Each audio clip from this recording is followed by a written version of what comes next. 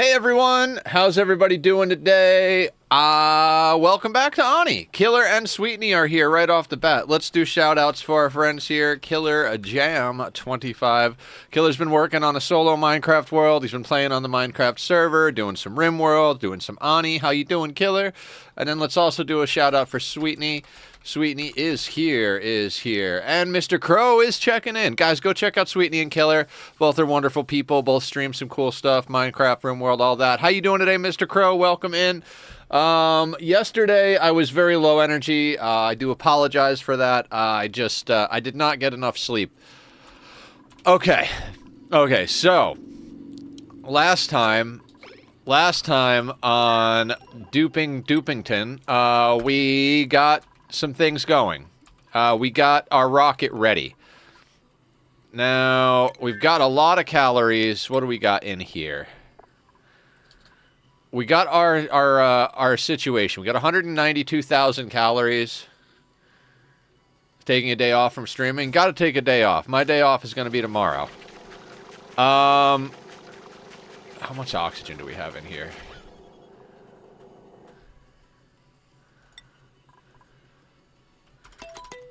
Let's pause this for a second. Let's get going here, all right? So we got, on our ship, we got 18 tons of oxalite, 5 tons of steel, some granite for some reason, 358 rad pills, some aluminum ore, and some aluminum. A few things to make our lives just a little bit easier, right? So, and we got a handful of oxygen masks, which is fine. We'll make more for the main planet, I think. Okay, so what we got to do today... Working on a tank is nice scrap mechanic. Hey Felix, welcome on in. How you doing? Oh, by the way, guys, I was like, why isn't this working? I did the wrong configuration here. These need to be further apart. They need to be spacing adjusted. We're not going to worry about that because we were doing this to get eggshells mostly. Eventually, we could upgrade to using a lot more ethanol, but with the solar in place, we're doing just fine. Hydrogen will come back online in 32 cycles, so it just went down. This thing is down for 30 cycles. We're in the conservation side of our thing. We've switched over from meal ice to pickled meal. It is saving us an absolute fuck ton of water here. So, I'm almost done with number 3, Killer. Almost always 3 cups, unless something is horribly, horribly wrong. Okay, we've got 248.9 tons of dirt. We've used about 100 tons. Cheers. I think our rocket is refueled. A little bit of steam damage here and there. Yeah, our rocket's refueled. Interior's looking good. Pretty sure we already skill scrubbed. Okay, let's get Julie back with the applied science.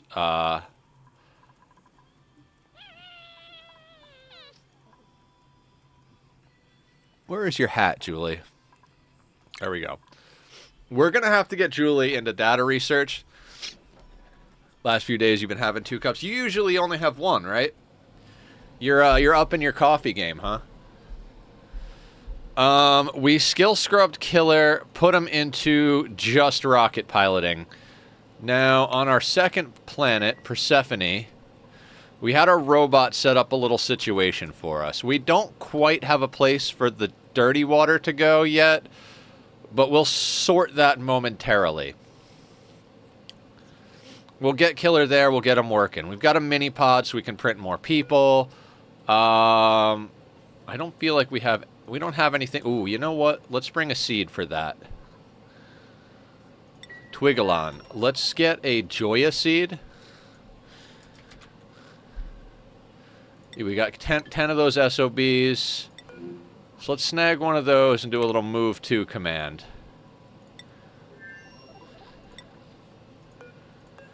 Let's do a 9 on that. Yeah, I'll bring 2 over. Somebody will be along with that shortly.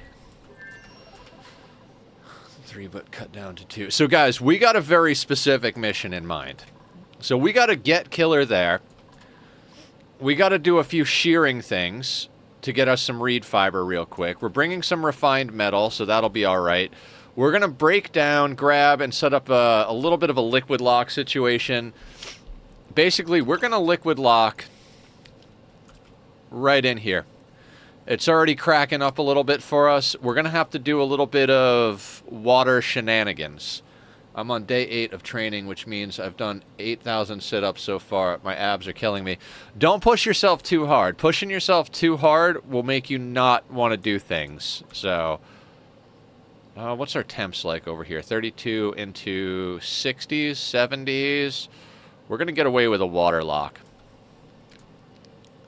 We need a lot of material, guys. We are going to strip as much of this oil biome out as we possibly can. And we're going to produce some plastic. If we do this right, we could dump this water right into a liquid lock here. Basically, we could dump this water down, build a liquid lock with the water, and then let the remainder just plop down into here.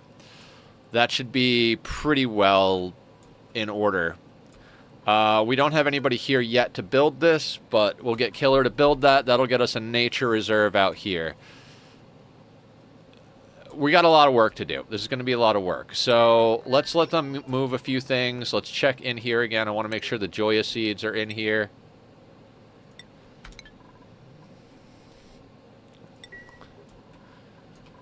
Okay. Don't push yourself too hard where you also hurt yourself.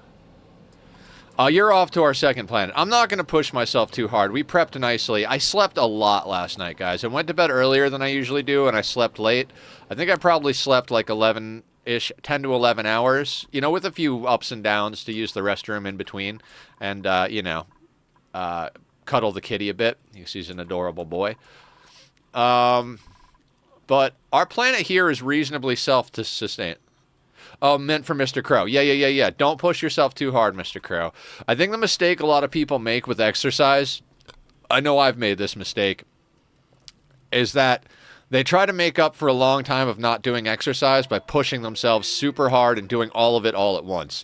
And that doesn't work. The only way exercise works is if you do it at a sustainable level. And it's a lifestyle change. You can't be obsessed with the goal of fixing the problems. You have to change your mindset into being like, this is what I'm going to do. And it's like it becomes a long-term thing. You can't fix everything in a couple of days, a couple of weeks. And if you burn yourself out, then you'll stop and you won't be able to accomplish the goals you've set out for yourself.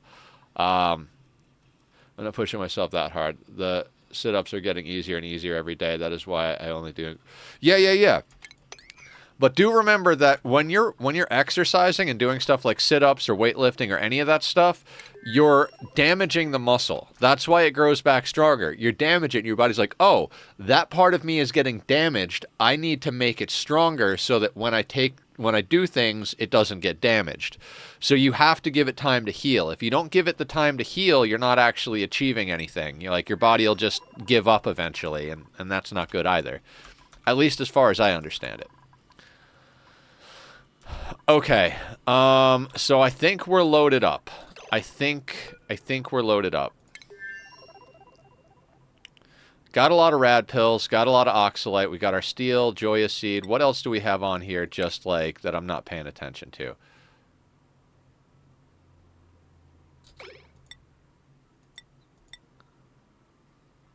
Yeah, we don't have that on here. We don't need that. Oxygen masks. We don't need a ton of them. Just need them to get in and out real quick. Oxalite.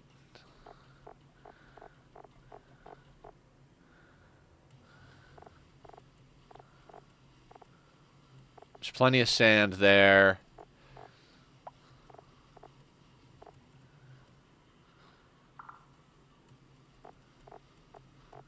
I don't know why we have aluminum ore. We've got aluminum.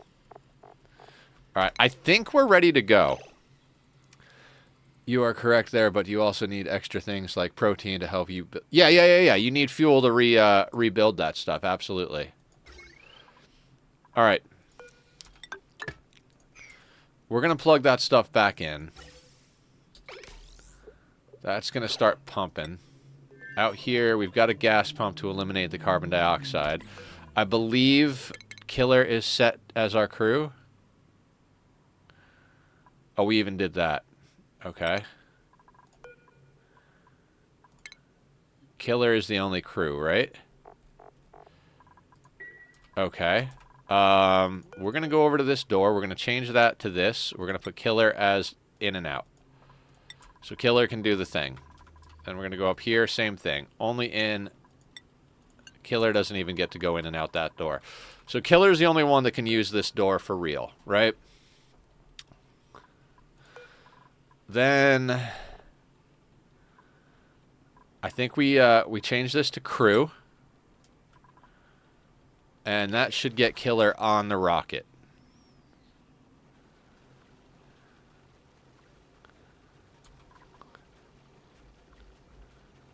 You know, that don't push yourself too hard on streaming, and you know, if you are in voice chat, we will be there to have. All right, yeah. No, yesterday I was a little not great. All right, let's close this and close this.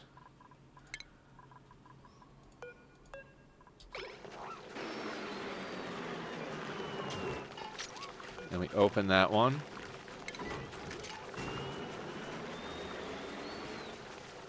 Now we've got a vacuum, so none of the heat from out here should transfer in here. How's our temp overlay looking? Temp overlay is looking good. Looking real nice. Okay. I think it's time. I mean, we set up to do this. Let's launch the rocket.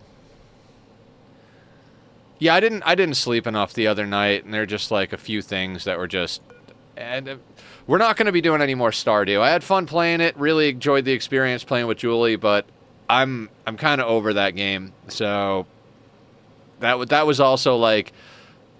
I was like having fun hanging out with y'all and Julie, but I really like that game just tanked my energy out. Like it doesn't appeal to me enough to keep playing it. So I talked to Julie. We're going to try and find something else we both like, but it's not going to be Stardew. So I'm happy to be back on Ani.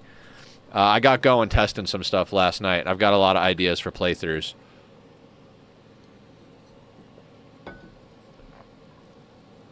All right, we got fuel.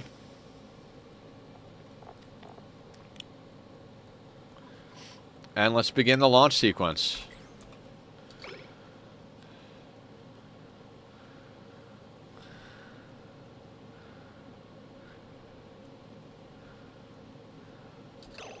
Oh, right. I have to let Killer actually rocket. Where is Killer? On the ship.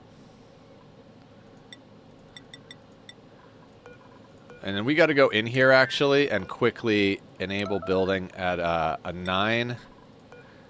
And enable building at a 9. And we're going to assign this to Killer. And this is going to be assigned to Killer, and this is going to be assigned to Killer.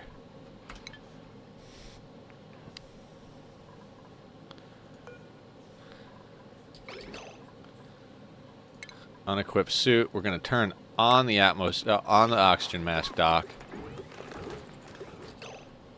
They're in space.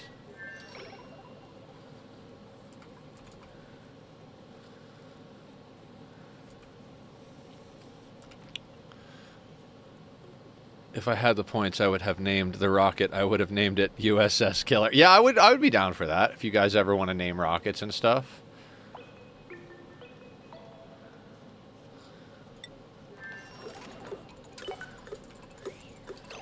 Now, consumables for Killer.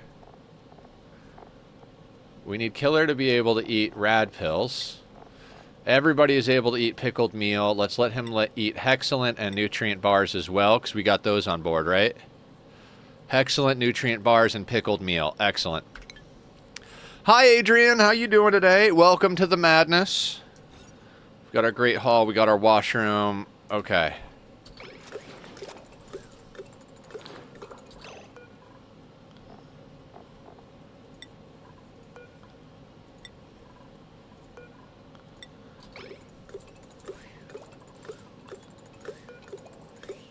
All right, he's eating a rad pill. Good job, Killer. Good job. Eat the rad pill. Keep yourself good.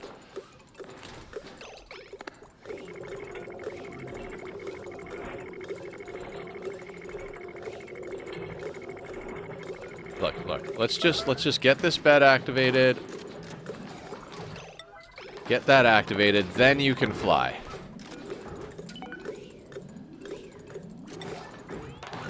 Now you can fly.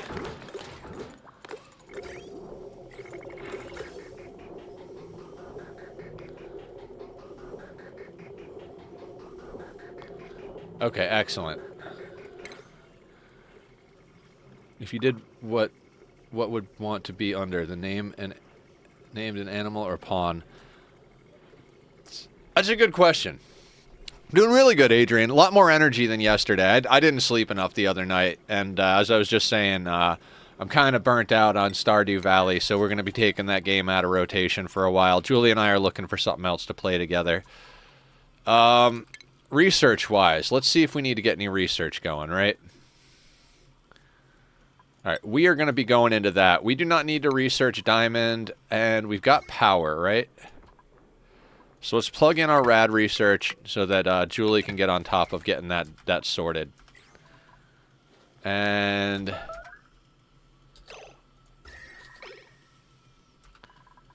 no researchers are signed. What are you talking about?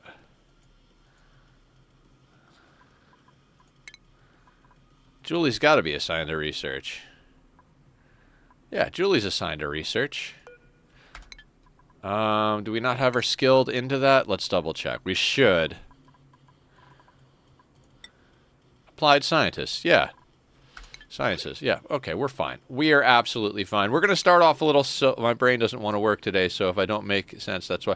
No stress. What do you guys think it should be? I feel like name a pawn... Or name a colonist is probably an appropriate point level for naming a rocket. I mean, we have less rockets than we do colonists in general, so I should add some other redemptions. Name a pawn. Yeah, okay. We're agreed on that.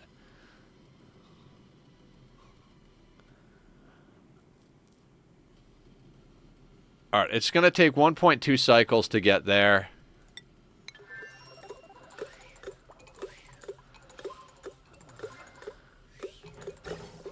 I'm quite pleased with this rocket design, everybody. Quite pleased with this rocket design. So we came up with this. I was doing a little testing off camera and trying to come up with, like, the perfect rocket design, right? No such thing as a perfect rocket design. But what I realized is you need to design your rocket for the task.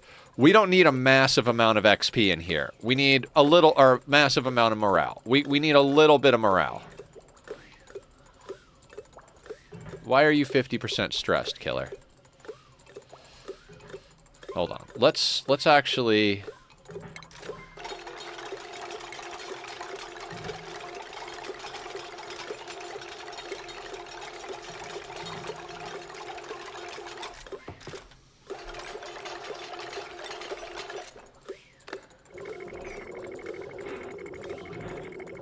I think name a rocket should be 2 times or 3 times the amount of name a colonist, in my own opinion, because it can be a challenge to get it.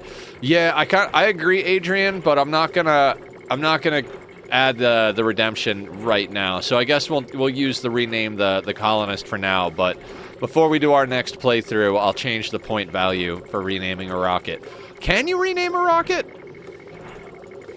Sorry, Felix. Sorry, Felix. So, I do this thing, and I'm so sorry, but if people have similar color names, I tend to actually, like... I tend to swap their names.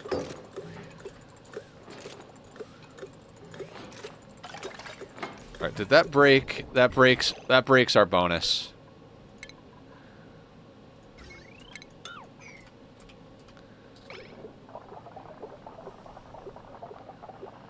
You'll have to be a little bit stressed, killer. I'm sorry. You'll de-stress when you're laying in bed.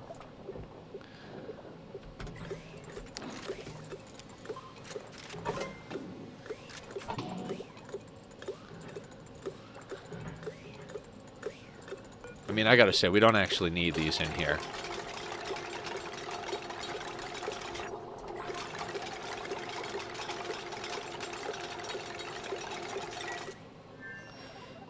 As I was saying earlier, I figured out why these aren't working the way I want them to work. So, what I would do next time, right, Because I wouldn't want to lose the floor space, because you actually have to put these further away from each other vertically for it to work, and you have to change the horizontal configuration to get the most out of it. But what I would do is I would put hatch wrenches. So, like, I'd put a pip wrench here with a different horizontal configuration. If I had the space, I'd make it shorter and longer to fit more in. Then then here I would put like a hatch wrench or some other wrench, right? Then another pip wrench, then a hatch wrench, then a pip wrench type of thing. And the tank is done. It is a stealth tank. It is only 6.1 blocks tall, and it can blend into the surroundings. And the question is, what the hell should I name it? I'm bad at naming stuff like that. Really bad at naming stuff like that. I'm not a fan of tanks or anything like that. Like pilot. I'm not a fan of anything real life war. If we're talking fantasy stuff or even a little bit of sci-fi, I can get into it and like maybe help a little bit. But regular tanks, jets, fighter planes, that type of thing, not even remotely my type of jam.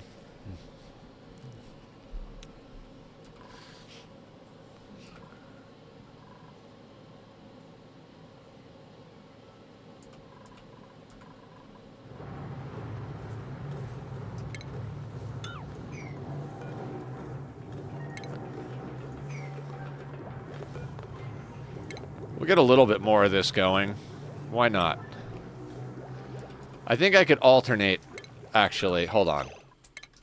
If I cancel that, that pip might be able to plant there. So we'll see. Yeah, that might work. Might as well get a little bit more barbecue sorted here. The Dash Assault Vine Farm is working. B29 version 2. There you go. Felix is on it. What's our temperature like? It's still way too toasty in here, but this should sort itself out soon enough. I should put airlock doors there, but I'm not willing to put that much effort into this playthrough. I learned a lot. I think one of the important things about doing these playthroughs, especially the ones that have like a finite ending, right? Like, we're designed to finish this. Like, there is an end game.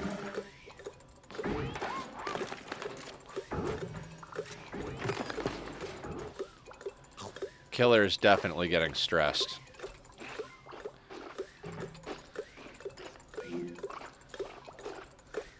Soggy feet, full bladder, 0.79. Sopping wet, frankly depressing, highest difficulty.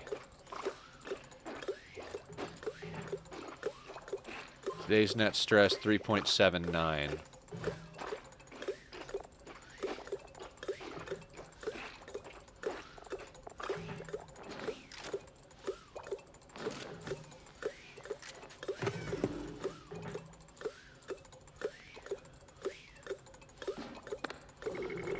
Oh, his stress is just going up.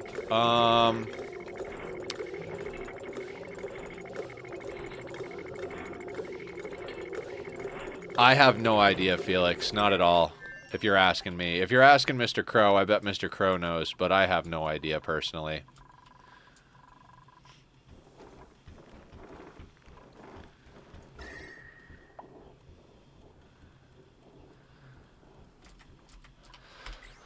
So this is a little trick here. It's a little bit on the manual side. It's the most known World War II bomber plane.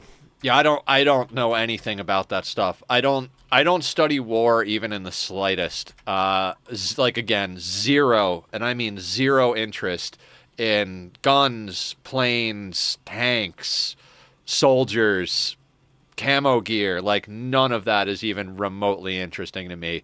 If you start talking like World War I, World War II, my eyes just glaze over like someone talking about paint drying. In fact, I'd probably be more interested in the chemicals, like the chemical reactions that cause paint to dry, than I would be talking about guns and planes, quite frankly.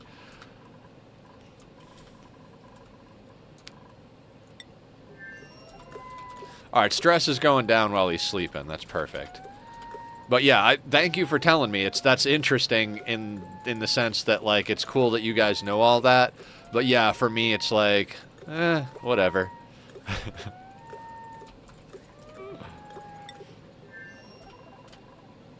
Like, I like the idea that you could build stuff in Scrap Mechanic, but, like, I'd be more interested in you building, like, a tunnel bore machine that digs to the center of the Earth, or, like, a spaceship to go to another planet. And even the spaceship stuff, like, I like space stuff, obviously, I'm playing this game, but I'm more about building, and I prefer fantasy stuff. I have a lot of interest. First is, of course, military and weapons, and then comes science. Yeah, science is interesting to me. Like, that's like... Ooh, steel, yes. Like, as far as, like, military stuff goes, if there's interesting science behind it, it can get, like, interesting for me, but... that's about where, like, it ends for me.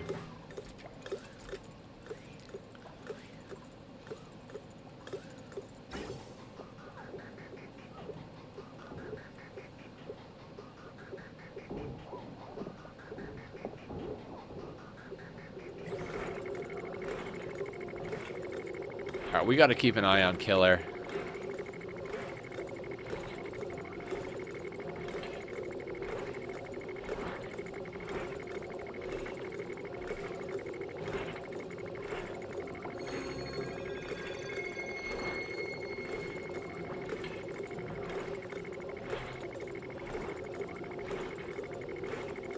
I don't know how to make thermite. I think the only reason thermite actually interests me is because it was in Breaking Bad and they used it to melt the locks to get into the chemical factory. I thought that was kind of cool. I know thermite from talking to some of you guys that thermite was used to get through tanks. I don't know. Yeah, I know what thermite is. I don't know exactly how to make it. I really like history. That's about the world wars and some smaller wars Sweden has been in. R6S.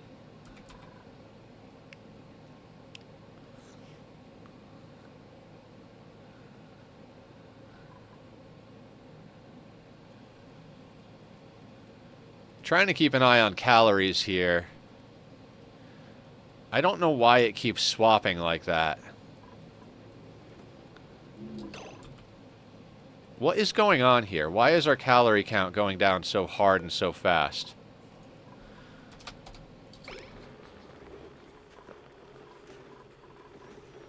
That's so weird. That was just jumping around like friggin' crazy.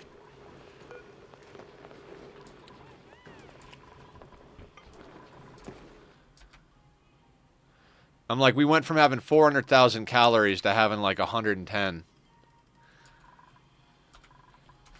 I mean, maybe it's the part of me that's just like, I don't want war. I want peace, if that makes any sense. Like, I don't want to give any energy to wars, because giving energy to it makes it a continual thing. I want to give energy to peace and happiness and everyone getting along. I don't think there's any reason for people to fight like that anymore. I think the people that are fighting are the people that are greedy and in charge.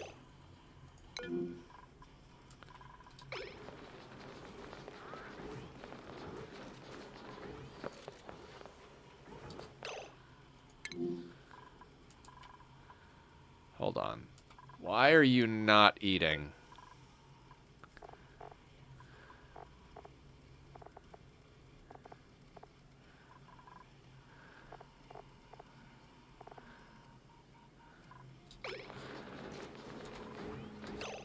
Why can't Zarya eat? Why can't you eat? I mean, most people want peace, but it's very hard to complete because of the different ways people see the world and how the world should be ruled. For the most part, yeah. Okay, it was because somebody else had that reserved. If we copy the settings and paste the settings... The thing is it is most people who want peace. It's just a matter of peace doesn't serve the owners of the world, the people that want to control everything and own everything. Peace doesn't serve that means. Peace means everybody cooperating, everybody getting along, everybody sharing resources. I mean, I've been called an idealist as well, but you need to be an idealist to make progress towards a better world. You know, communication is important. When people scream at each other and fight with each other and accuse each other of doing bad thing, like, or accuse each other of being the enemy, that's where you wind up with problems. Communicating, talking, I mean, there's not a lot of universal truths in the world, if any, but I'd say the closest one that I've ever experienced or understood is that everybody wants better for the next generation. I mean, I suppose I'm a pacifist, but have you ever heard the phrase, in a tolerant world, the only thing that can't be tolerated is intolerance? It's like with our community. We've built the community on kindness and support and taking care of each other and building a loving and connected community, right? But you guys see how I react to people that try and upset that. I immediately and aggressively remove them. So, in that sense, yes. Like, in the sense that that's what I want. As the ideal part of me, I would be a pacifist. But as the real part of me that recognizes that that's not how the world is yet, even if we could achieve that, you need to be able to defend that goodness, which is where war comes into play, because everybody thinks they're defending the good thing. I mean, we're getting way too political, because I'd rather be talking about video games, but because I got to focus on this, but I don't think glorifying war is a good way to get rid of it, and I think our goal very much should be to get rid of war.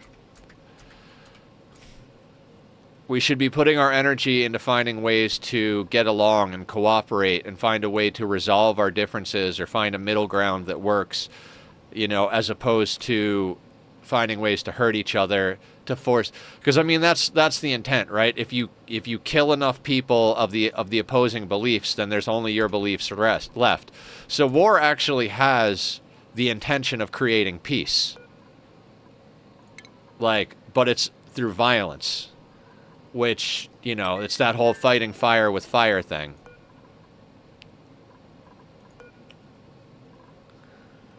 Like, if we kill everybody who doesn't believe the same thing as us, then there'll be peace, because only people that believe what we believe will be left.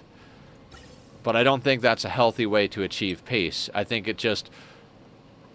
I don't know. Anyway, we're getting into way too much of that. Let's reconfigure our conversation back to video games.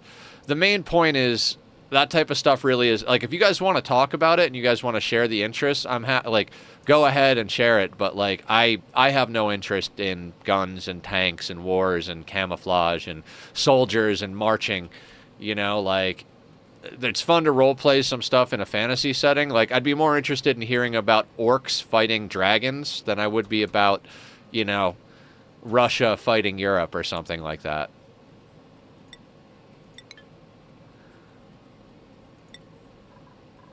All right, now how... It's been a little while. How do we launch...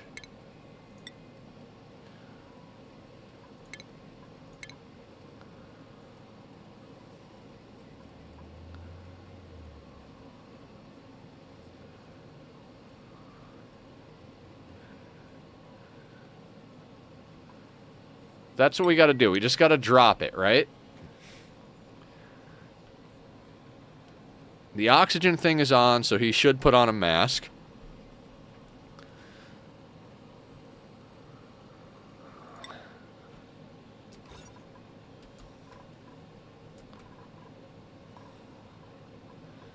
We've got a basic toilet in place for when he first gets there. We got 2 beds so that when we thaw our person out, then as soon as we put a Joya seed in here, which we can't even queue up just yet, we'll have a great hall. Right now it is a mess hall. And as soon as we build that, we should have a nature reserve, right? Yeah.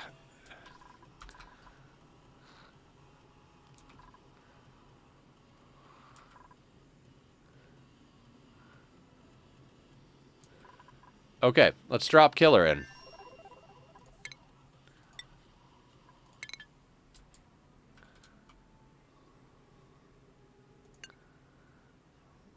Okay.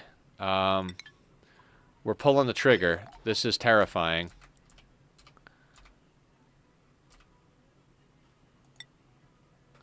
There he comes. That leaves our spaceship in orbit.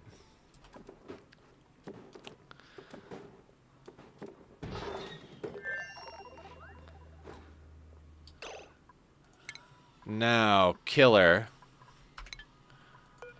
I need you to deconstruct this. This is made out of ore. I'm not worried about that. This is made out of copper.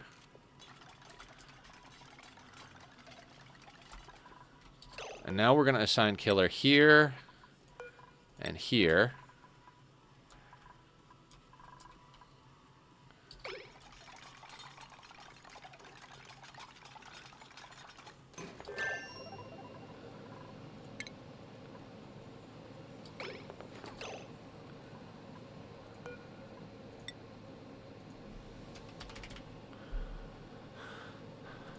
We have 400 kilos of copper. We need 800 kilos.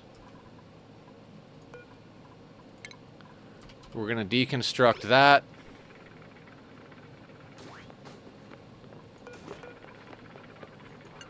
We're only going to... Well, no, we got to let him be able to get out of that. Okay, we can't get to that quite yet.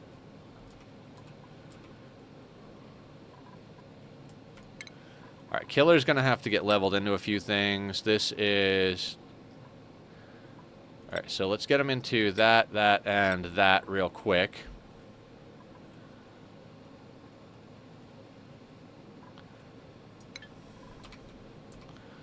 And I think what I'd like to do is come up here.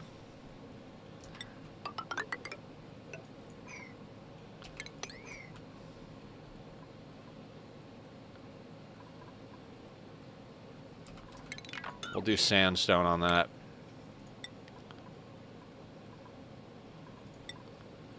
And the reason we're trying to get up here is, as Tony pointed out, this is copper.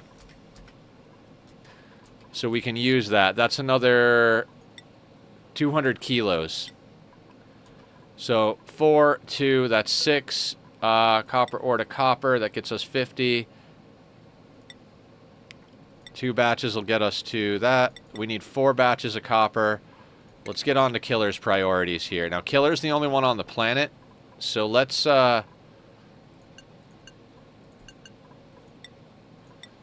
Let's flatten his priorities so that he goes according to what's going on here. We don't need doctoring turned up. We're going to tap life support up. What is your weakest subject in science? Like, is it physics, technology, etc.?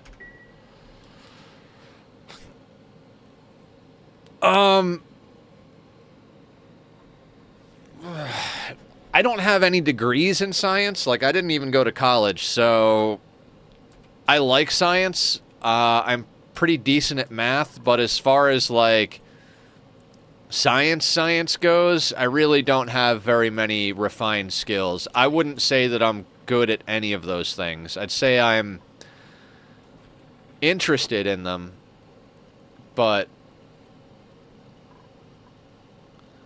162. Knowledge level.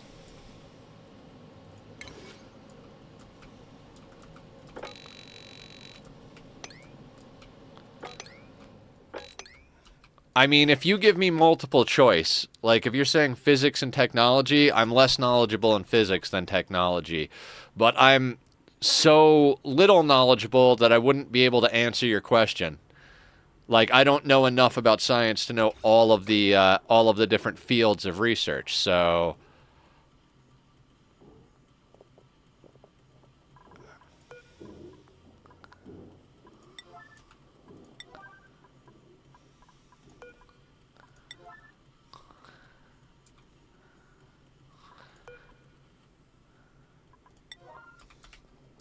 Yeah, if you wanna post them, I'll let you know for sure.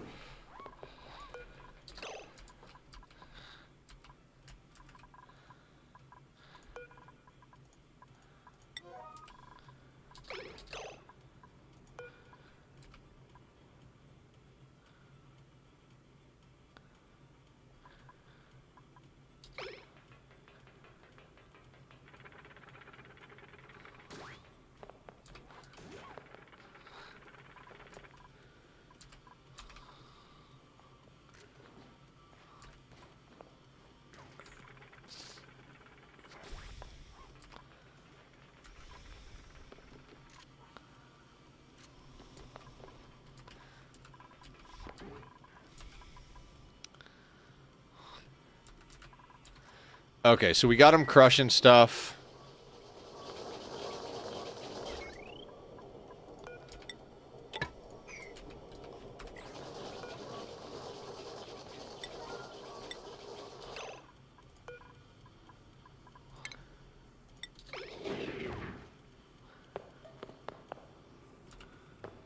Yeah, there are a lot. That's why I was saying I really don't know enough to give you answers on that one. Michael, how you doing? Welcome on in. We're on planet number 2 on our max difficulty Frozen Forest. This is our first planet, and we're trying to achieve the goal of building a monument within the first... We're doing this as our monthly playthrough. Our community does a different seed every month. I decided to crank the difficulty up under the suggestion of some of our community members, and we played on the Frozen Forest. We disabled teleporters, so I had to get to the point where I stabilized on a frozen planet and then built a rocket to get here. I sent out our researcher to do some scannings, found this planet, and now we sent over our builder digger. And our builder digger is going to get us sorted.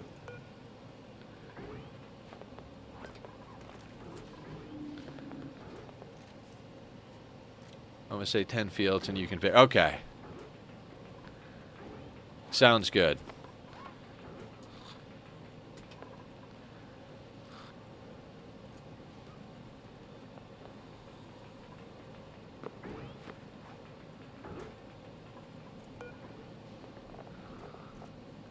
We're gonna take it nice and slow, guys, because this is gonna be a grind. I want to get the rocket landed before we thaw out our friend, because if we can get the rocket landed, that means that we won't have to worry too much about food, because we've got a lot of calories on there, and we could stick them in our refrigerators. Speaking of which, we got to get those installed.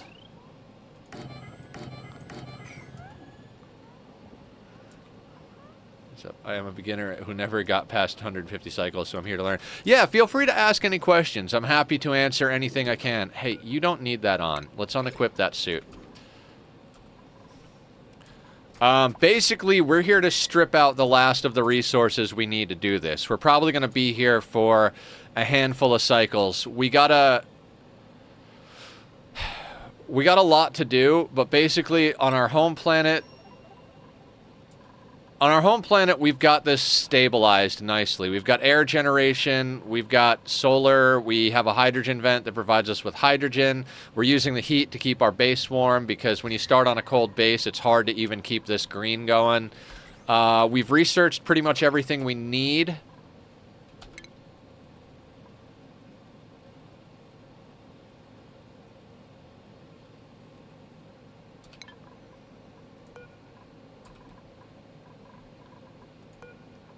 Why do you not have power?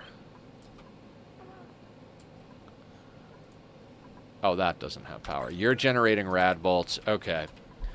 Just found that there is a science for studying beauty. Okay, so you can play on more than one planet simultaneously. Here, I've already learned something. Well, if you have the DLC, before you have the DLC, you have to get the spaced out DLC.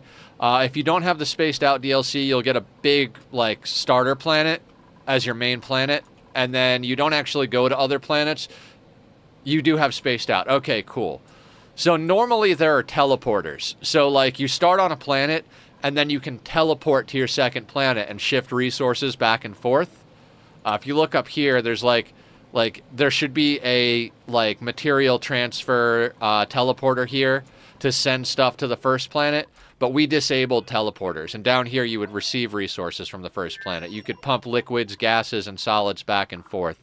But we disabled that for an extra challenge, and so we had to build a rocket to get here.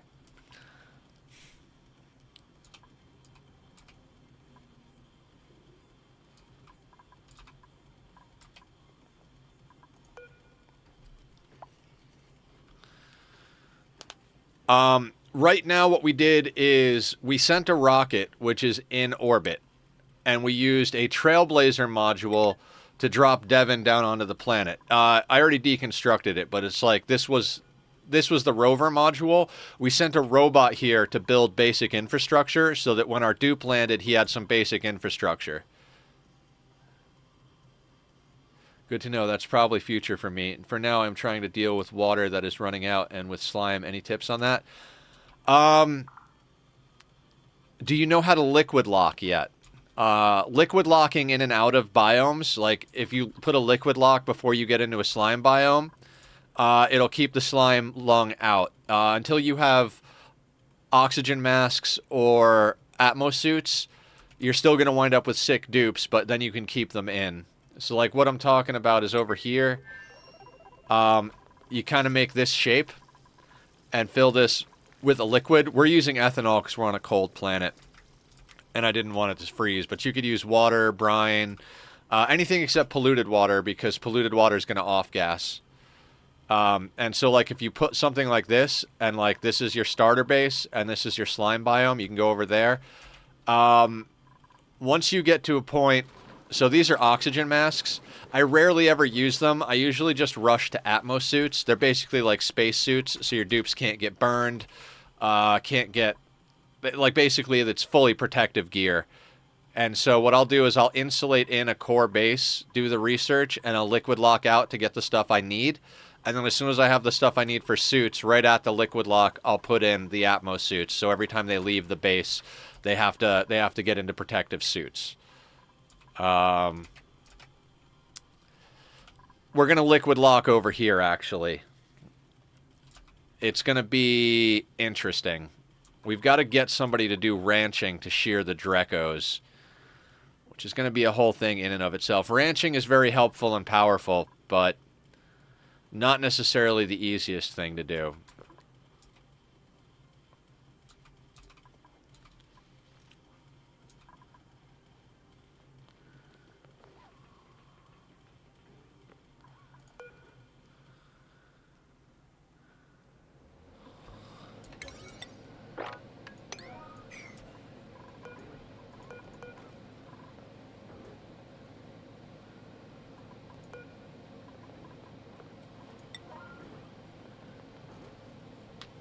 So, early game, the important thing to know is to, like, if you're going to do outhouses and wash basins, you want to set them to a high priority and someone to a high priority of tidying so that you make sure that you always have these up and running. And then try to get over to plumbed toilets and sinks reasonably quickly. The issue with that is they're going to put out germy, polluted water, so you either have to store the water long enough for the germs to die somewhere, or run it through a decontamination chamber, or feed the germy water to something else, like feed it to thimbleweed is a common one. You can also run it through a water sieve to clear out all the polluted part, but you still have the germs, so then you can run the clean water into something like bristle blossom. It's there's a lot of loops in it. Bathrooms are water positive, so if you're having trouble getting water, you can always filter the water from the toilets. It gets you a little bit extra water, but not a lot, so you can't really live on it. What you want to do is go out and find geysers. So, like up here, this geyser produces polluted water at -10 degrees. So this will constantly produce water, average of 1.5 kilos a second. This one produces polluted oxygen, which I'm purifying to make regular oxygen. This one produces hydrogen, which I'm burning for fuel. This one produces chlorine, which the Dash of Salt Vine needs, so I'm growing salt so that I can crush it for table salt and sand, because you need sand for filtration medium, and this thing is purifying all the water and dumping it into this infinite liquid storage. I don't always use infinite liquid storage, but since we're doing a lot of hard stuff on this planet...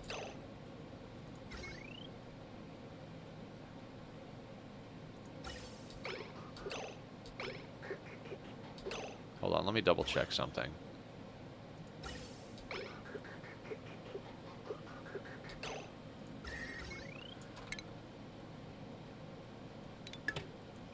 I'm gonna snip that for now.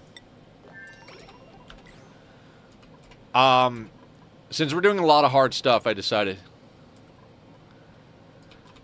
Yeah, the showers won't break the ranch.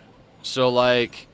This is still a ranch. We're very low on space. I won't do this all the time, but there's a lot of stuff you can put in a ranch that won't break it. So I put the showers here because it's close enough to the toilets to integrate the plumbing. It's kind of helping in the sense that we're producing more polluted dirt, which we're feeding to our sage hatches, which I think are dead now. Oh, we have a few up here. Oh no, there's one there, which are eating the polluted dirt to give us coal, to make refined carbon for steel.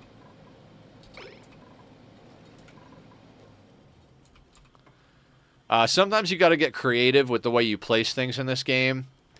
So that's what this whole playthrough is about. When you're on a normal-sized asteroid, you can kind of build like however you want, as long as you have the materials. But at a certain point, if you're playing on the harder asteroids or giving yourself extra challenges, you've got to get a bit creative with how you take care of your dupes. We wanted the showers for morale, essentially.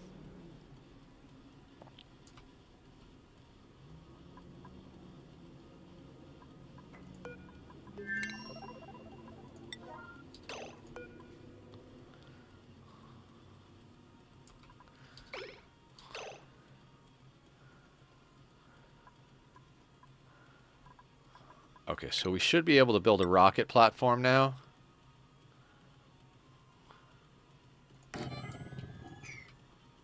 That should be fine.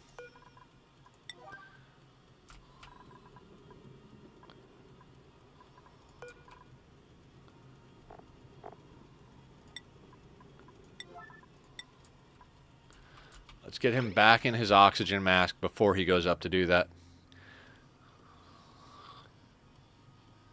Yeah, and so a good thing to check, Michael, is up here there's this room overlay, right? If you're not sure what to do or how to up the morale, look through here. Like, I had the robot build stuff, so we have a barracks that's +1 morale. We have a mess hall that's +3 morale.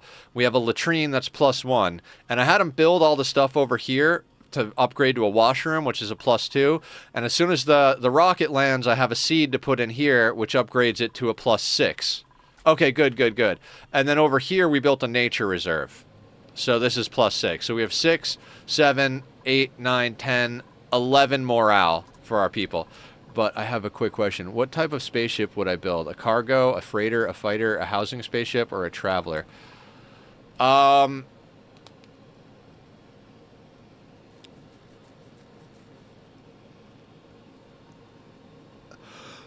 I would say like one for exploration or like a smuggling ship, you know, like a kind of like a Robin Hood style smuggling ship where you smuggle medicine and important resources to people that need it. Oh, stretching for killer over here. And the posture check and the hydrate.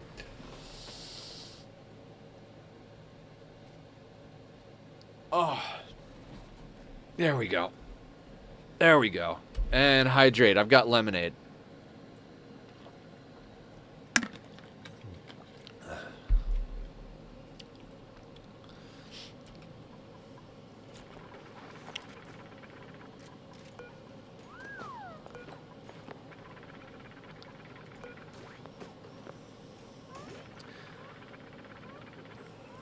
Alright, so his oxygen mask, I think, is probably out. So let's just unequip that and let him do his thing. He's going to hold his breath to go up there.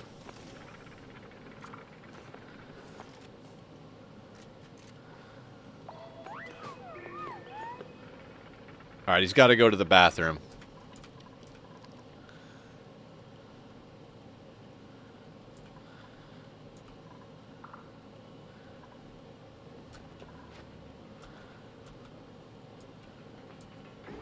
This is going to be a whole thing over here, guys. Just a whole thing. Normally, I'd have them get into Atmos suits up there, but we'd have to build so much infrastructure.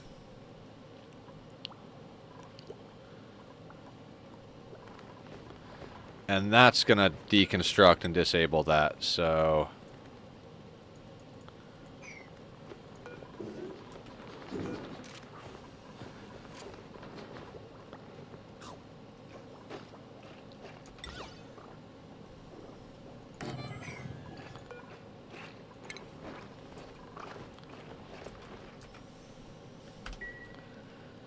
What did I name that rocket? But the combo is more important. Well, thank you, Killer. I appreciate it.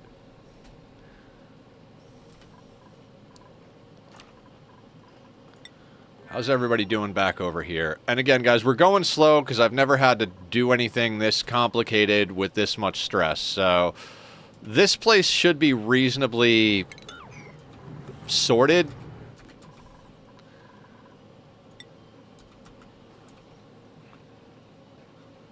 Smuggler's Hood. That's a good one. Yeah, I go with that.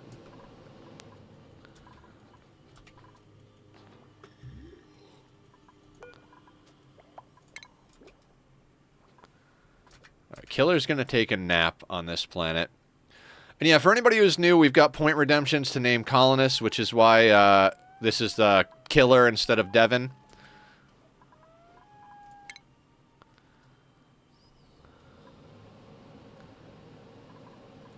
Let's get you improved carry, buddy.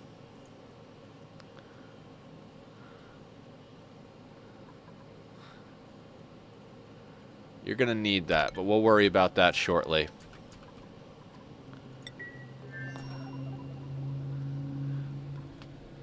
Okay. Now, once he gets that rocket platform landed, no researchers assigned. I don't understand that.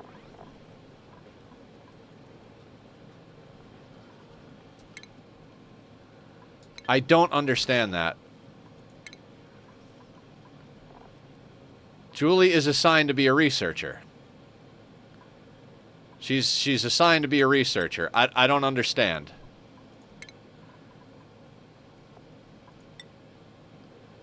And she has applied sciences.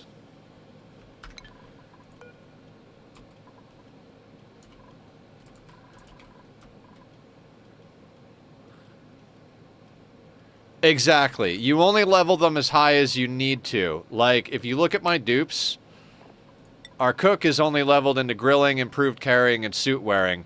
I leave this because she doesn't need other skills.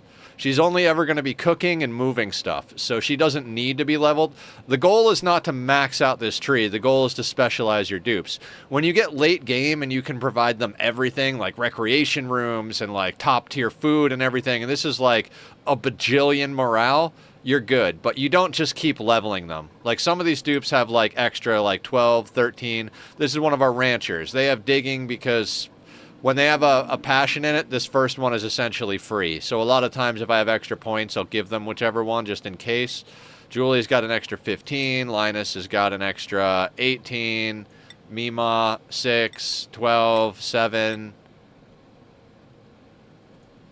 I mean, there's no right and wrong, but, you know. If your dupes are getting stressed out, just specialize them a little more. Now, no researcher assigned.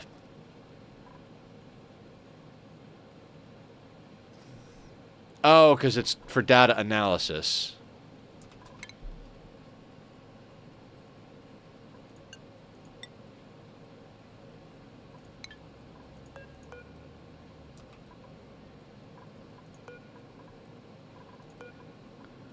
I'm going to put this at like a 9 so that she goes there immediately.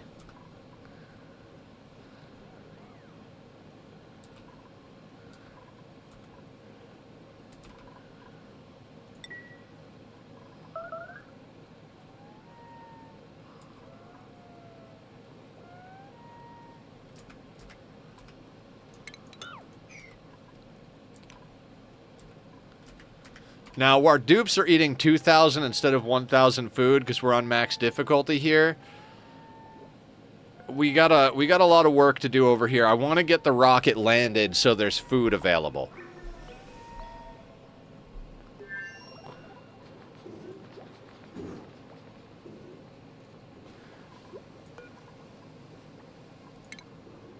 We don't need to disinfect that, Devin. We don't need to disinfect this either.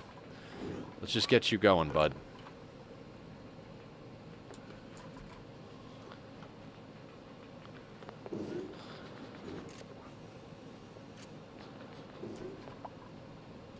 Yeah, and the reason I know how to do that, Michael, is I spent a lot of time watching this game before I even started playing, and I've already put in something like 12 or 1,300 hours in it, so I've got a lot of experience doing this. Oh yeah, sure. Actually, that doesn't need to be on at the moment. So, when I start my game, like Julie was my first researcher. My researcher, the way I like to do it is researching and operating. And I have my researcher run on the wheel, because at the beginning, the only thing I'm going to power is my research. And so, whenever there's power, Julie researches. Whenever there's not, she would run on the wheel to get power to research. And then I usually have a builder/digger. If it's a larger planet, I have like... I find a person who builds first and digs second, and then vice versa, someone who digs first and builds second.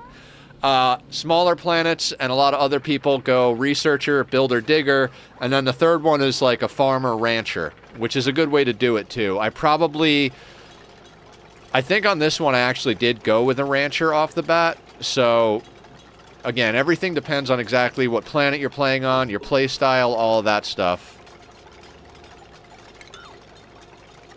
We'll let him deconstruct that, and then we're going to let him only come in.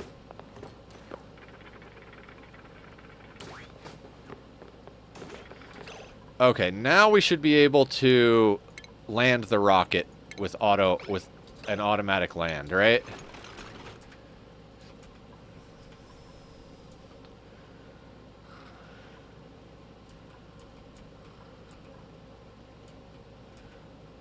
Excellent. Autopilot is landing our rocket. So yeah, priorities, again, specialize your priorities. Zed is always going to cook. If there's nothing to cook, he's going to farm. He's never going to dig or build unless everything else is flat. So the problem with my dupes going all the way through the map to pick up one thing up and then they go back to something else, it is setting priorities a way to fix it. Yes and no. So a lot of times you'll see me put doors in a lot of places because you can set up door restrictions. So like, let's say you only want certain dupes to go up here. You could set this up so everybody can get in, but only the people you want to get out can get out, type of thing. That way, only the people you want to go there. Another thing is up here with this wheel. No, wait, not that wheel. Sorry. In the priority section, there's a wheel up here. You can set enable proximity, and instead of doing what you queued up first with priority, there's like a certain, like they do proximity, like based on how far away things are. I never use that because I learned how to like prioritize things, but priorities do help with that. Also pay attention to what materials. Like when I had the robot come down here, we built out of sandstone, but then down here in this section, there's more igneous than sandstone and granite, so I had them dig, so they couldn't dig granite because the robots can't, so I had them build these ladder segments out of igneous, and when they got closer down here, I had them switch back to sandstone.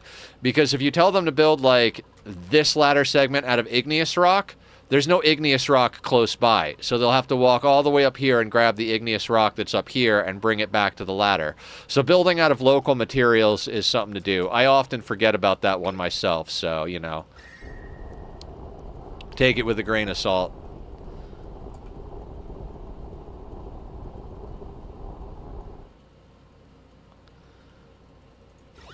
Now the steam should dissipate and take the heat with it. Speaking of local materials, what do we have up here? Sandstone should be reasonably easy to come across.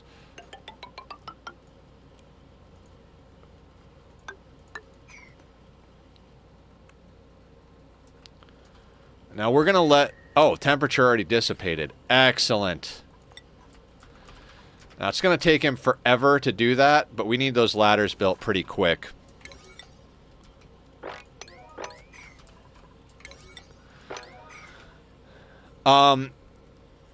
So yeah, it's one of those games where every answer is going to be, it depends, like most colony builders, but you'll see me hit the priority thing, and that's how I kind of manage this. Devin's the only one on the planet currently, so I've kind of got his priorities set to flat. So if you go into priorities, Devin over here is the only one on the planet. He's got to do everything. So I flattened his priorities. So what he'll do is he'll check the the job priority. Right now, the highest job priority is to build these ladders to get up on the ship. Well, the highest job priority is to provide dirt to the outhouse, water to the wash basin, then coal to the coal generator, then build the ladders. So that will help with that. You'll have to remember that if you change the priorities in this menu, if you change his, if you uptick his building, he will always build first. You could have a level 1 priority build, and he will build that before he'll do anything else. So at that point, your builder is going to build in the order of the priorities. So if you have like a build 1 over here, a build 2 here, a build 3 here, a build 4 there, he's going to go to the highest priority build. And once he's finished all of the building, then he'll check all the other jobs. So if you're specializing your dupes, you got to remember that like if I uptick his building on the priorities here, if I like uptick this, he won't work on the toilets until he's built everything that can be built.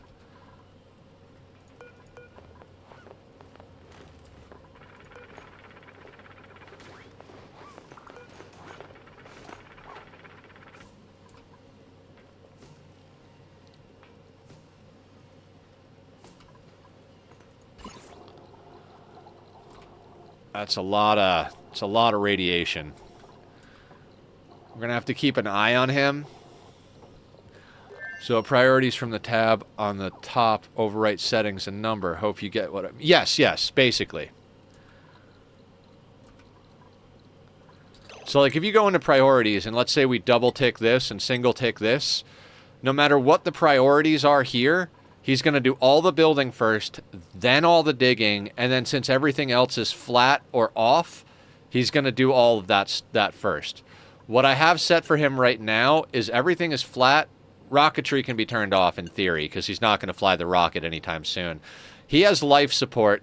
We'll double tick that because life support is filling this with algae for air. So he is always going to prioritize filling this with algae before he does anything else. And then once he has done that, that's the only life support task there is here.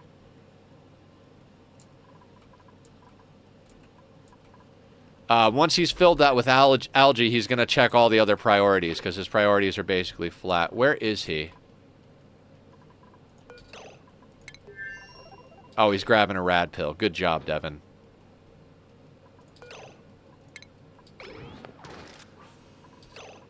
Actually, we're going to disable this for now.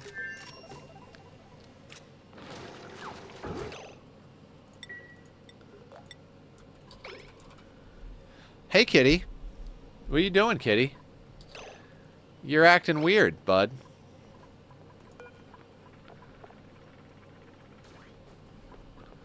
Now, we're going to disable him from going out there because he's gotten too much radiation. So we're going to keep him local.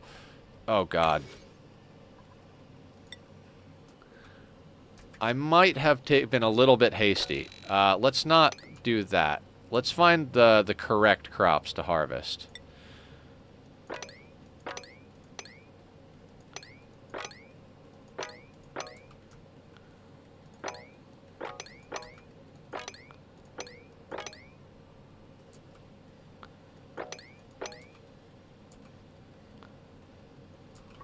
Tachyon. Please don't drive me crazy, kitty.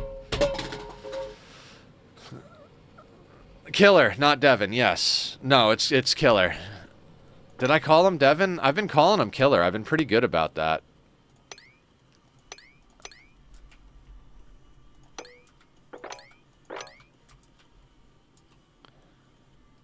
I'm surprised I called him Devin.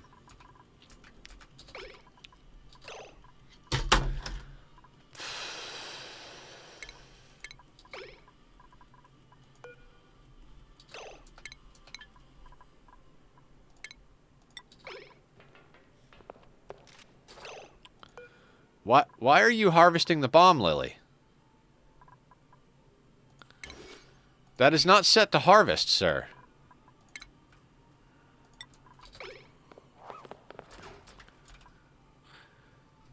Just said Devin a couple times. All right, I'm used to the dupes' default names. I've been pretty good about calling him Devin or killing him Killer. Sorry, there I did it again.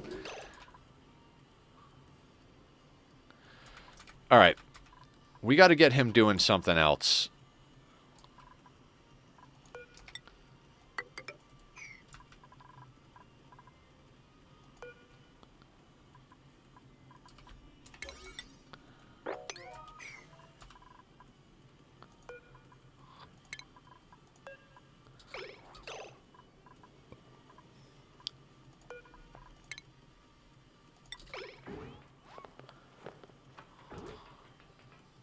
Hello, Sudsy! Welcome on in. We're working on our second planet to try and squeeze out the resources we need to accomplish our goal of a monument. It should be interesting.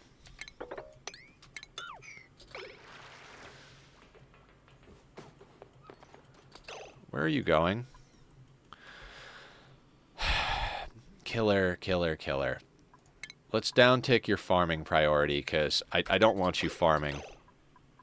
Not yet. We have plenty of food on the rocket. Wait, oh, there's only... There we go. You don't manage the other planet. Is it being put on hold while you're here? Oh, no, it's still going. The other planet is stable, though. There's almost 500,000 calories. Everybody here knows how to work and what to do.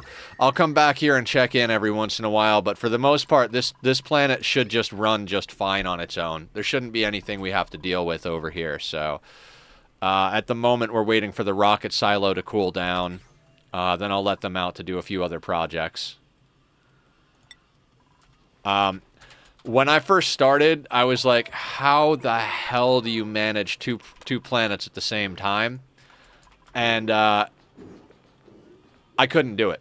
I used to be able, like, how could you possibly know for sure that the first planet is going to run fine? Like, that doesn't make any sense.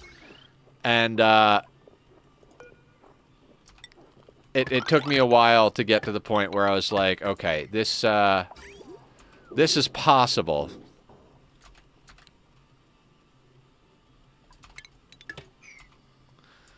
Now I'm, like, fully confident that colony will be fine. We're gonna need to thaw our friend out here and take a risk.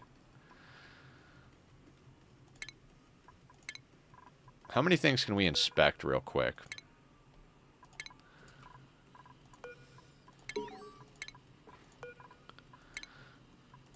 We will squeeze out as much stuff as we can.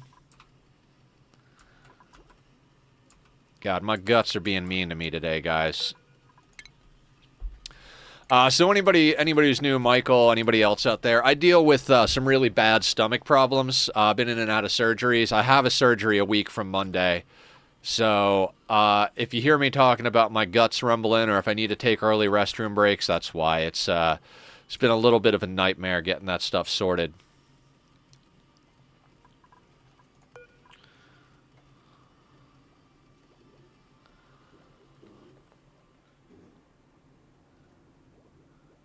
No, it's okay. It's okay. This community has gotten me through all of the stuff, so I'm very happy with it. As far as like,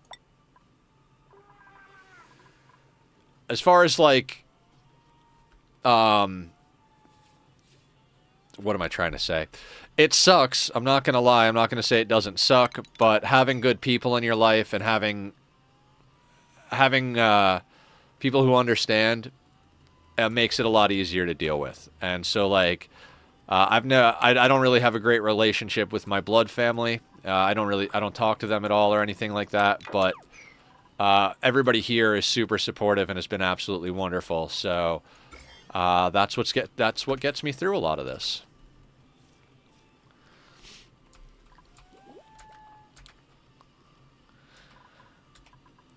Okay, the rocket has landed. Main planet's doing okay.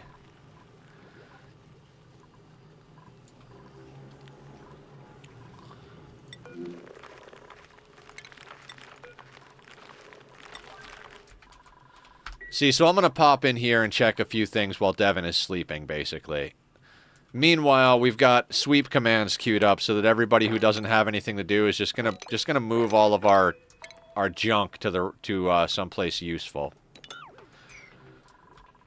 One of the things if your game is lagging is to like consolidate your materials. Your dupes are going to try and pathfind a material, so if you tell them to build something out of igneous rock and you've got igneous rock in 1,000 places on the map, the game has to figure out where to go. Whereas if you move everything to a single spot, we're moving it all over here, then they'll be like, oh, okay, I just got to go here and pick it up. They don't have any choices, so that does help. What do we got in here?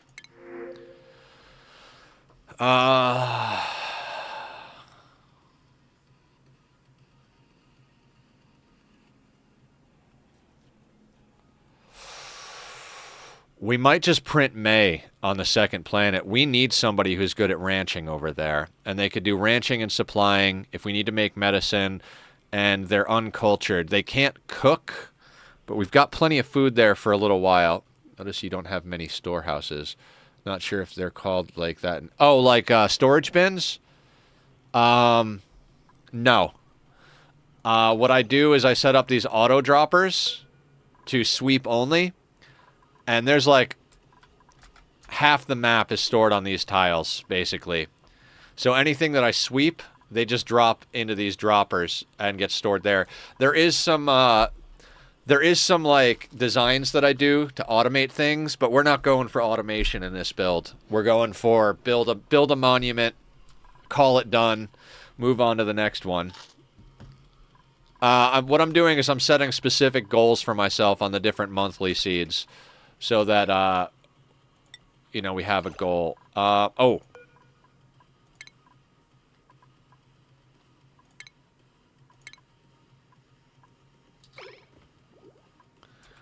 Where is Devin?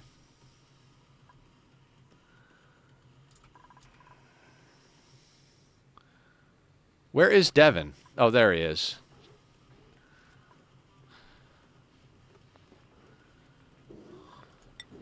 Or Killer, sorry, Killer. Damn it, I keep calling him Devin. I'm sorry. Yeah, my last stream playthrough was a very long one. We spent 400 hours in it. We built a petroleum boiler, a massive industrial district. We had multiple petroleum rockets. We scanned pretty much the whole galaxy. We went and set up on the second planet. It was intense. So okay. We need a rancher here, right? The thing is, she's not going to have the skill to go into it right away, and that's a problem.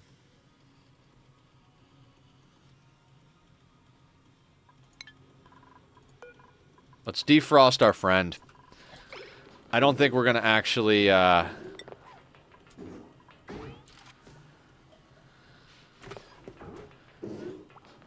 I don't think we're going to actually print that person.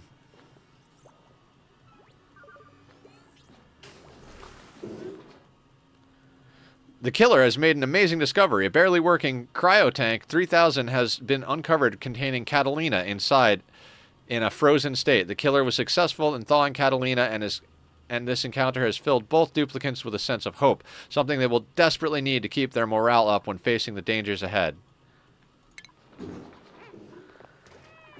Alright, Catalina. What are you?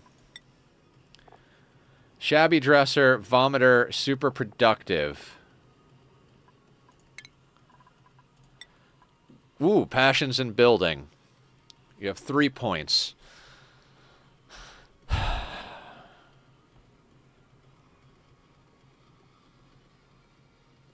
No one balancing.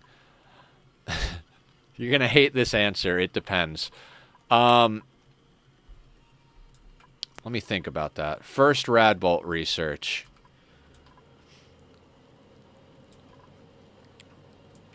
I think I have an answer, but let me double check.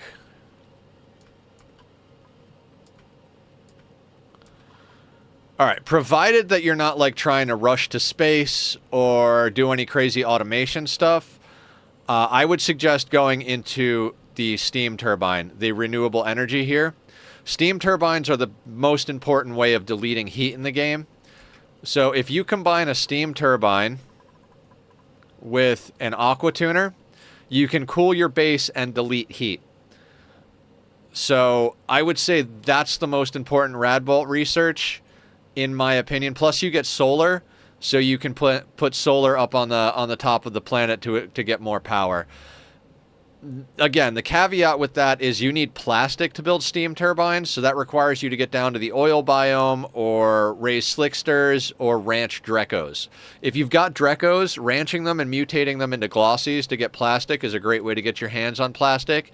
If you can't ranch drecos, then you're going to want a dupe to go down into the oil biome and get some oil to produce petroleum to make plastic. The issue with that is heat. They will get scalded doing that, so you're going to have to go into hazard protection, which gets you exosuits, atmosuit, or yeah, it gets you the exosuit forge and the atmosuit, and the docks. And then you can make those out of reed fiber and refined metal. So that requires you to either ranch drecos, regular drecos for reed fiber, or plant thimble reed for reed fiber, and refine some metal either by using the rock crusher, which loses you mass, you lose half of what you put in, or by going into the refinery. The refinery creates a lot of heat, so you got to find a cold biome to dump that heat into. And then once you've got enough plastic to build a steam turbine, you can use the steam turbine aqua tuner setup to cool this so that you delete that heat. It's a whole loop thing. I don't have one of those set up because we don't have plastic yet, because our first planet didn't have plastic. I can get plastic from this planet, which is why we're here, but we have specific goals in mind for that plastic. Let's get into our schedule here. We're going to give Catalina a separate schedule just in case she winds up coming home with us.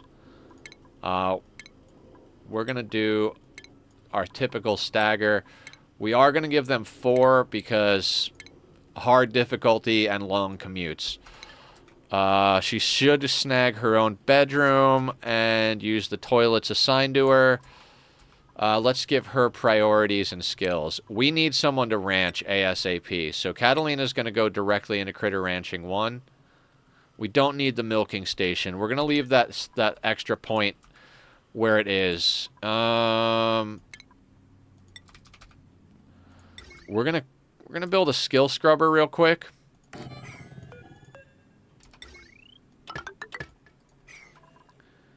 God, there's so much being built here.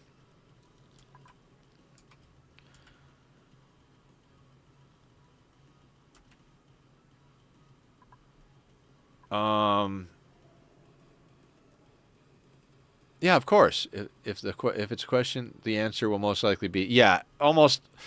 I know that's a pain in the ass like answer to people that are just starting out. So I hate to say it when I do it, but it's one of those things where that really is the answer to just about everything.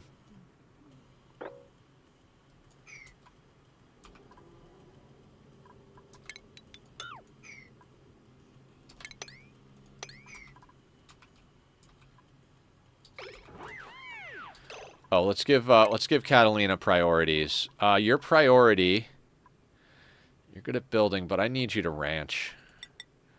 You're going to be a rancher farmer. You might not have skill in it, but we're going to give you skill in it. Second to... And we'll get you on life support so Devin doesn't have to worry about that.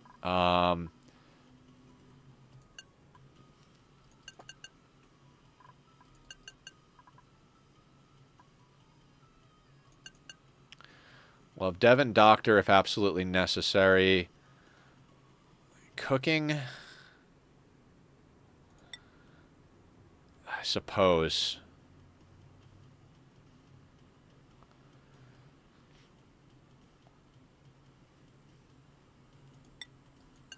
Not now. Let's not worry about that now.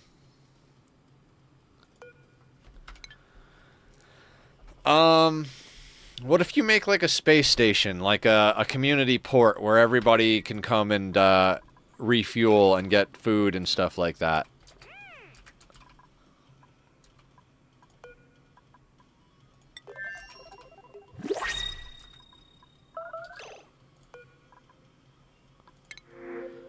Right.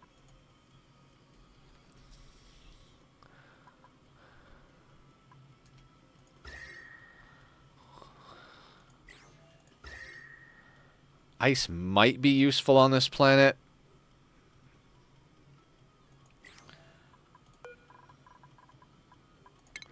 Yeah, let's snag the ice over here.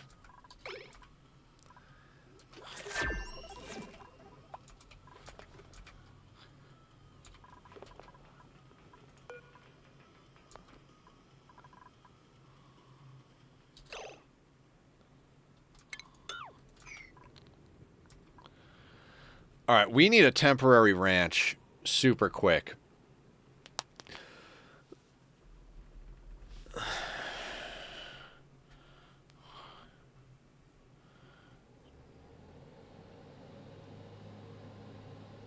Oh, I'm happy. I'm happy to hear that, Mr. Crow.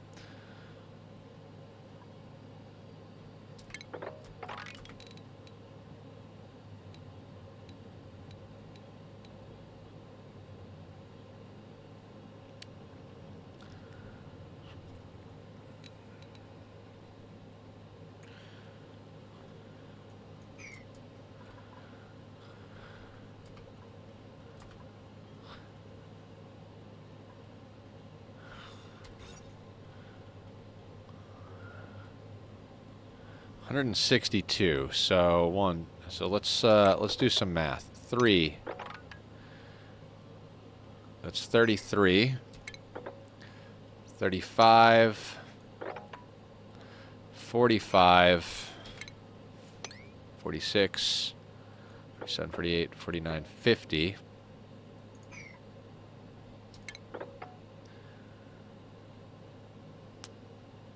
Not an easy thing to wall off here.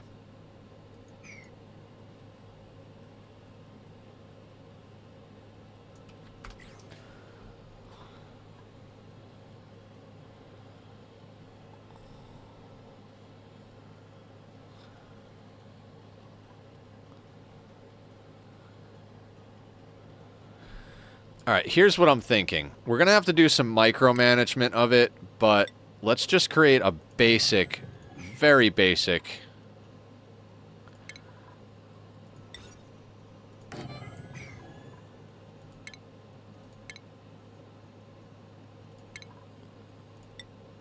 Let's just super basic over here, right?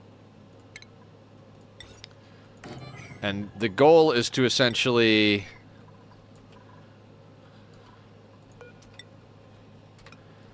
just have a place to shear our Drecos real quick. And we'll manually move them in and out.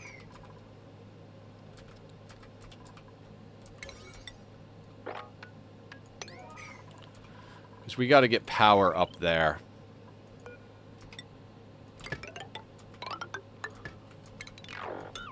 That's more important to me than that. Posture check. Thank you, Killer. Posture's definitely failing at the moment.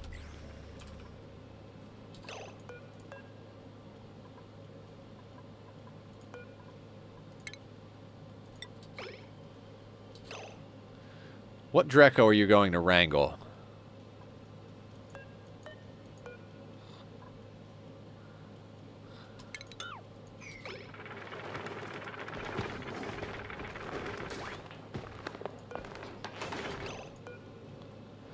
Why are you going to harvest the bomb lily?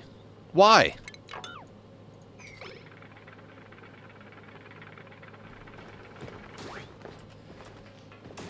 Good morning, Laz. How are you doing? Good to see ya. Yeah, we will need that there. Okay, good. Yeah, you can harvest the muckroot. That's fine.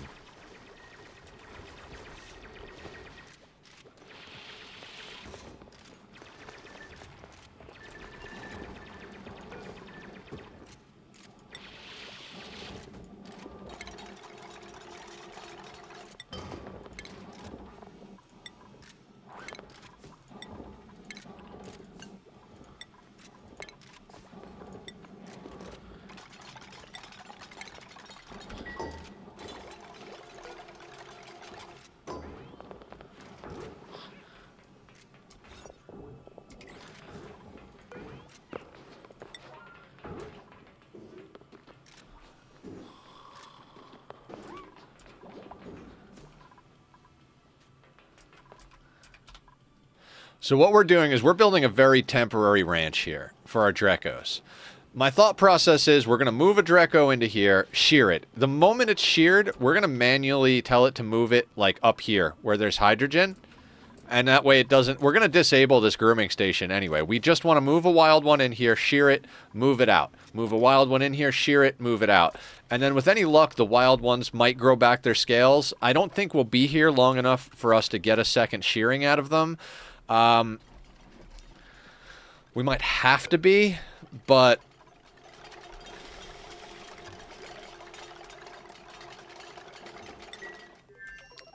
Nobody's dying over here, right? Stress is reasonably low. Everything is kind of sorted.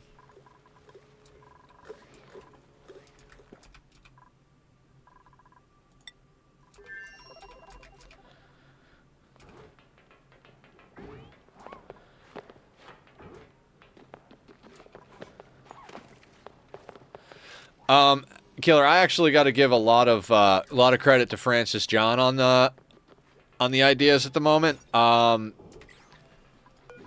He's playing this game called Cosmoteer, where he's building spaceships and flying around doing missions, and he definitely has that.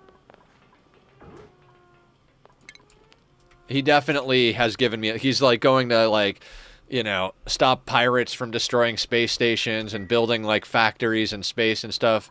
See, that stuff I'm more interested than the combat stuff. I mean, combat's fun. Don't get me wrong. I mean, I play RimWorld, so I get into combat stuff to a certain extent, but...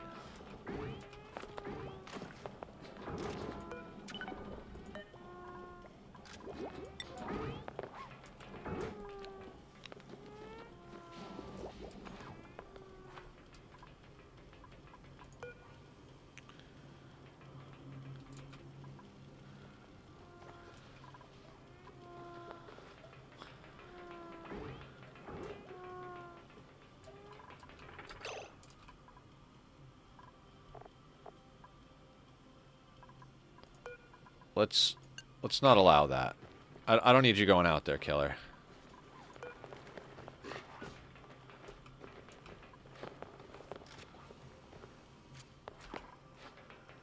I can't seem to get past basic setup. I keep running out of oxygen too fast. Are you starting on a planet with algae, Laz? Because if you're starting on a planet with algae, you just got to get yourself a couple of, like an oxygen diffuser or two set up with power. Once we get this done, I'll be starting a new run.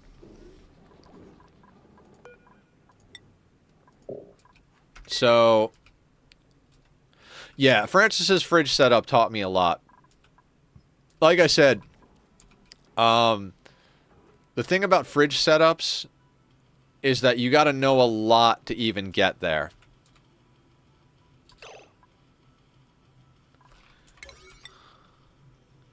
Like, you got to know about cooling loops, you got to know about automation.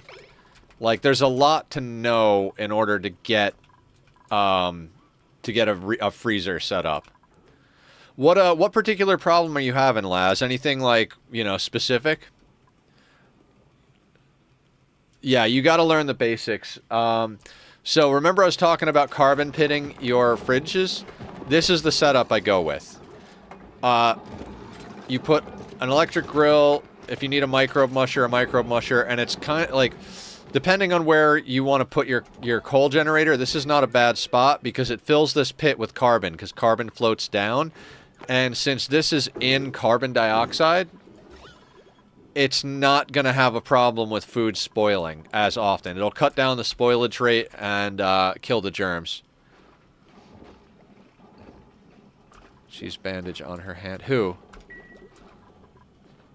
Who's bandage on what?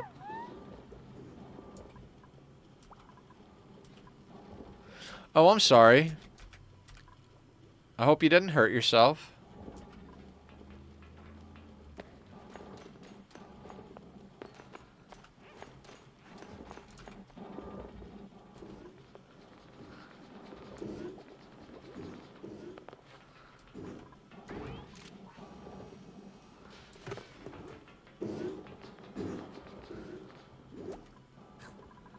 We need to get that Joya seed planted. I mean, not desperately, but...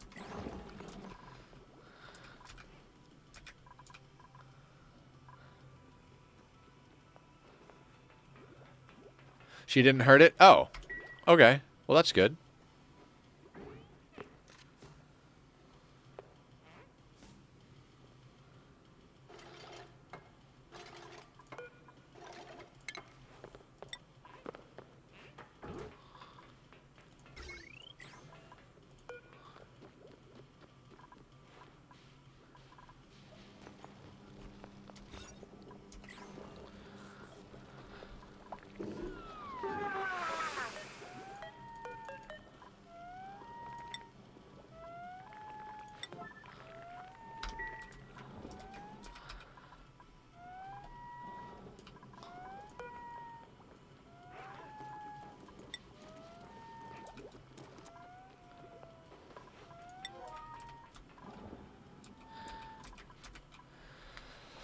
Oh god, there's so much work to get done, and I know going slow is not the way to get a lot done very fast, but I'm a little worried about all of this, to be honest with you. So,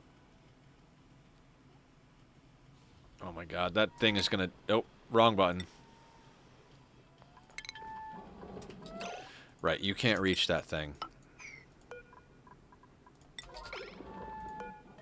and you're spazzing out.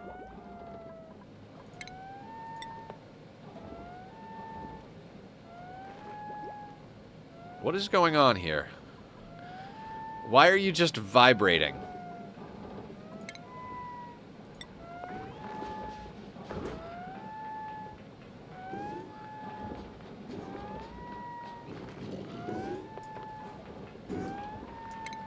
Because you can't reach the damn Draco. Hi, I thought farm plots were priority as well. I mean, we brought a lot of food, Tony. Like, we've got a lot of pickled meal in here. Like, 100 kilos of pickled meal. So, I'll have them move that out as the food starts to deteriorate. We got 10 cycles of food already in here. So, I'm not as worried about that as a priority. How you doing today, by the way?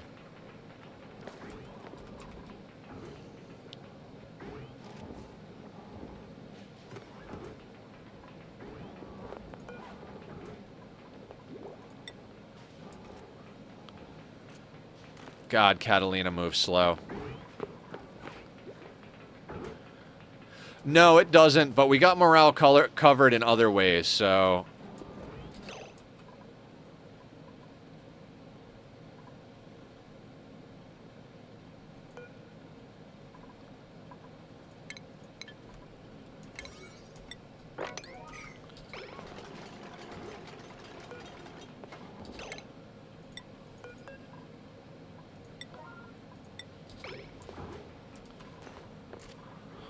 It's Sunday morning here. Sunday morning, are you from Australia?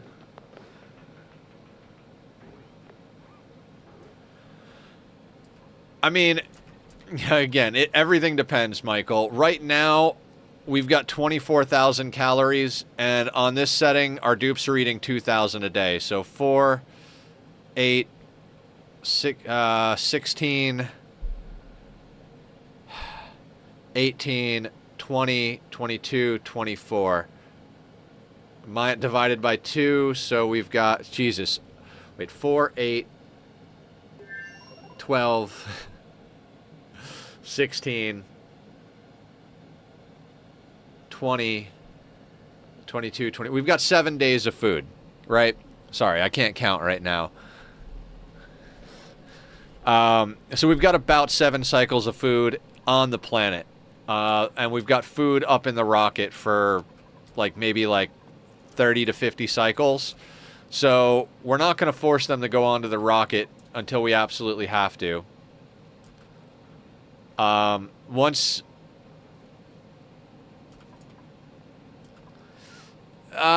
yes and no. I mean, all of the food on the planet is wild planted. There's muckroot and stuff like that, which doesn't spoil.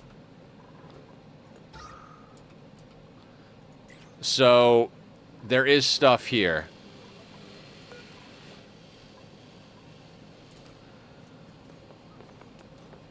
Alright, she's shearing the Draco. That should get us some reed fiber.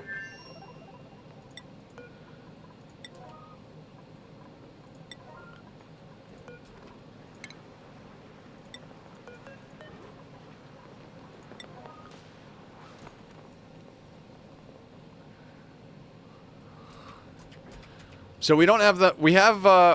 We have Catalina set to ranch.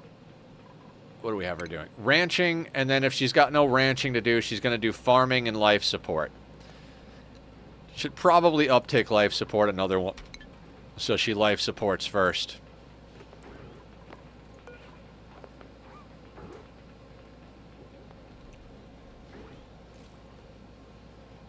Talking to my uncle. Be back soon. All right, sounds good, Les. We'll be here. I'm going to be here for at least another 4 or 5 hours.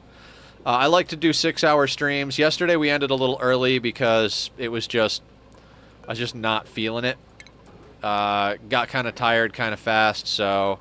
You know, sometimes you got to realize that you're... Oh, you bastard.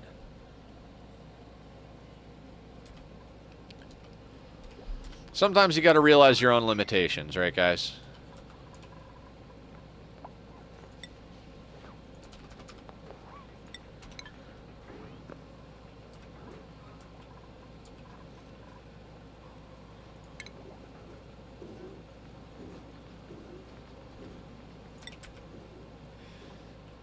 Speaking of, we never actually researched Atmos suits because I'm an asshole. Wonderful. Get in there.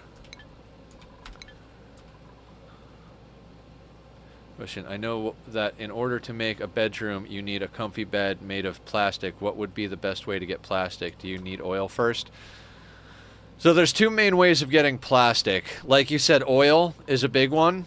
But oil is going to require you to get suits to go into the oil biome. Otherwise, your dupes are going to get scalded, which is one of the few ways. Like scaldings and suffocations are one of the top ways. Are the 2 top ways dupes die. Starvation is on that list too, I suppose. So you could go that route. What I just hit is the Atmos suits. So you could go into Atmos suits, send them into the oil biome. You could find like a cooler pocket in the oil biome and kind of like use some sort of temperature regulation to protect your dupes. You can kind of get away with it sometimes, but a lot of times they're going to get scalded. What you can do instead, it's a little bit safer but takes a little longer. You see these critters called Drekos? Now this works in line with that, right? So if you ranch Drekos, you can shear them for reed fiber, which is what we're doing. You can also get reed fiber from thimblereed, and you need reed fiber for those suits I was just talking about. But when these mutate into glossy Drekos, you shave glossy Drekos for plastic. And so it's kind of like, if you've got access to Drekos, it's really good to get into Dreko ranching early on, because you get lots of reed fiber to make the suits, and you get, and if you mutate them, you get the plastic to make the beds and stuff like that you need. So kind of an important thing to get into Dreko ranching.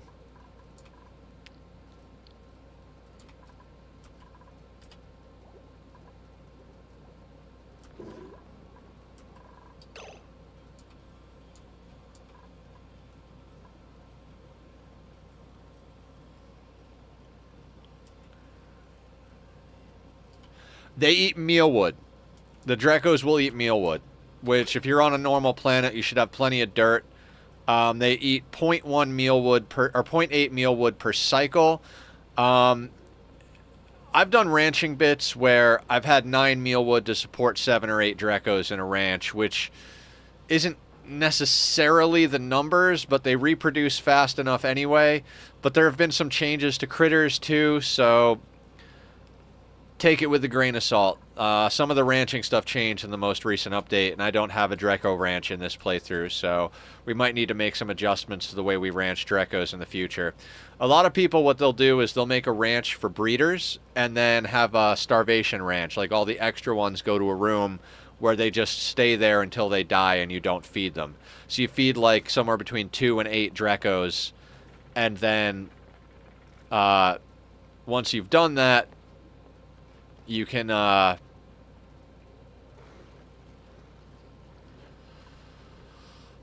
once you're feeding the Drekos, they produce more eggs than 1. So they produce somewhere between 2 and 4 in a lifetime. So they'll replace themselves and give you extra Drekos. and that'll allow you to shear them. Then when they die, they give you meat. So now you're getting reed fiber, plastic, and meat, so you can make barbecue and stuff like that.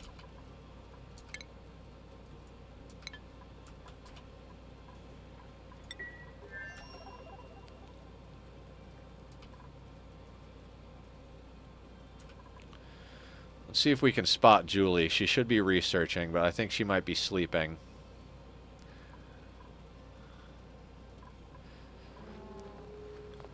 Yeah, this game has a lot of stuff where it's like, you've got to do this to do that, and do this to do that, and do this to do that type of thing.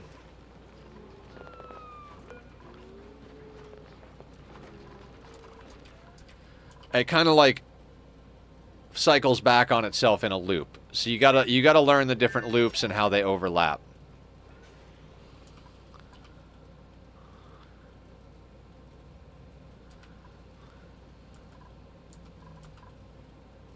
Dependencies, yeah.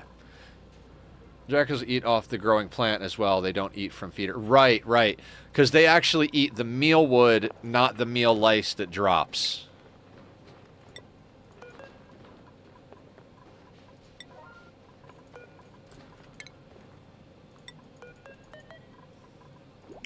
And Tony, I figured out what I was going to do about the Drekos in case we need them to regrow. I just built a little shearing ranch down here, and then I'm moving them in one at a time, shearing them, and then moving them back up here so that they can actually walk into the hydrogen, so there's a chance of them regrowing if we're here that long. You know how it goes. There's a few priorities we got to deal with. Like, once I've got enough reed fiber, once I've sheared all the Drekos that I have access to currently, the next thing is going to be to grab the Joya seed off the plane, off the rocket, and stick it here, so we can increase this to a Great Hall, so we have enough morale to get Killer into suit sustainability, so the suits don't wear out fast. Got a stretch coming in. Hey Barb, welcome back from the movies. How are you? How was the movie? Oh. Oh, give it a good stretch. Okay.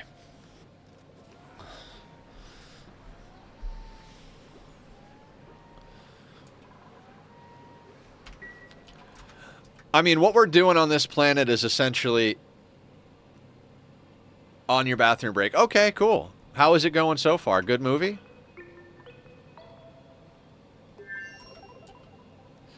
We've got more Drekos up here, so we might bust into those areas a little bit, too. So what I'm thinking here, guys, is since we got a liquid lock into this biome, we're going to put a liquid lock here, and then after the liquid lock, we'll have a way to walk down, and we'll set a ladder to come up through so that our rancher can grab these Drekos up here. There's some nice scenes, but it's not captivating. Ah, okay.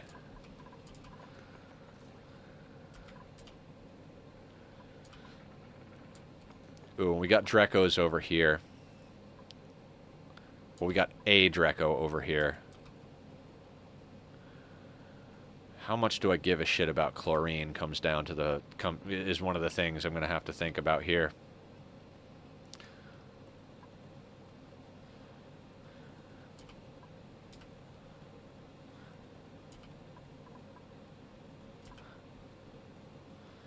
We might do a little bit of a roundabout to grab this guy. Don't need Joya. Could grab one of the decor plants that you can see growing. Oh, right, right, right. Let's get that going, actually. I didn't think about that. For some reason, I clicked on it, and I was like, oh, we don't have anything here. I'll have to grab the Joya off the plane. It's like, yeah, no, you just got to uproot one of the ones that are there.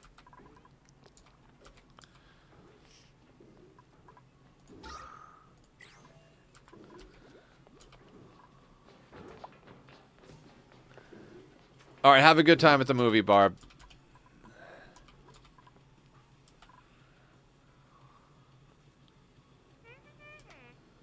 Love you too. Thank you very much.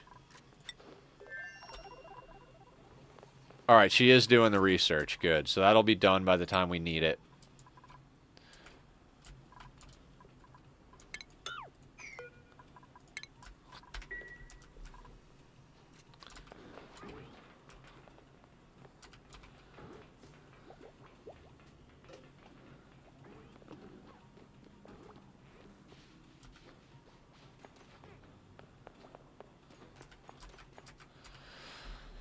And we'll be nice. We'll bring Catalina home with us when we leave. I can bullshit some room on the rocket for her. There's a Dreco outside the rocket. Yeah. I saw that one. He got out when our robot came here and did that. So we'll get him in here too.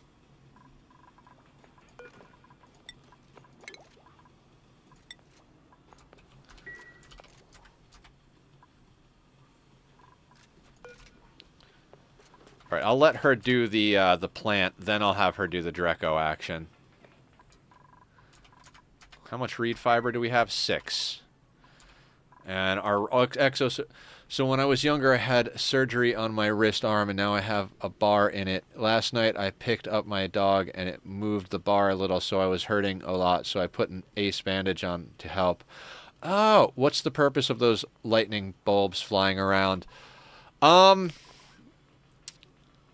Most of the time, they're just an annoyance that I kill off. But if you look, they give off a little bit of radiation. So if you're on a planet that you're having trouble getting radiation in a controllable way, you can ranch them and force them into a tiny square so you can harvest the radiation for the research, for the radiation research, the applied sciences thing.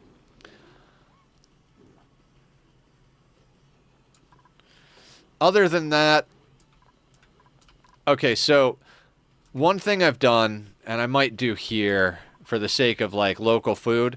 See how bristle blossoms are over here? You can ranch them, yes. Bristle blossoms need light. So sometimes early game, if I am in desperate need of food and I don't want to plant things because I you know, limited resources or whatever, I will trap a shine bug in with bristle blossoms to give them light so we can naturally farm them. So what that would require me to do over here, we've got a few bristle blossoms here. I could put a doorway here and here and here and here. Also, dupes can do most tasks faster if there's an area lighted. Yes, that is also true. I always forget about that one.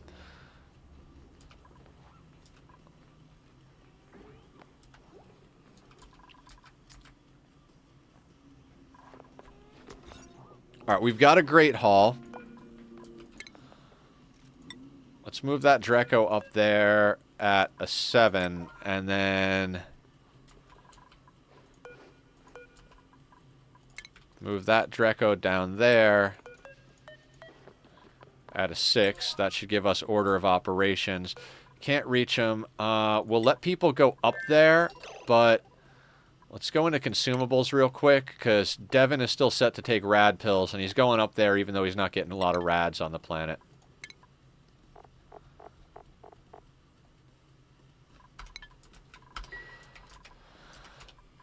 I try starting on a saltwater and algae planet. Not Devin. Killer. That's right. Oh. Okay. If I see the hair... Like, I'm better at calling him Killer when he has a hat on. Maybe we should actually put a hat on him. Because when I see the hair, I'm like, oh yeah, Devin. What are you going to do, Devin? A killer.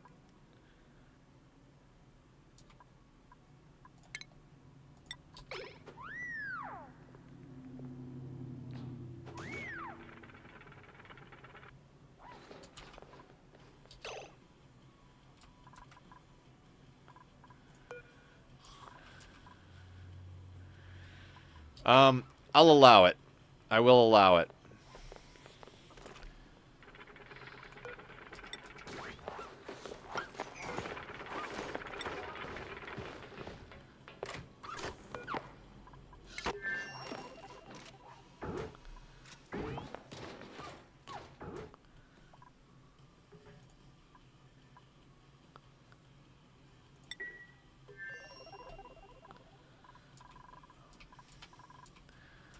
All right, this place is a well-oiled machine at this point.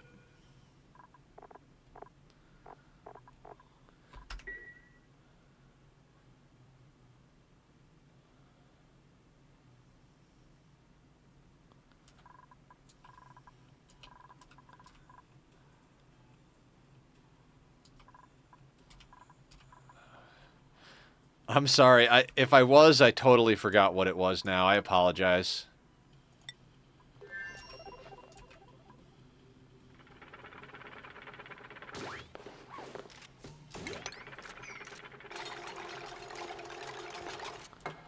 Of course, he goes from one unreachable spot to the next unreachable spot.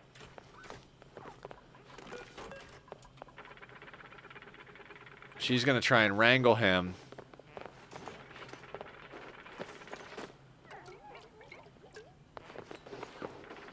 He's going to fall, and she's not going to be able to reach him.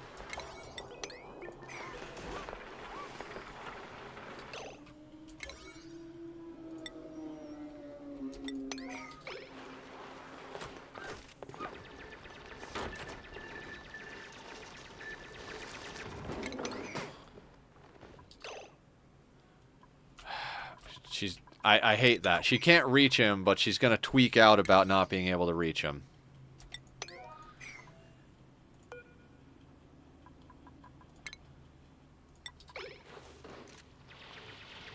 Also, I wear a hat when I go outside the planet.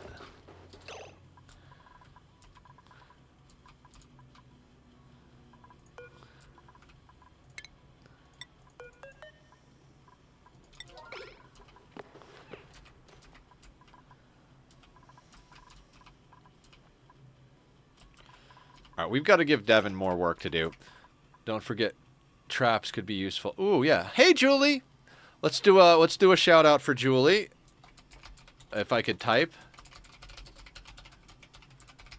Julie also streams Oxygen Not Included. We've also been streaming a little bit of Stardew Valley, which we're bringing to a completion because I'm bored.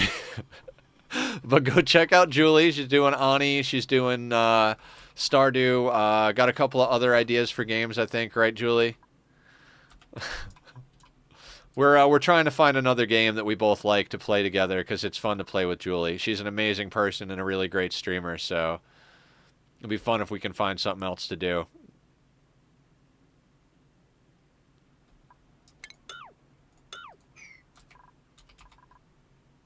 You're very welcome. Thank you so much for a good time.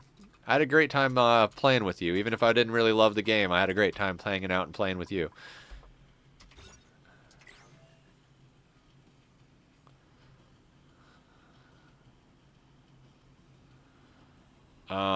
Our exosuit forge should be ready. Now, can we put this here? Yeah, that shouldn't break that water.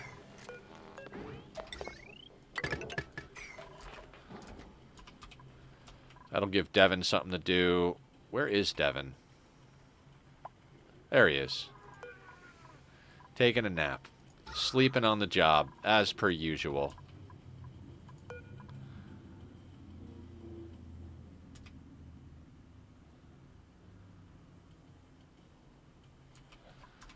Alright, I am going to stop them from going outside again. There are a few games it takes 2 players to solve puzzles if you guys are into that type of genre. Oh, we're both definitely into the puzzle solver. Portal and Portal 2 are on my list of games to get. Most recently, I just picked up the Myst bundle and Hollow Knight. Hollow Knight's not a puzzle game so much as a platformer, but Myst is a puzzle game. Some people might know it. It came out, the first one, back in the 90s, but they've got 6 or 7 games, and they all came in the bundle. It was way on sale. So what's normally like 70 or 80 bucks was on sale for 36 bucks. So I'm going to be playing through Myst 1 through 5, as well as URU, and I think there's one other one in there. No. It'll be those 6 games because there's Myst and Real Myst, and I'm going to do Real Myst because it's a little bit extra content. But basically the same game as Myst.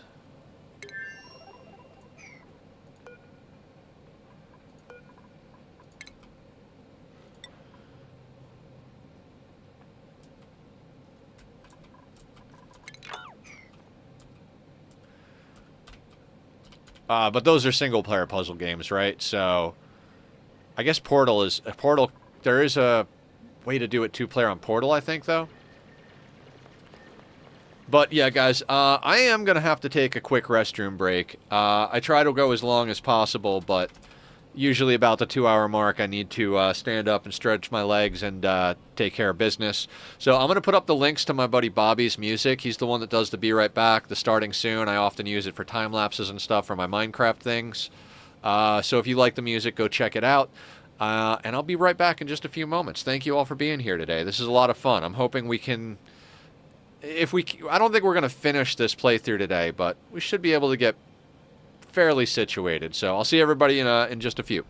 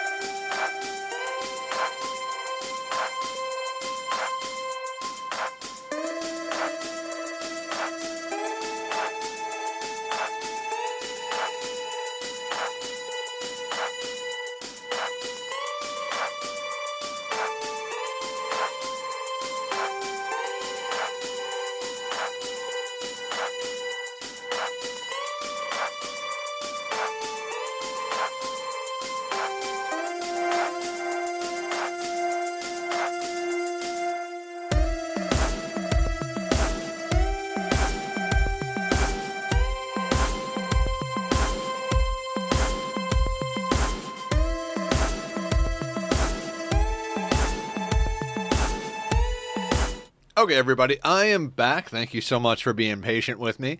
And, yes, Michael, no problem for the tips. Most people in the Ani community are very helpful. And Tony is right. Francis has some really amazing videos. He's the whole reason I got into Ani. I found him because I was watching his RimWorld content. And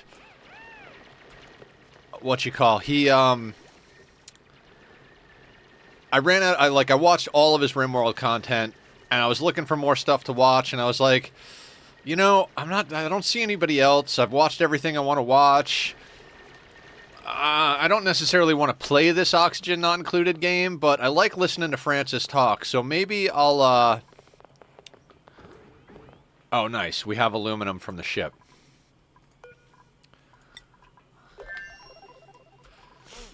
So I decided to start watching his stuff and just kind of leave it on in the background to hear his voice. And the whole time I'm watching him, I'm like, I don't know. Do I want to play this? Do I want to play this game? If you like maths, Echo Ridge Gaming on YouTube has great tutorials. Yeah, Echo Ridge does good stuff. There's also Too Legit City, Nilaus and Brothgar. You still see my Be Right Back screen.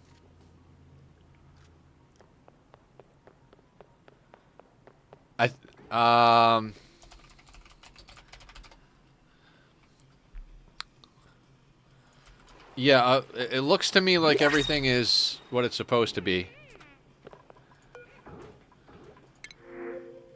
Ooh, steel.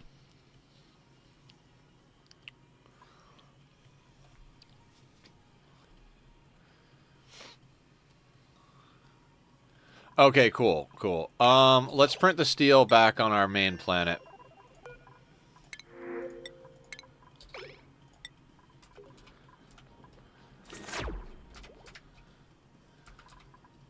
Oh, on the phone that happens a lot? Okay.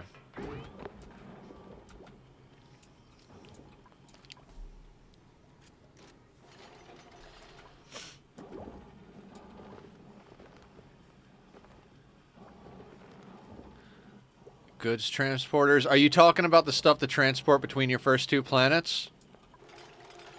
If you are, I have those disabled on this playthrough.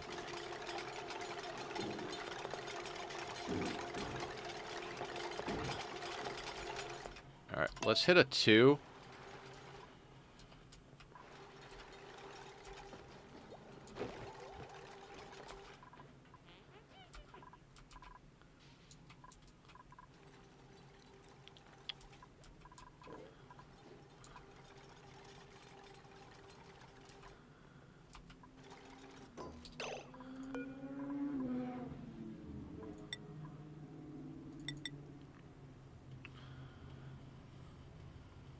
I'm going to make 2 suits. I don't want to go crazy here, but we're going to do that.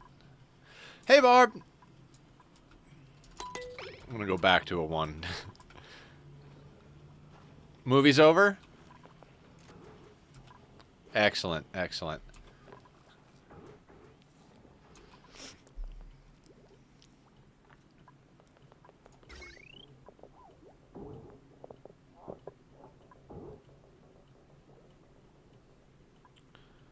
Oh.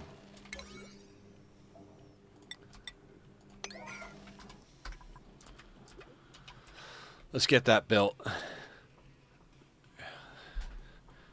Playing Polish version, but it's assembly line. How you can transport some stuff. Oh, like the shipping rails? Yeah. I definitely do. I love the automation in this game. Like, we have this stuff set up here so that when Oxalite asteroids crash, the robo-miners mine it, and then the sweepers add it to the loaders, and it gets dropped down here. And then any of our ranches in here, where they're eggs, they get dropped up here. Any dirt, polluted dirt or rot gets picked up here and dropped over to our sage hatches. We automatically send sand into this system so that this system is closed. Dupes don't interact with it. It's all automated. So they send sand in by loading it here, and then once it's turned to clay in the deodorizers, the clay is pulled out through here. So, and then this allows them to drop ingredients into the ingredient deep freezer. So yes, I do use automation. Big fan of automation, actually. Our base is getting a little chilly. I'm not overly worried about it, but we might have to make a few things happen. In fact, let's queue up a couple of pieces of glass just to inject some heat into it. Yeah, on my last base, I had everything fully automated. I had everything, like all of our crops, all of our production areas were getting swept up and sent to a central storage, which then distributed out back to where it needed to go. So I am a big fan of doing all the automation stuff, but in this playthrough, that's not our main jam.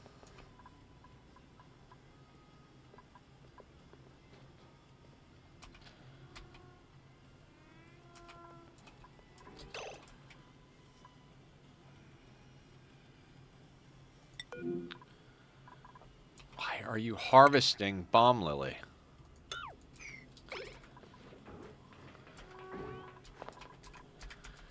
Okay, so we have the exosuits.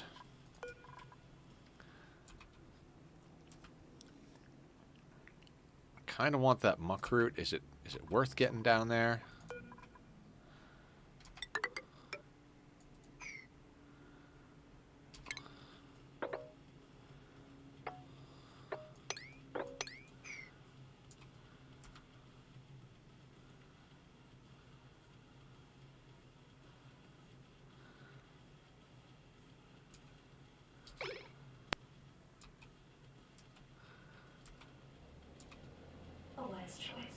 Michael, thank you for the follow. Much appreciated.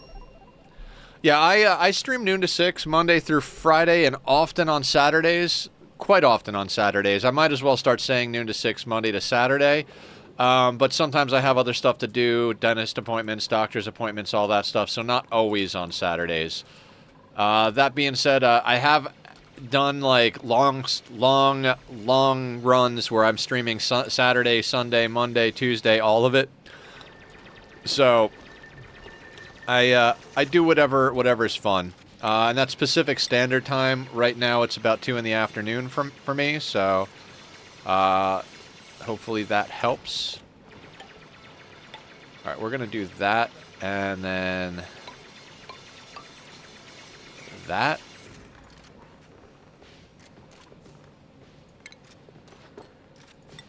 We're gonna build a door here. And a bottle emptier here. And then what we're going to do is we're going to put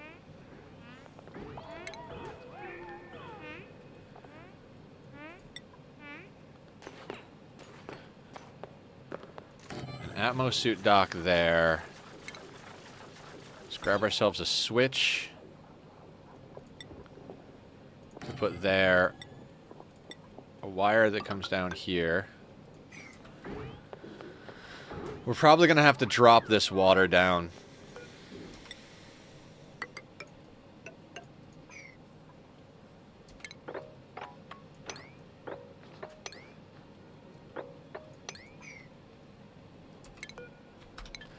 And we should totally dig out this fossil that's over here.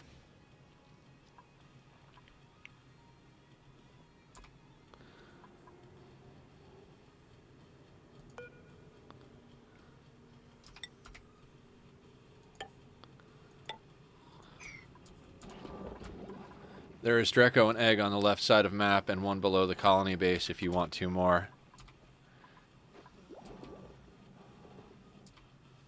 This guy has been sheared already. I know about the ones over here. We just got to dig to them. There's one over there, one over there, one over there, and there. And then there's one over here as well that we got to dig to. I'm trying to prioritize as we go here. Because we're going to need to get a system in place.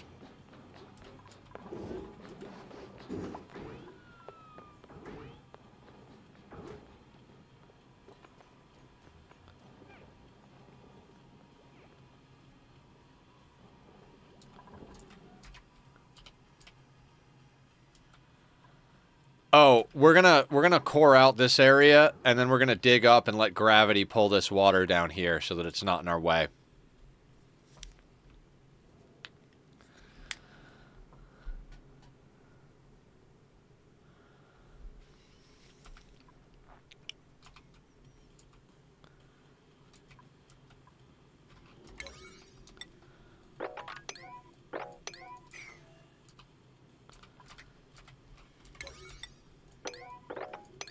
Like, literally just what it sounds like.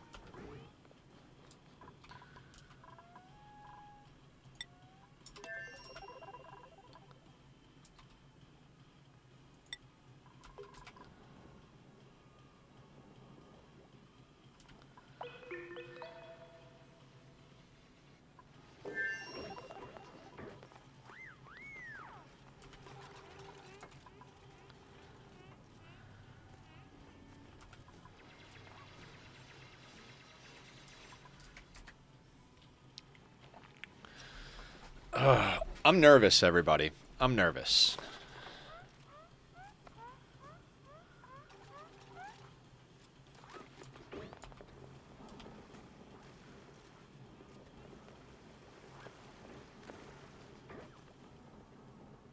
Is there something you can do about long commutes, or is it something you should live with? There's really nothing you can do about it except limit people to the areas they have to go to. You could also install transport tubes and fire poles. Fire poles help them get up and down, and is something I should probably do over here, but since we have limited dupes, I'm not trying to, waste time on it. The other thing you can do is you can increase the amount of downtime they have, so they have enough time to get to the bathroom and eat dinner.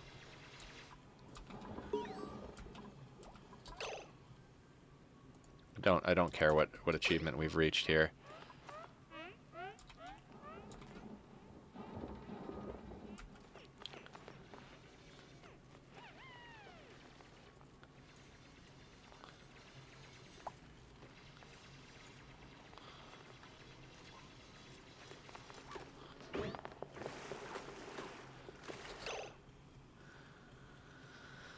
Okay. How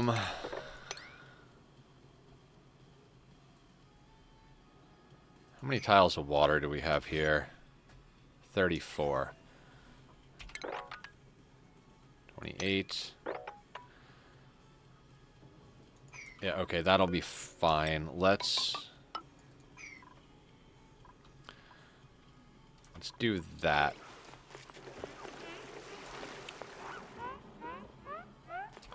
We'll dig that algae so that we have a little bit more algae.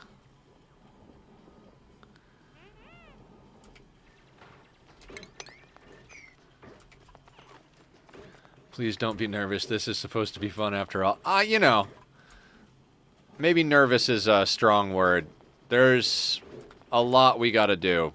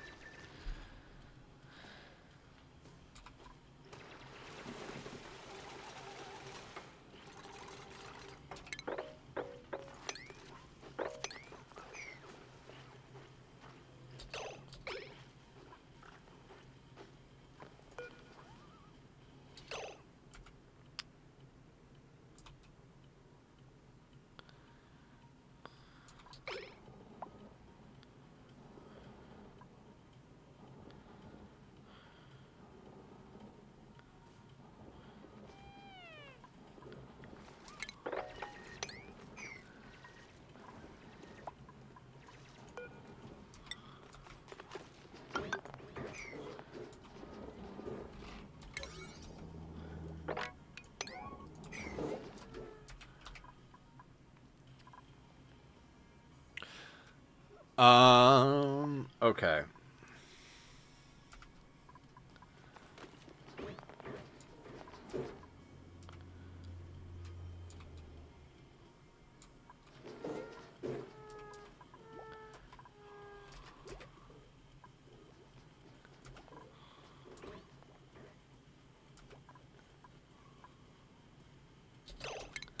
Not out of steel. Not out of steel. Why does it default to steel? That is just stupid.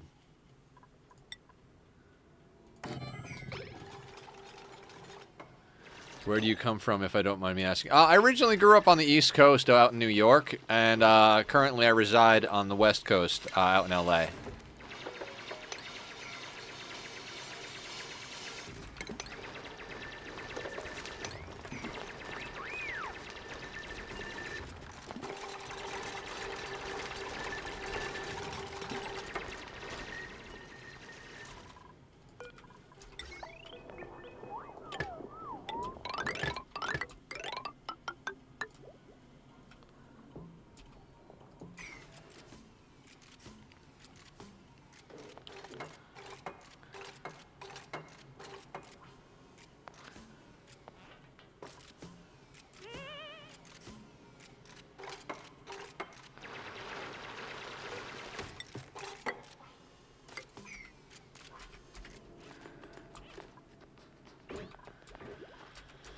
Okay. Oh, I visited the United States last year. It was kind of fun. Yeah, I mean, visiting places, no matter where it is, can be a good time, you know?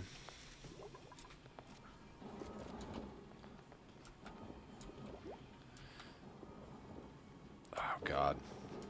There is so much infrastructure to put up.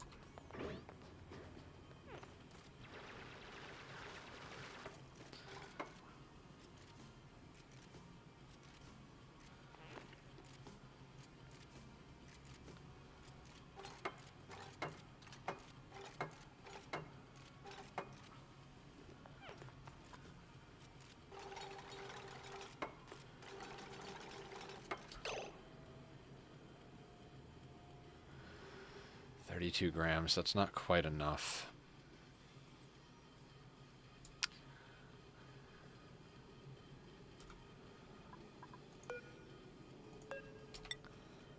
Put one of those there, and I'm actually going to build a tile here. Let's do a little planning, right?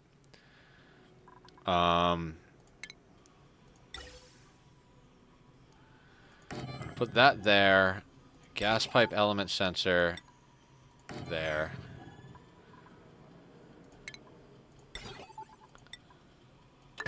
Like that.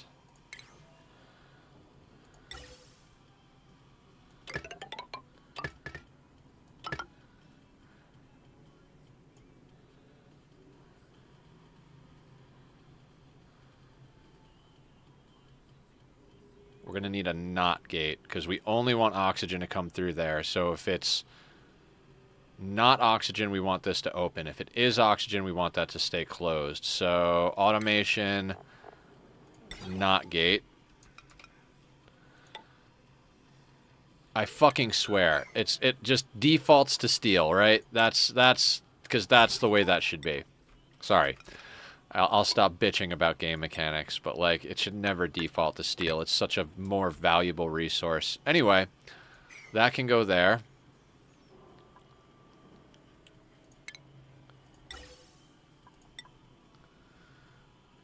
That can go there. And that can go there.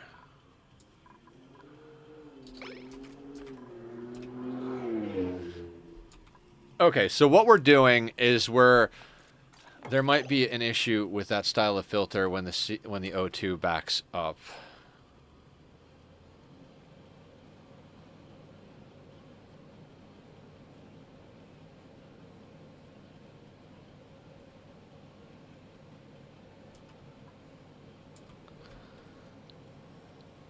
All right, let's think about this, right? Closes the filter when it senses O2. So there will be O2 here. So if the line backs up to here, we've got O2 all the way through here. This gets used, the O2 shifts. Even if there's CO2 here, that'll trigger this to open this. And if the line backs all the way up, the pump should just turn off, right?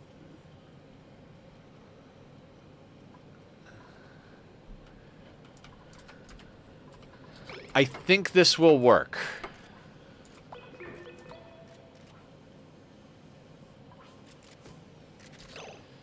I mean, I guess to be safe, we could switch to a shut-off version.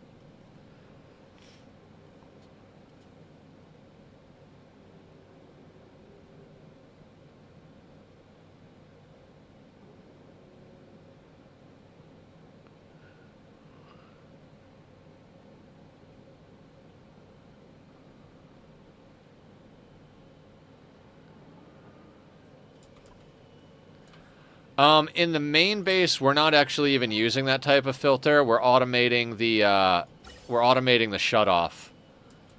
So with the shut-off, it was happening, but not with the vent closing one, because we're using overflow. Because if I'd used the overpressure trick with this vent, like you were talking about, you're like, why didn't the same thing over here, like shut off? And I didn't use the liquid to stop that. Yeah, I didn't use the liquid to stop this from overpressuring.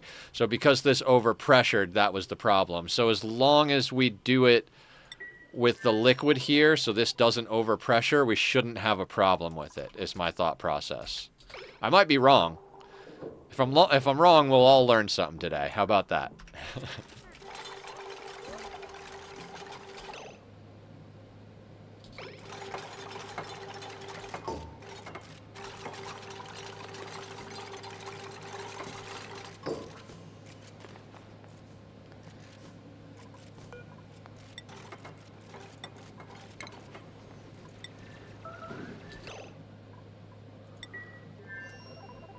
I think we're okay, right? Meteor showers over here. Yeah, we've got meteor showers sorted. That's all automated.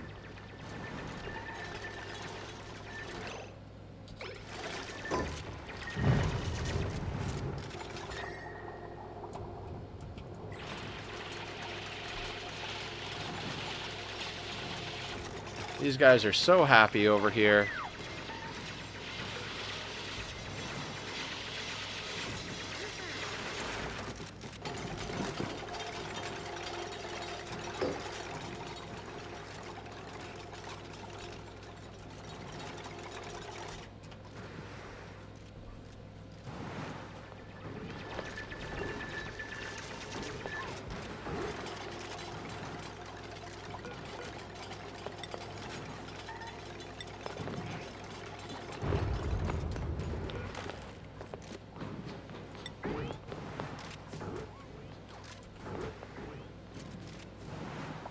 Look how happy Killer is.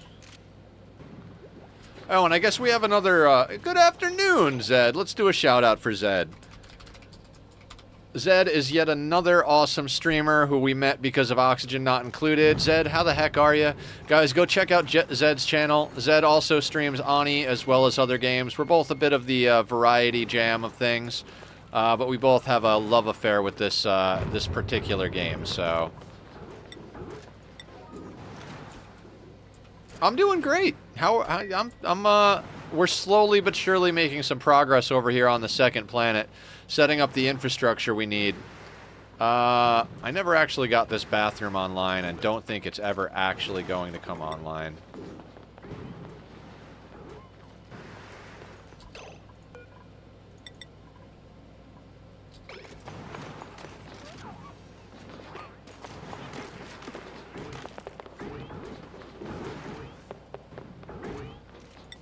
Just a little bit more, I think. Yeah, a little bit more. Stop that just a little too early.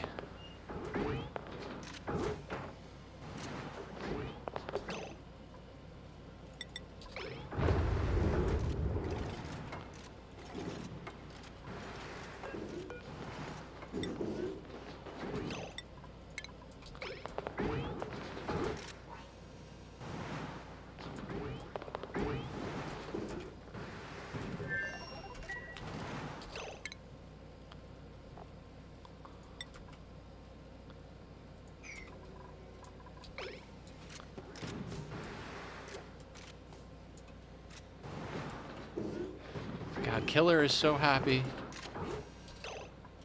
How much is here? Let's get just a little bit more in there.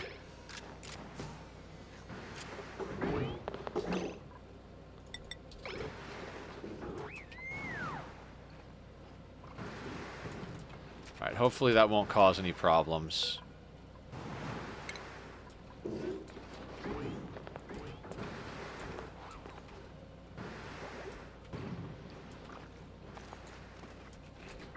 Thinking pea water into liquid reservoir would work short term. Yeah, that's a fair point and definitely something we should do. Let's snip you. I don't want you pumping till the rest of the stuff is sorted.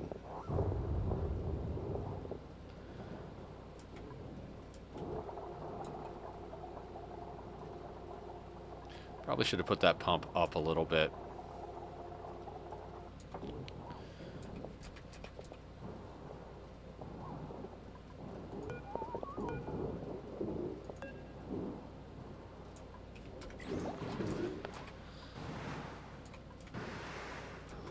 I shouldn't have made 2 suits. I should have only made 1.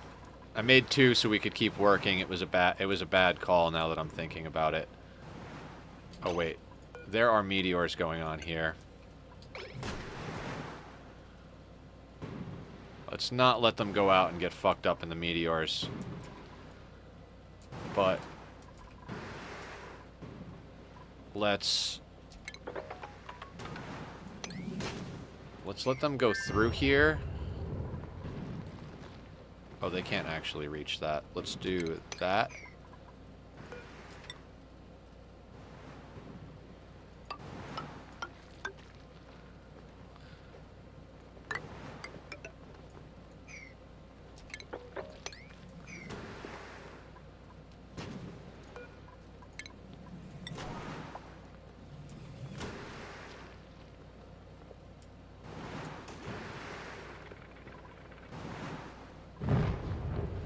Oh, that's still a 3, so let's boop, boop.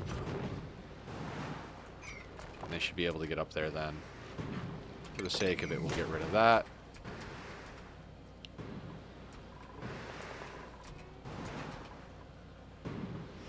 You know, for being on hard settings, I feel like we've kind of lucked out with meteors.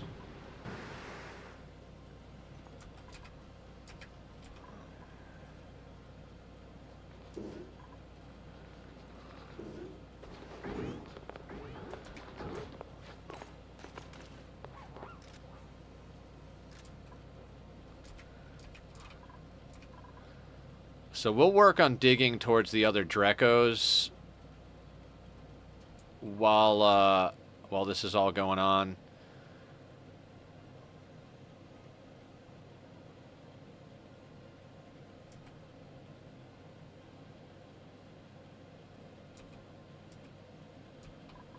All right, showers have stopped. Let's let them back out.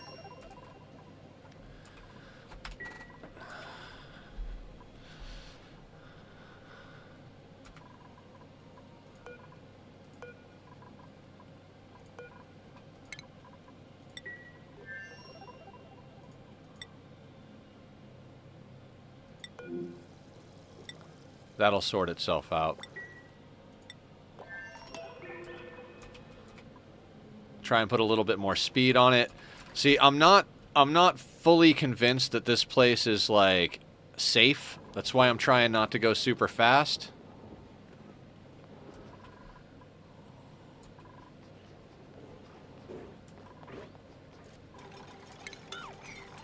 Is there some clever way to automate current power so you don't have to run those hamster wheels all the time? I mean, there's...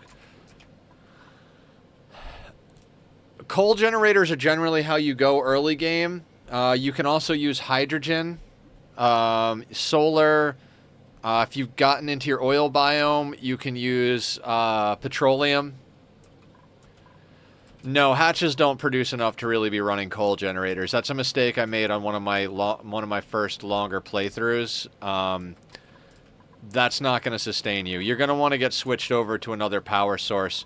When you use an electrolyzer to make oxygen, it also makes hydrogen, so you can pump the hydrogen into a hydrogen generator. It's not a whole bunch of hydrogen. It's enough to power the oxygen making itself. Might be worth moving lower Dreco up so it can get to hydrogen area. Yeah, good call.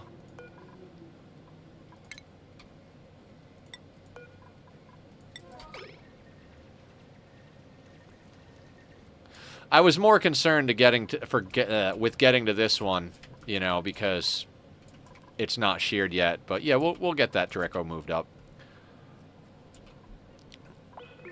So, like, for instance, Michael, on our main planet over here, and this is thanks to Tony, we've got these solar panels sorted out. I always forget solar even exists, right? We've got a hydrogen vent down here, which comes out really hot, but since we're on a cold planet, we've actually been using it to heat our base. And then the hydrogen floats up to the top here, and this gas pump pumps it down. We've got some low-tech, like, low-energy gas sorting going on here with a gas pipe element sensor. And so basically, this thing is set up to automate it, and whenever it senses there's hydrogen here, it turns the gas shut-off on and allows the hydrogen through. And when it's not, it sends it down this line to our main oxygen lines. Occasionally, we wind up with other gases like CO2 in there, which is fine. It just dumps it back into the base. CO2 falls to the bottom, so we've got this set up down here. This is pumping any CO2 and chlorine into infinite storage over here, which is a whole thing in and of itself, and I kind of screwed that up a little as well. This is a submerged electrolyzer setup. I believe people call it a Hydra. You use just a little bit of liquid stacked on top of each other, and this allows you to force the hydrogen to the left and the oxygen to the right. So this hydrogen is going into these hydrogen generators to help with power. It's not a perfect system at all. And then we're making ethanol out of our lumber, and as an emergency, we've got a petroleum generator here. So if our power starts to bottom out, it'll start burning off our reserves of ethanol. So it takes a while. I'd say one of the best power systems I've ever done is to make a petroleum boiler, which uses the heat from a volcano to what you call, to boil crude oil into petroleum so you don't have to waste mass or energy to do it. And then you use that petroleum in a petroleum generator setup. That's enough to run almost 5 petroleum generators. I'm not going to print anybody here. I think it'll take a while, but Killer and Catalina can sort this. I'd rather play a little bit on the safe side. Yeah, and I figured out why these ranches were having trouble planting. Bad configuration. I was talking about it earlier.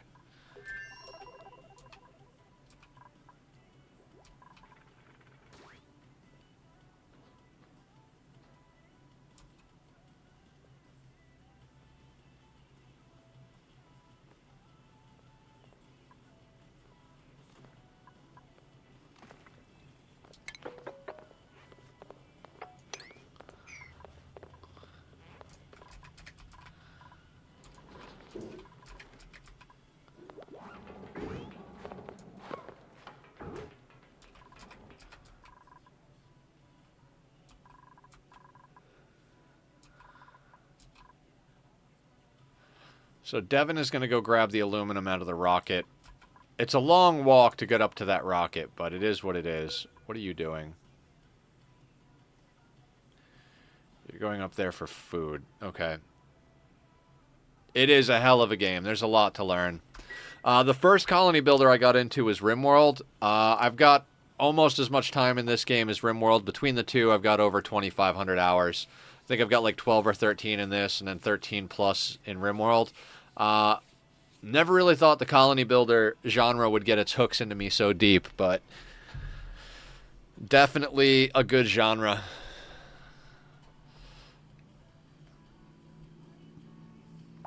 Should have lead as another yeah, once we break into here, we'll have plenty of lead as an option, Tony.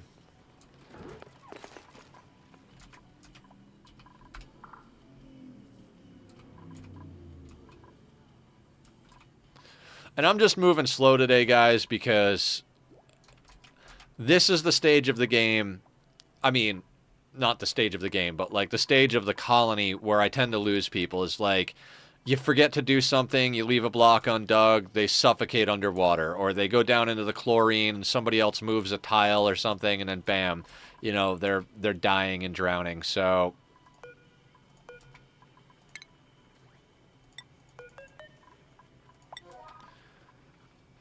yeah. Oh, you play RimWorld too, Michael? I just recently finished an all endings 500% Randy playthrough.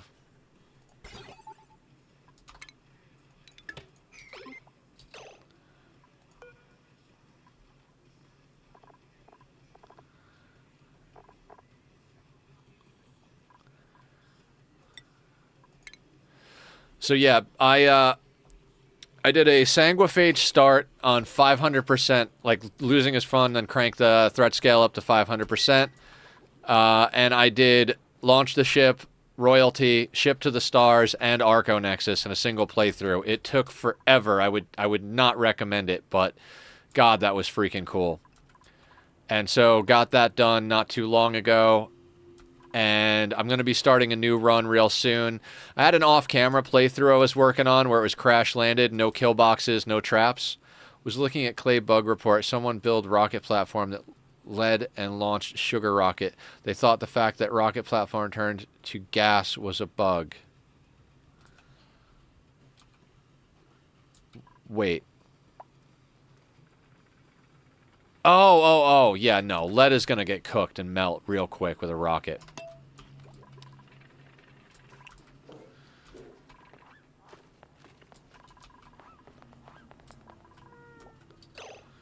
Okay, and now stations.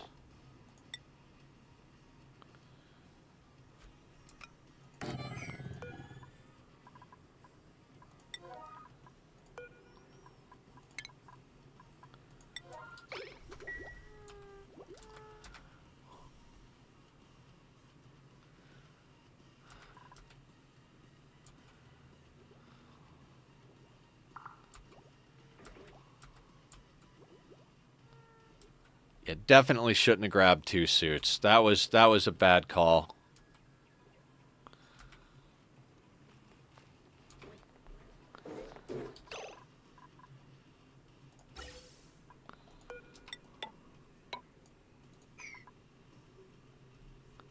Wait, gas vent over pressure. How? Because there's 28 kilos of water there, not 28 grams. I'm an asshole.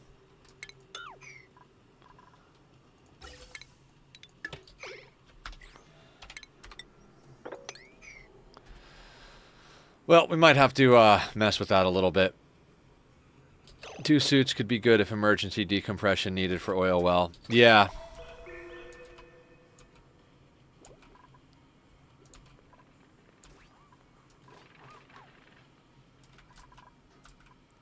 I was kind of thinking 2 suits would be good, and like basically like you're saying, emergency issues.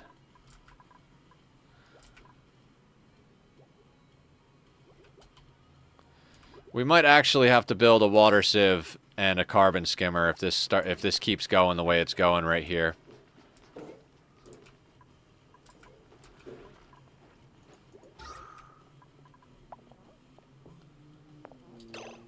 Jesus Christ, stop building things out of steel.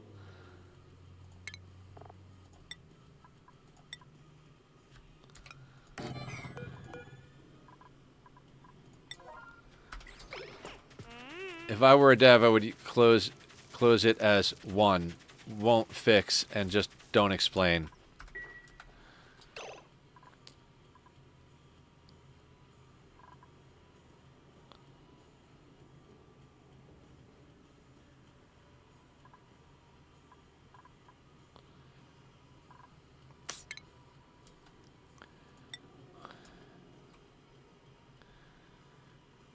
Alright, we're gonna have to approach this differently.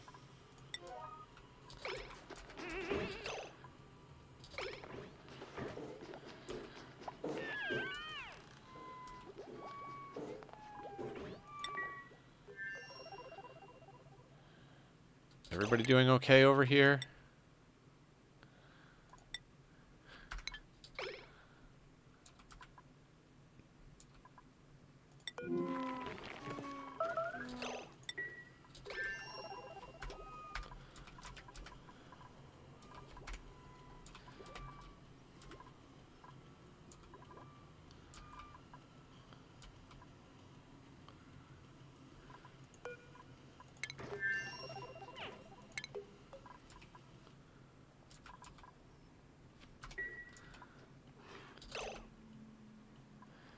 Oh, you know what I need to do?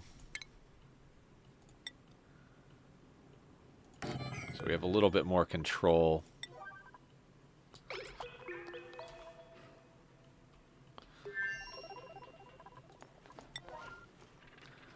That could be a 6, actually.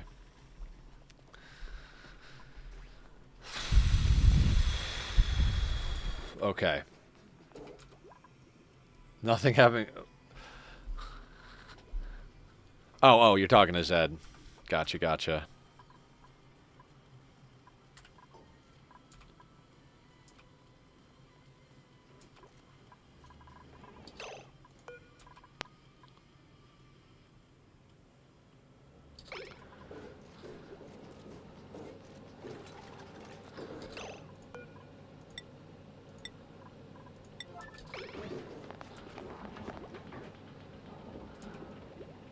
We're going to drop some water on the floor and then mop it up, because I can't see any other way of getting a very small amount of water in here.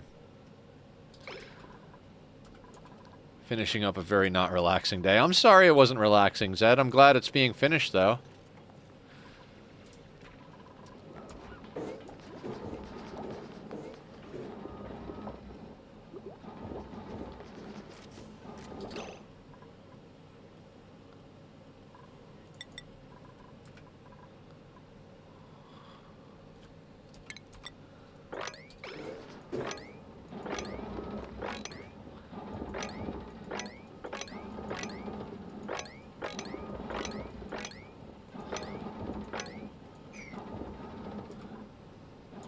Yeah, exactly what Killer said. Hopefully we can help with that.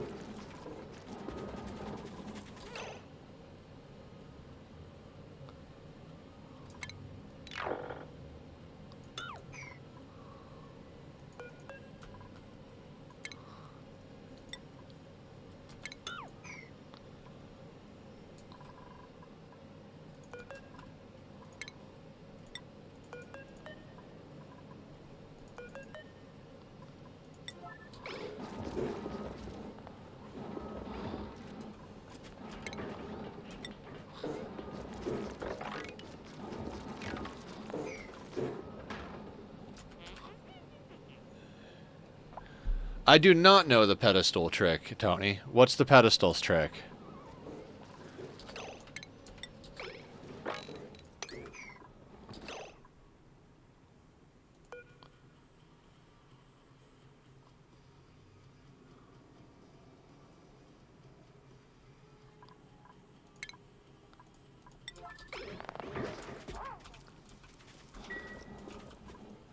I'm guessing you put water on a pedestal, and it only puts a little bit on it, type of thing?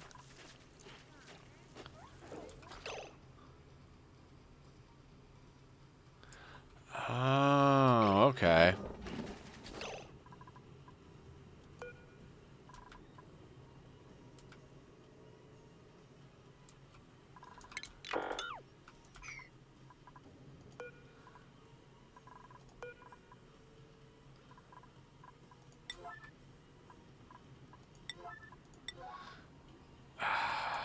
Hang on.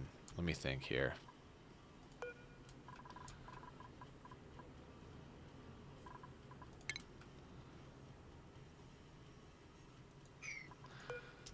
Could just build that there.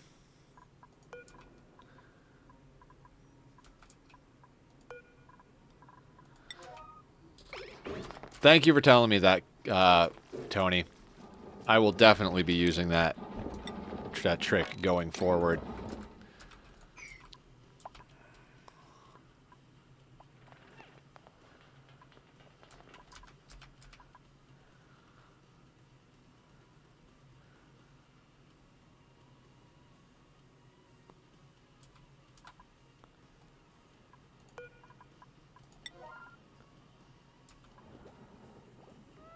Don't want them to have soggy feet, so they're gonna mop that up. Handy for spawn when only need small amounts of oil. Yeah, yeah, absolutely.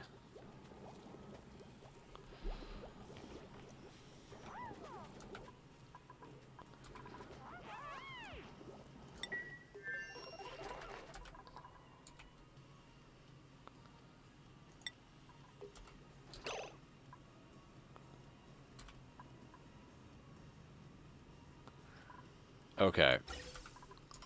We'll go back to a 1 to make sure the system works.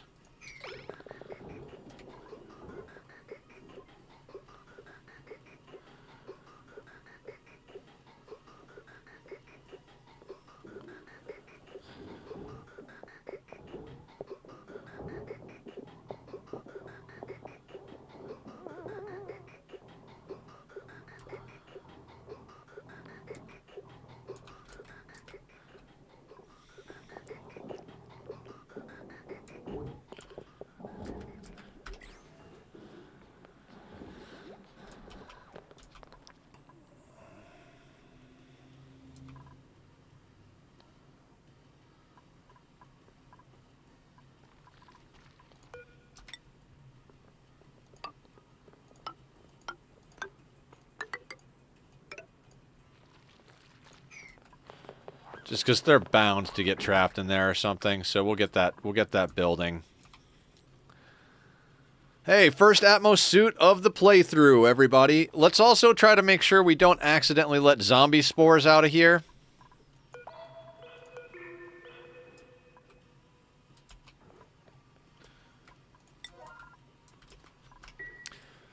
Okay.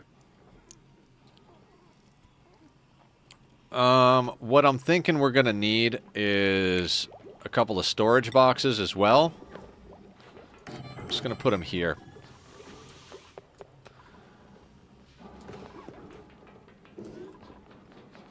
Looking at gas graphic image O2 backed up.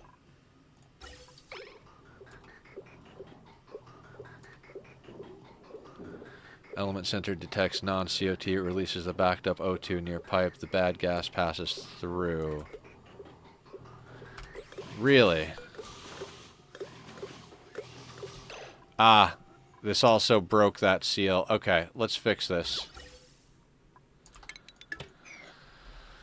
We tried. We tried. We learned. We tried. We learned. We tried. So we need a little bit more water down there.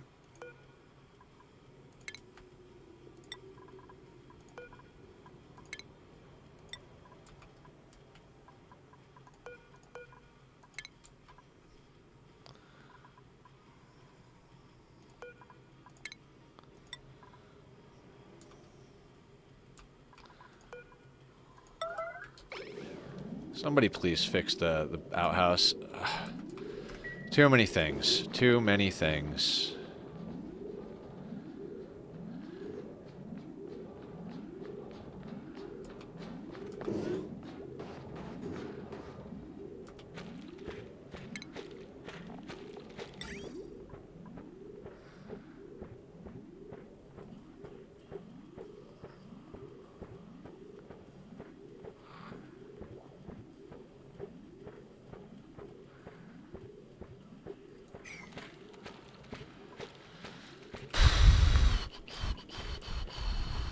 Okay, let's deconstruct that. Deconstruct that.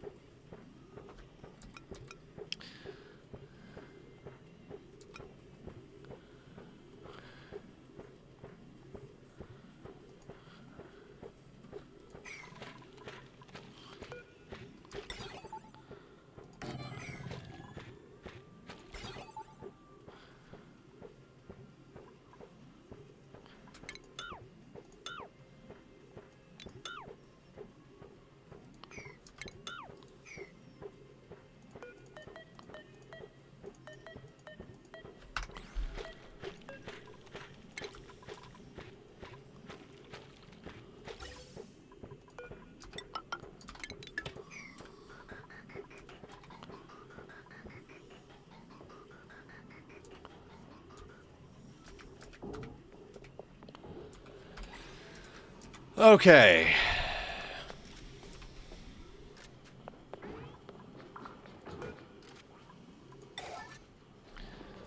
Alright, maybe let's sort our bathroom problem.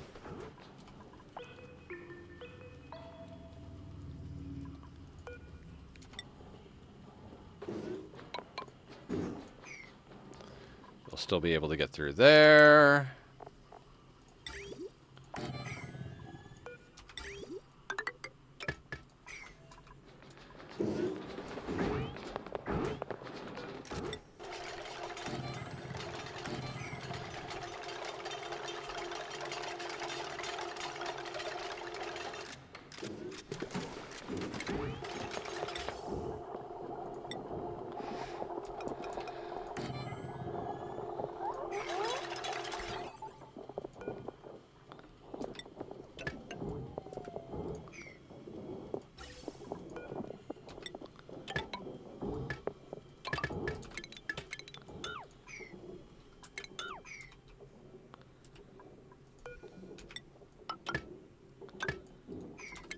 And we'll snip it just so it doesn't go until we're ready for it.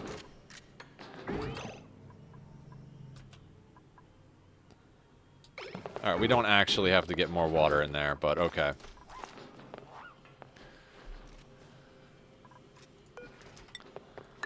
We will put ladders so they don't have to get wet feet.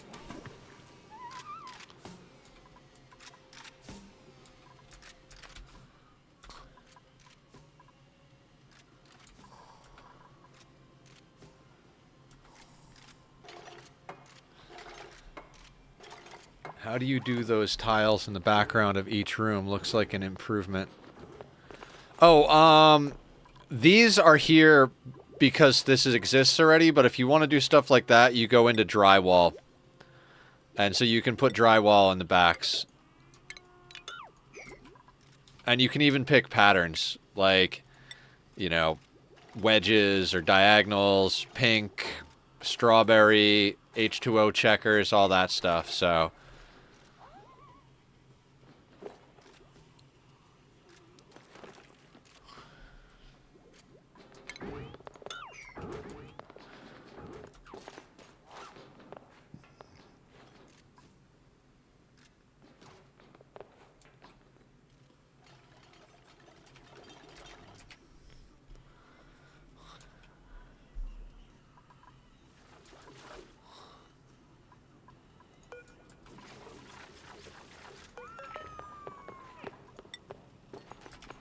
Alright, Catalina's moving the Dreco. That's good. You Useful in space area to stop. Yes, yes. If you look back on our planet over here, we've got drywall to stop space. I know it looks like there's a gap there, but it doesn't count. Same thing over here. We're using drywall to make sure that our liquid can't go out and gases have a harder time going out. Same thing right here. It makes it a closed tank.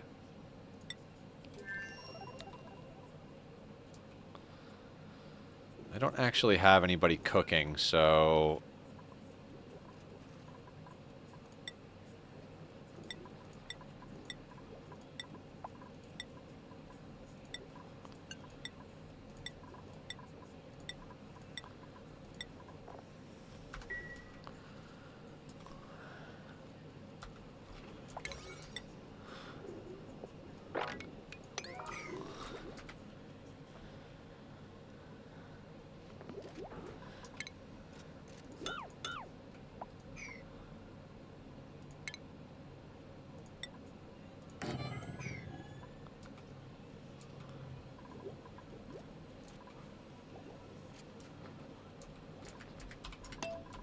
Alright, let's go a little faster here.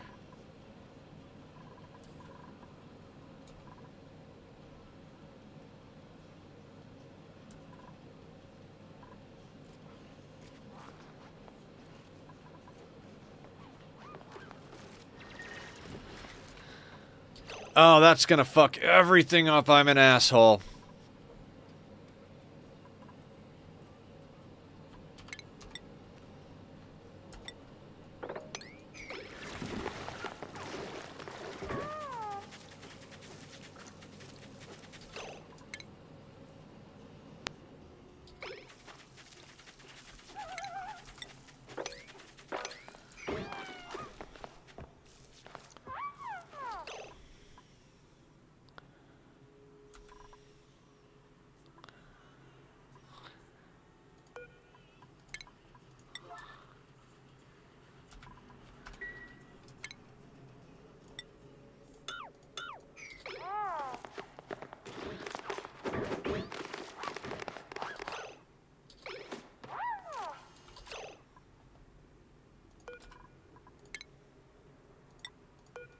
Actually, it's not as bad as I thought.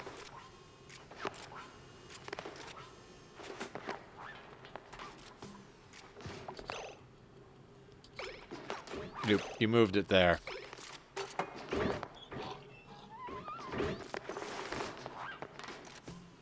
God damn it, killer.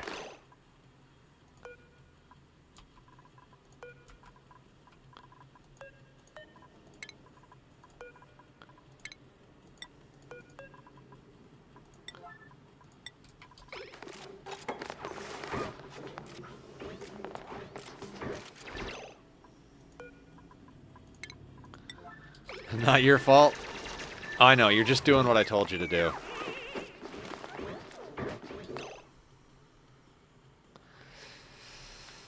Oh my god.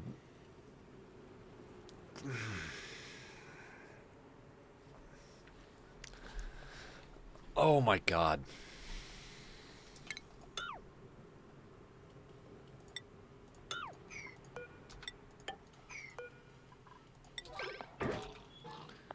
Oh. Okay, never mind. I was like, the carbon dioxide won't move, and that was just aggravating.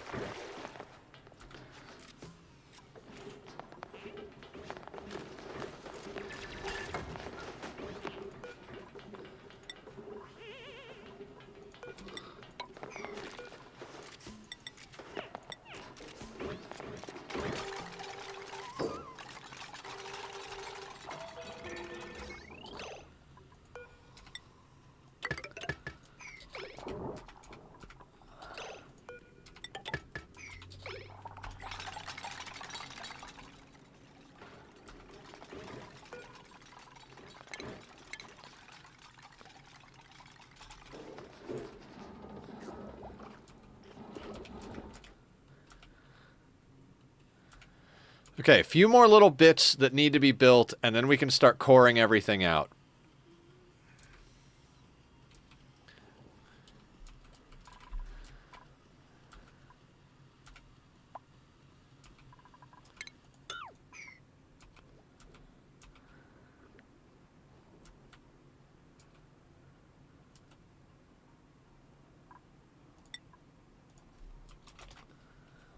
We haven't even seen... We haven't even dug a piece of diamond, so...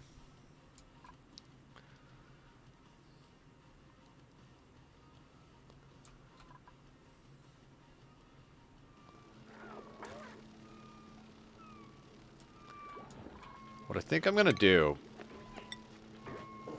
I'm actually going to put ladders here. And we're just going to dump hot stuff in here.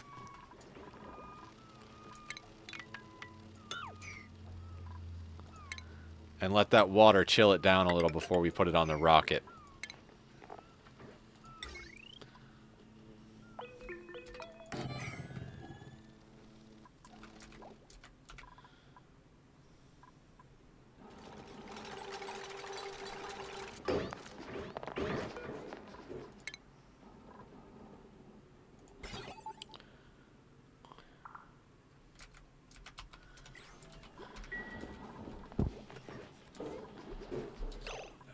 Another thing I want to do, you guys are allowed to eat whatever the fuck you want.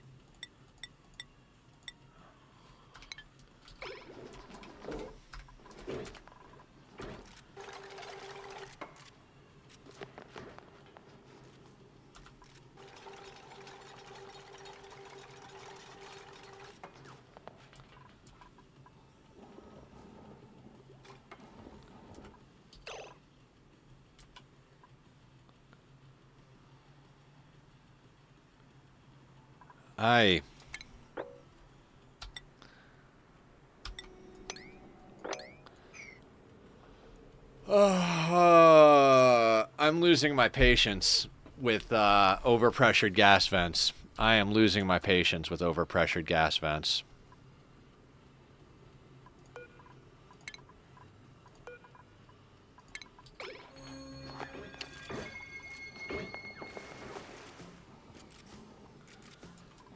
No plastics, Ed. Not yet. That's in here. If we can get some things going.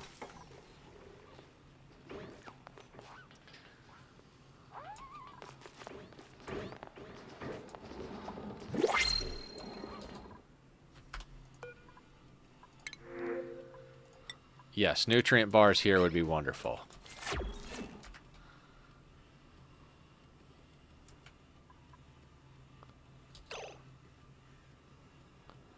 Alright, now that's not overpressured anymore.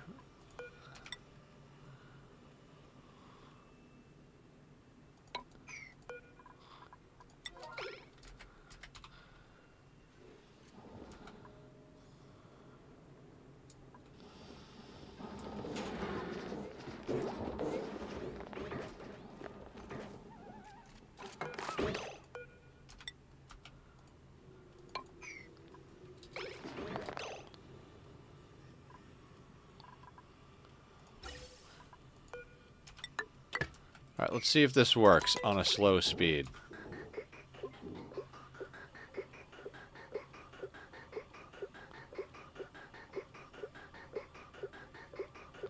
I think this is going to have the same problem as the other thing. No, because it'll overflow even if it's a different element. Right.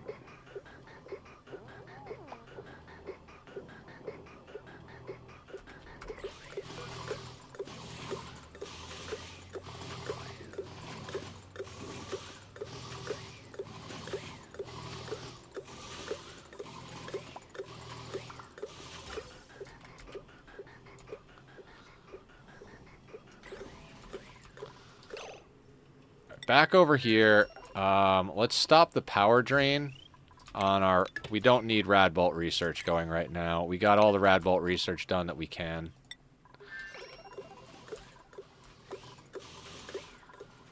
Just check in here a little bit.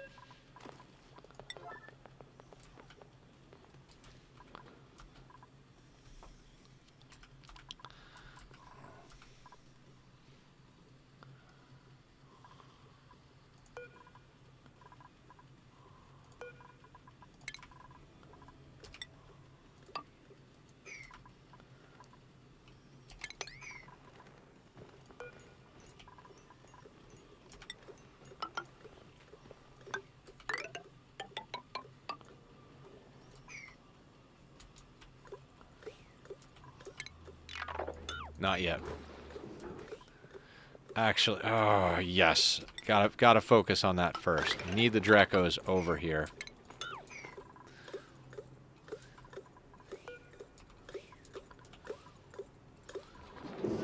I'll let anybody who wants do it now while that's off.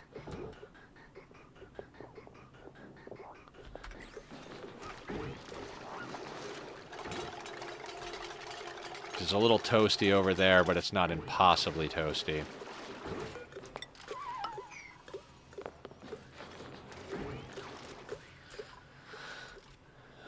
That is quite a good farm-sized area.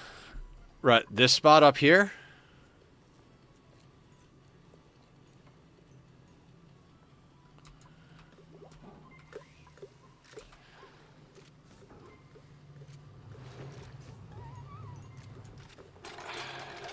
I guess it is, huh?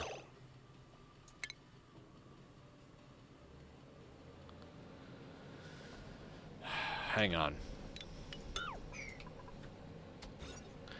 56 tiles.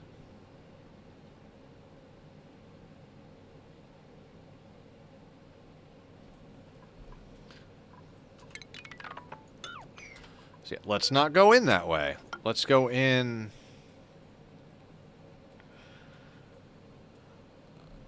God, I can't do this. Like, my brain just can't do it. So my issue with that is if we punch in here, then these gases could possibly get out. Posture check. Thank you, Laz. And we've already got gases in here, but they're creeping up gradually to the point where I'm almost ready to put a carbon skimmer in here anyway. There's just too much, guys. There's just way, way too much going on here.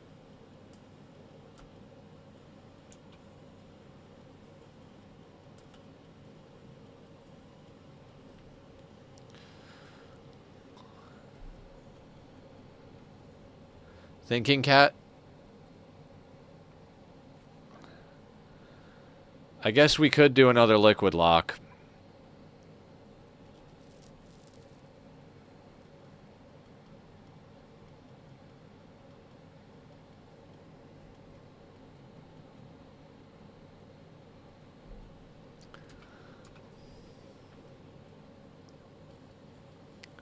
Cat break?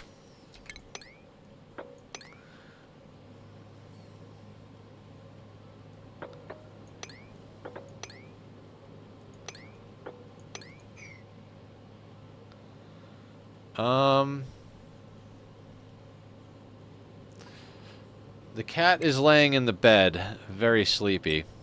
I might take another restroom break soon-ish, but we already took one that was pretty long, so I think we'll just liquid lock in here.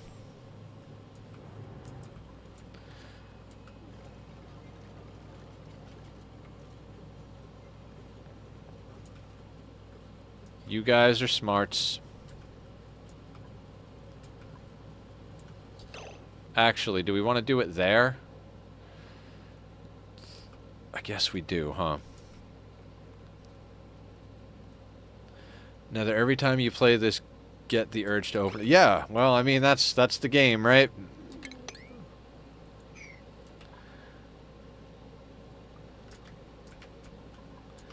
What do you think, Tachyon? Is it cat break time?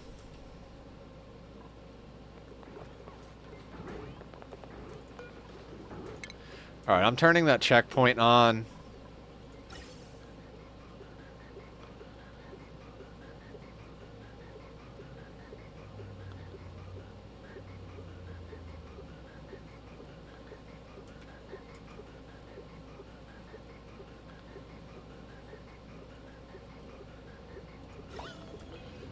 Okay, I see where I went wrong with this pump system. We're pumping so low that it's mostly pumping other stuff. Yay, brain.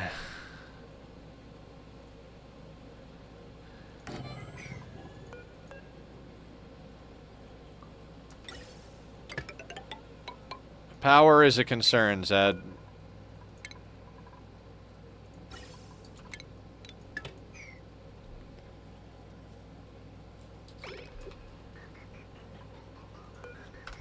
Like, we have a way of filtering it, but it's all filtering out right here. So it's coming out here, and the gas pipe is immediately circling it back in. We got to move the gas pump. Is this a washroom? That's a washroom.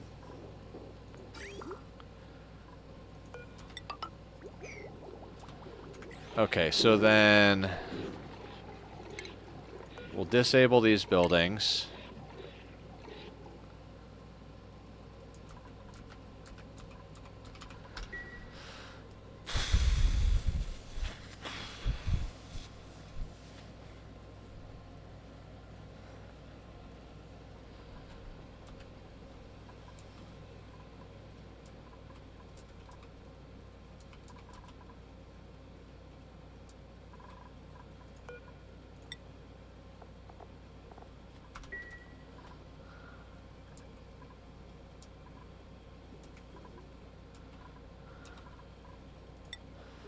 Check in on the other planet. God, I feel like I'm just stress building right now. I feel like today is literally going to be finishing up the infrastructure to actually make this work, and then Monday we're going to be coring stuff out and processing. We still don't have a processing plant set up to make the plastic. Like right now, we're basically going to be digging out the fossil and the diamond. Then we got to get the plastic going, and that's just going to be a whole thing.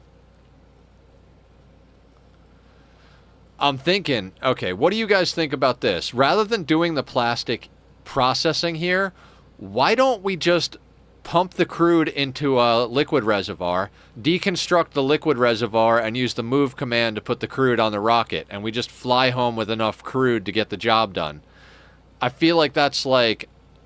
Because then back here, we got plenty of people to operate stuff, we got plenty of people to build stuff. I think I might prefer doing that. That way we don't actually have to set up any type of processing on that planet and manage that planet. We literally just dump everything on the rocket, fly home. Couldn't keep your streak going? What streak? The watch streak? The sub streak? The naked streaking through the world?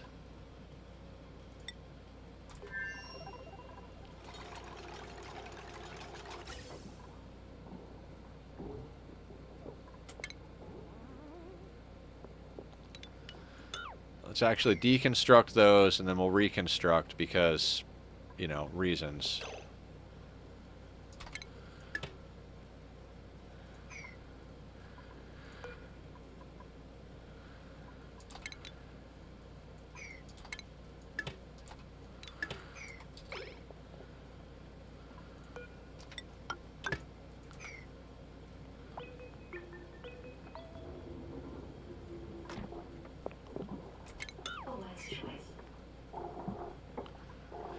Oh, thank you for the sub, Killer. I appreciate that. That's what you were talking about. Barb is back. Oh, Laz gifted a sub to Killer. Okay, thank you guys. Thank you so much. I always say monetary support is always appreciated, but never required. I don't have the ability to work a full-time normal job. I'm sorry it took so long. We stopped for sub. Don't apologize. You never have to apologize, Barb. You're out doing things with your family. That's an important thing to do.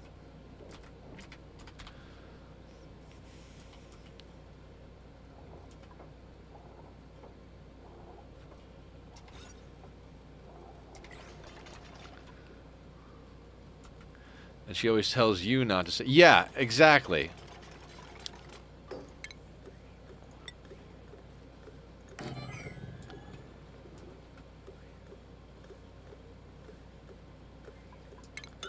What size is this? 56. So we can afford to...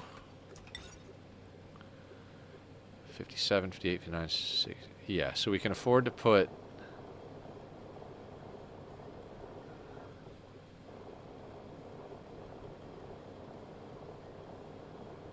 Dear God. Let's put that there.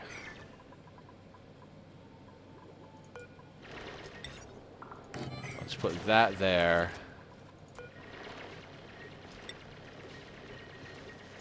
Let's put a shearing station there.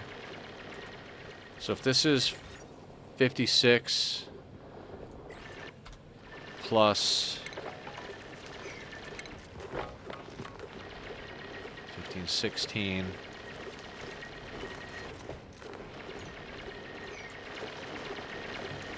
Not that much, and we could dig out a few extra things if we need to.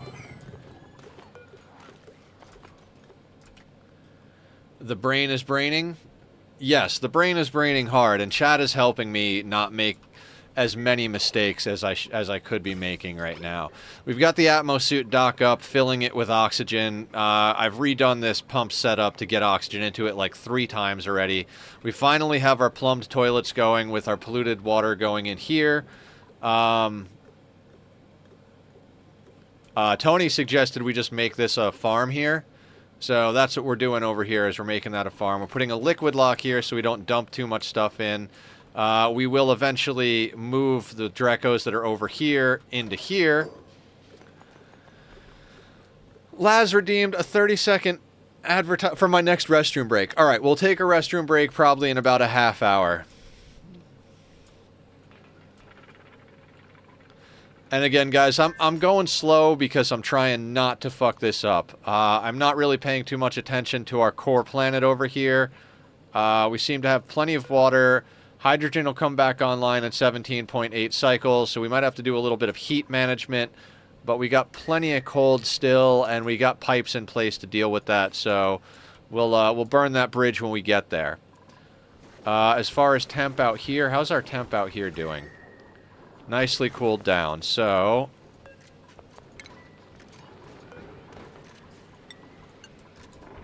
let's give everybody access to the surface in case they need it. And guys, the reason we have the run the 30-second advertisement thing going is because some people have expressed interest in supporting the channel but not having the money or means to do so. So I saw another streamer do that. If you guys want to support, you can always do that. I had to up the price of it because we had people being so awesome that they were running it a lot. So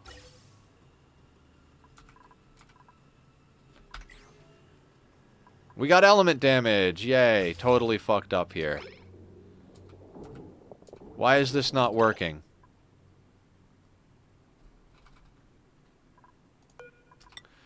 Because I didn't put that pipe back in place. So, of course. That's fine. We'll burn some aluminum on it. That's why I wanted to make it out of aluminum and not steel. Killer, it's always your fault.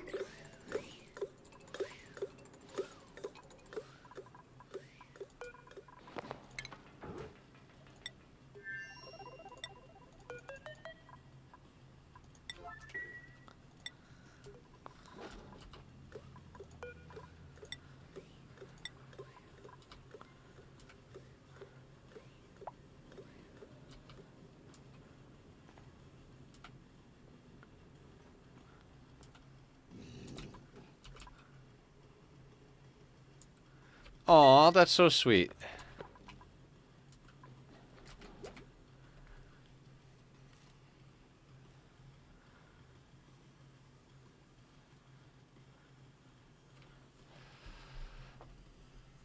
God, do we set up a carbon skimmer? Because that chlorine is getting dangerously close.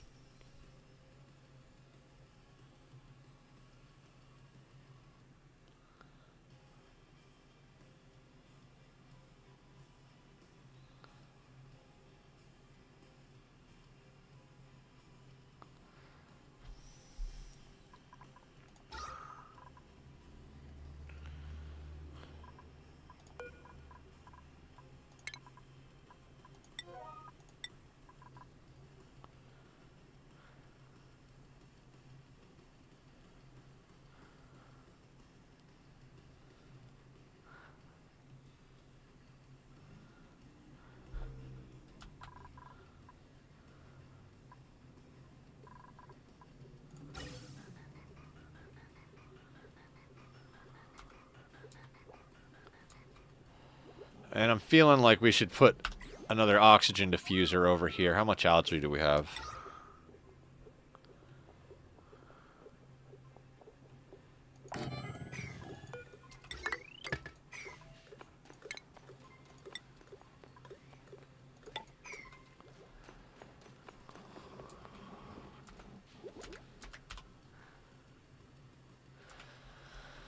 Once we get the Drekos moved over here,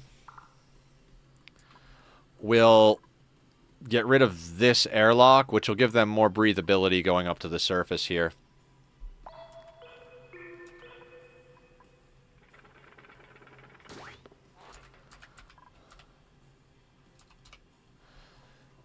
Can use 2 doors and destroy gas with no power use, or gas canister filler.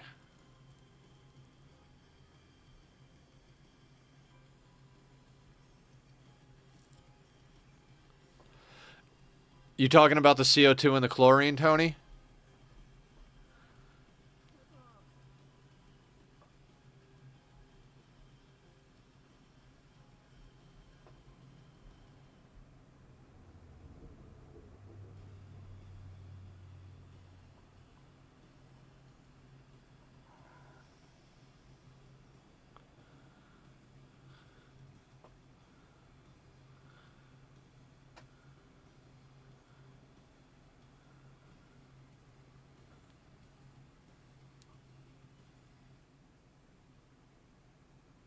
Getting the gas into a canister filler would require a pump, though, right?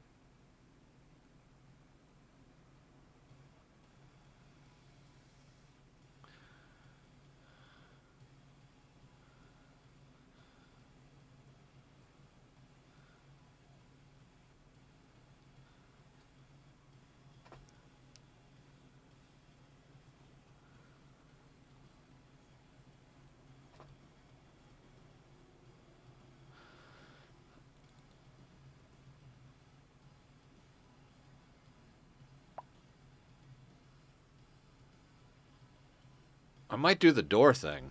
The door thing wouldn't be hard, right? Yes, gas pump needed 2 airlock doors. Open both, then close outer, then close inner to destroy. Can control the fluid loop or automation. I was just going to say automation. Okay, so let's say mechanized airlock. Let's say we put it right here, right? How would we set the automation up on that?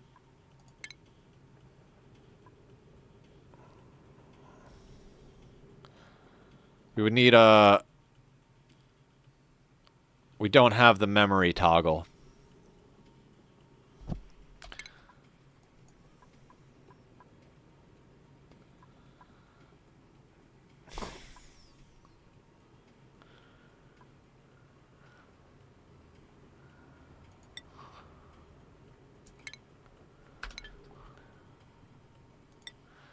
Yeah, no power memory. Yeah, we'll research the memory toggle. With fluid loop, you have a few bubbles of liquid and some empty, then sensor. That is easy.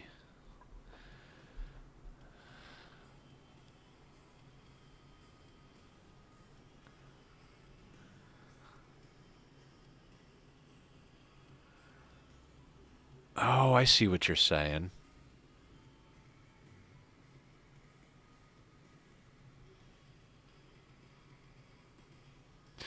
I'm not going to use the switches, Barb. If I'm going to do that, I might as well put in another coal generator and do a whole water sieve thing. Yeah. I got you, Tony. I got you. So, like, you could literally have one bubble going in a loop, and every time the bubble hits the sensor, it sends a green signal. That green signal would then open the doors and then have some sort of a buffer gate situation, right?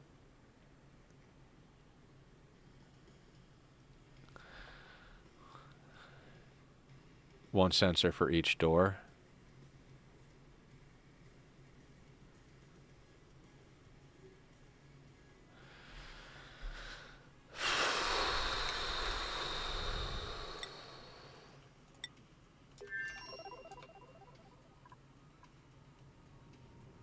I see what you're saying. I like that. I like that idea. Does my brain have the capacity to understand it well enough to do it, though, right now?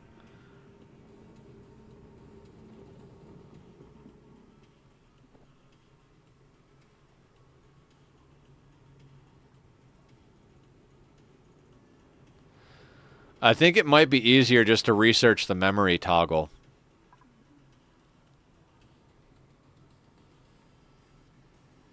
There is a timer. That is true.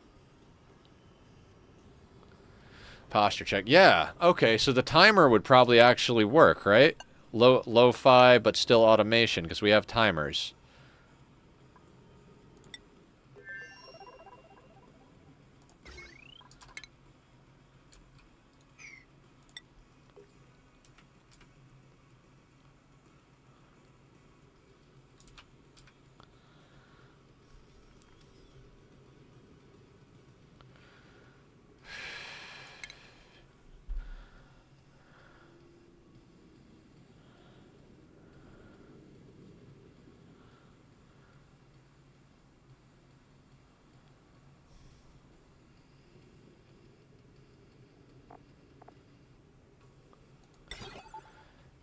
Continue sending a green signal for an amount of buffer time that after the signal.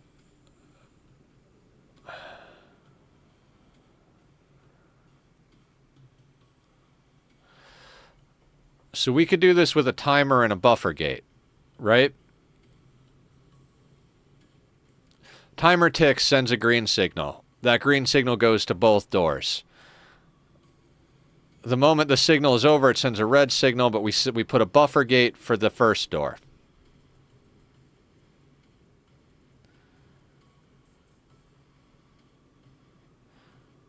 So the first door stays open an extra couple of seconds. Right? Of course you make the buffer gate out of steel by default, because that's the right thing. Close the outer door first, and yeah. Or use 2 timers.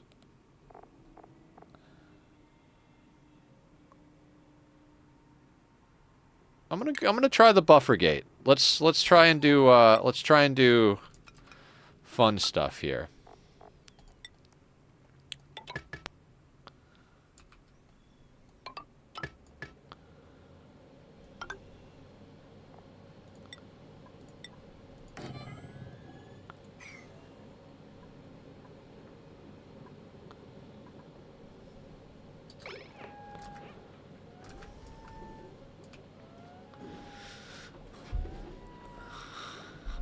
I'm a big fan of buffer gates and filter gates.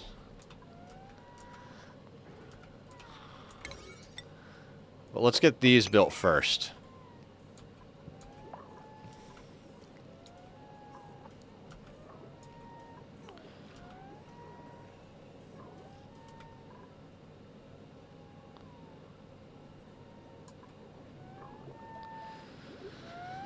So it would just need to send a green signal long enough to open both doors. Then as soon as it ticks to red, the outer door would close. The buffer gate on this would need to stay on long enough for this to be open until that closes. Yeah, timers I have researched for the egg thing.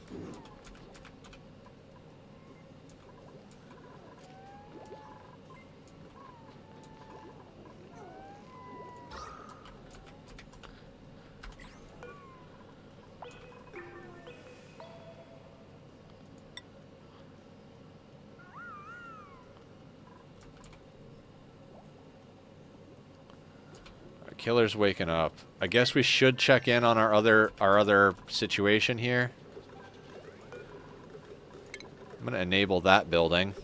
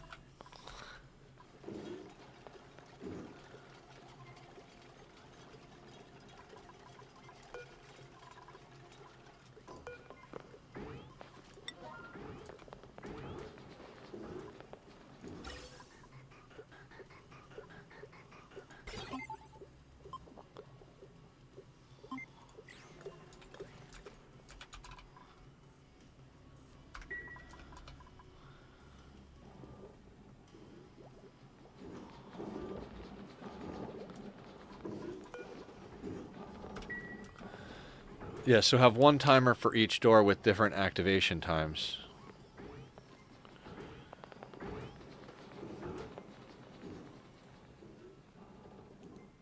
We have buffer gates and timers both already, though.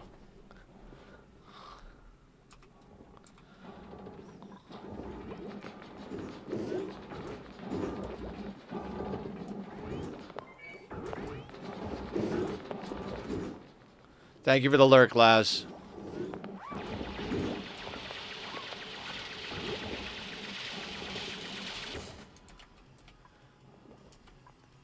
Only timer solution is 2. I think this is easier, because then we don't have to worry about the timers getting out of sync. Like, if we use 2 different timers, then there's a possibility of the timers getting out of sync. Whereas if we use one timer, it's just a sequence that happens over and over again. I mean, maybe I'm the asshole here, but...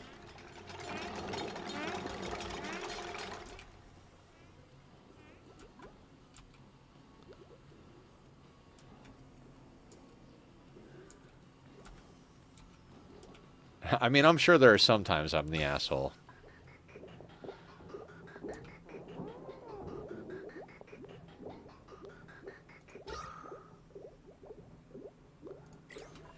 There are multiple solutions.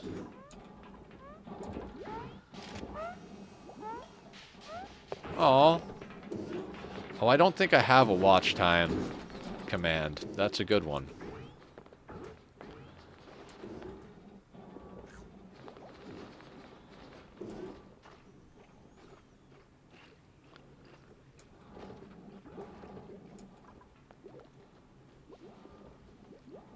Oh, followage. There it is.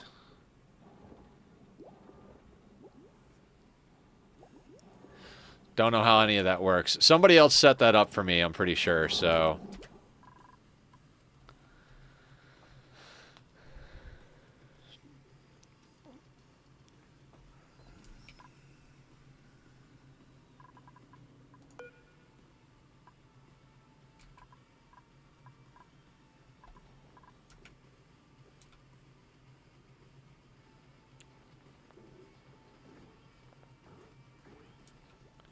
Yeah, okay.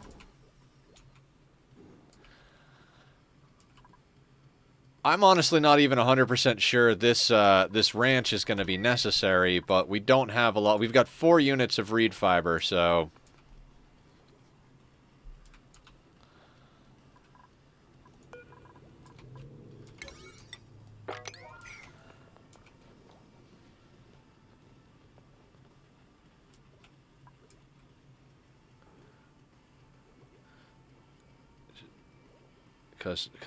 Caused a lot of streamers, I don't like any bots, Zed. Honestly, I hate bots, and if I could get away with not having one at all, I would, because I can't stand them and I'm not good at them.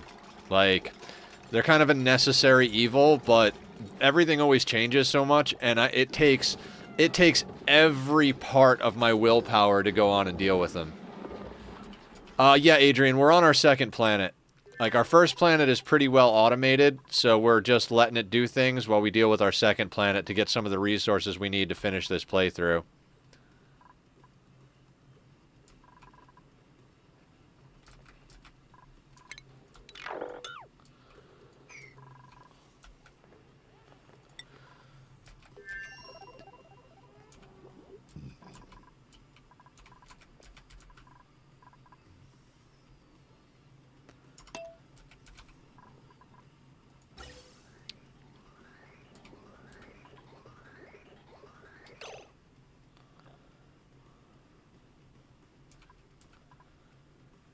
Is there a way to automate shutting this thing off? I'm going to manually deal with that for now, because I don't need it to constantly pump oxygen at the moment.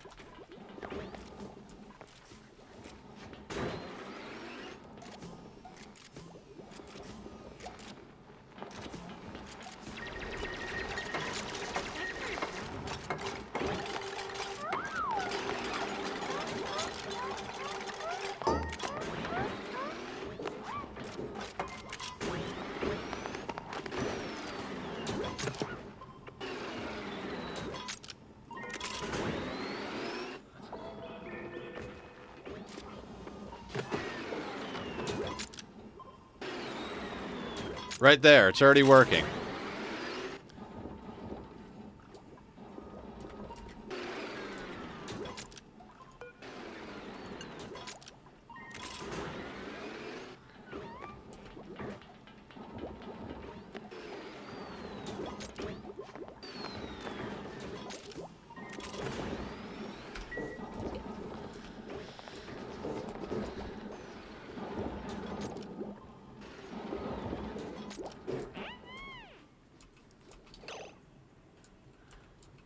Chlorine and carbon dioxide.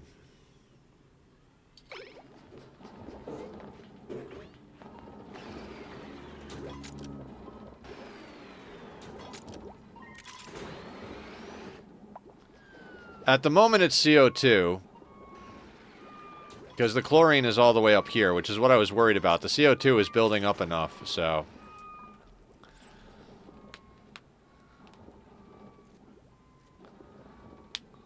And if you want it to go faster, double the doors. Gotcha. I mean, I feel like we could tweak the settings, but...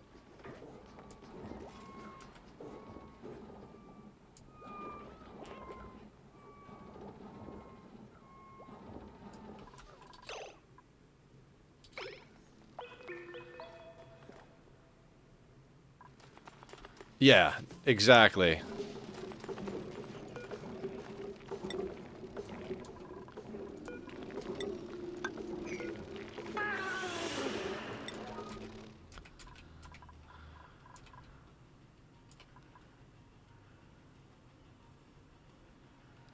I mean, I would imagine that's crushing CO2 faster than we're producing it, but we do have a coal generator, so...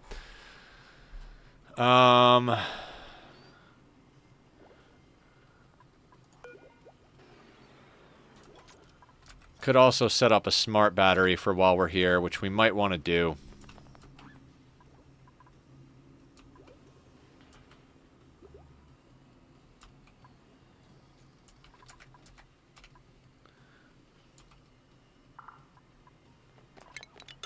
Let's just not go down there. We don't ever need them to go over there again.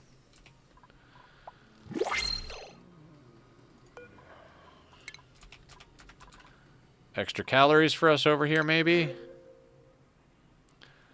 I don't even care where that prints.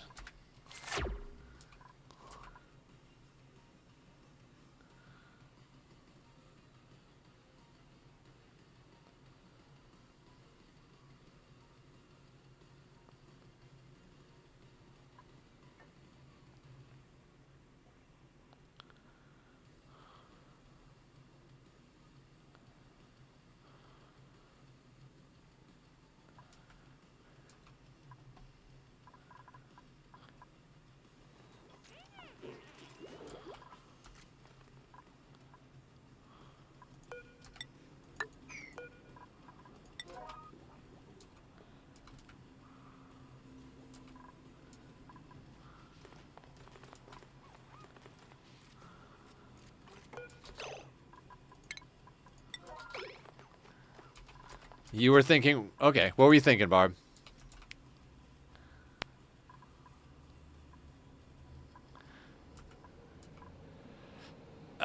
No. I'm done with Stardew. I'm literally like... There is 0 dopamine left in that for me. So, I'm gonna call that playthrough good. I talked to Julie about it last night.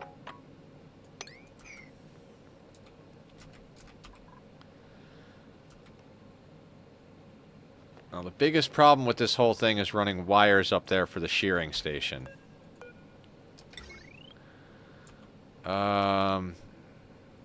What's the easiest way to do that? It would have to be on this side of the bubble.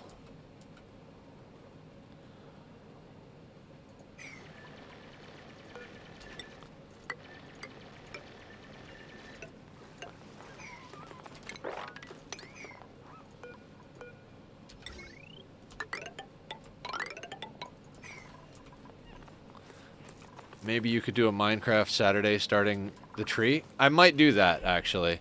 Farming to me is sort of more like work, but it might be worth making 2 or 3 tile width so more gas gets down to the doors. Yeah, I was thinking the same thing, actually.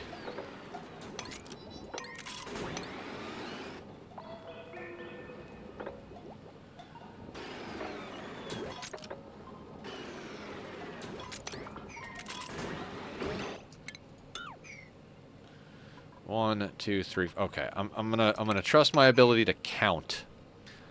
So let's do that. Can do that. Because that one will, yeah, and then we need an airflow tile here.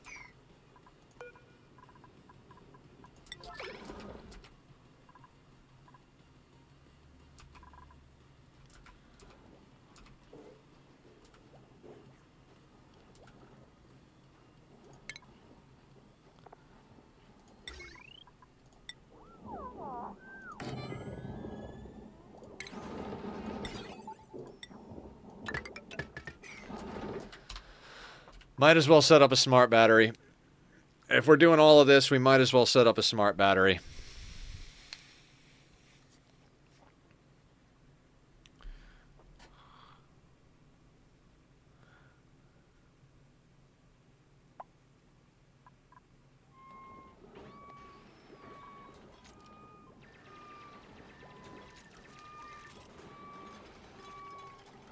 Yeah, definitely stroking the beard time.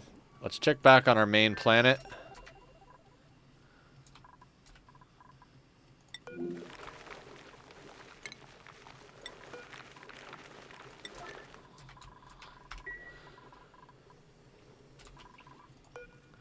"15 cycles before the hydrogen erupts." We'll have to do some stuff with that. Okay.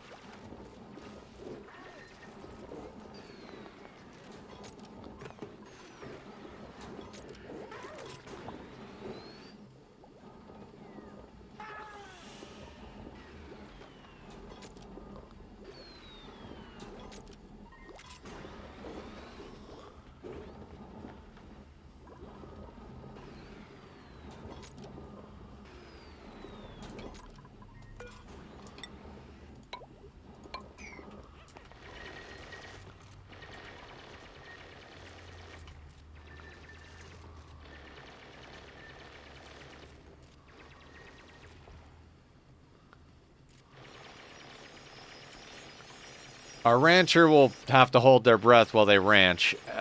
That'll be annoying, but...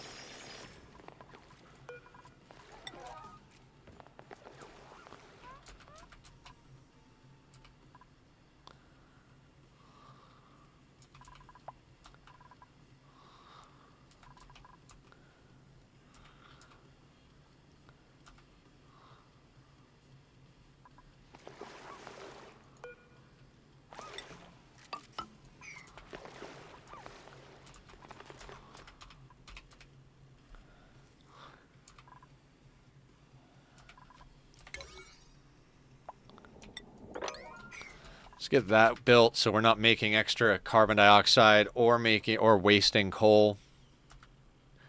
Because we don't have a lot of coal. I mean, we could go and dig more coal, but...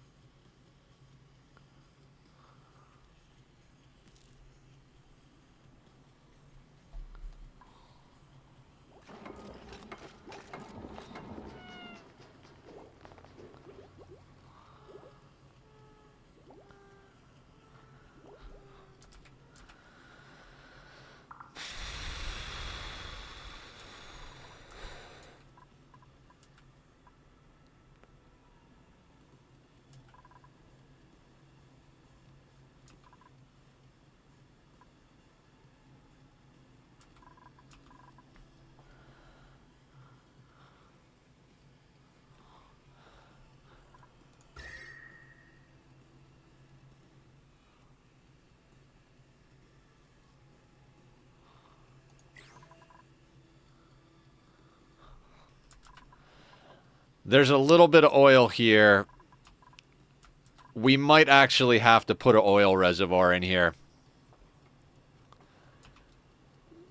I mean, we've got water here, so...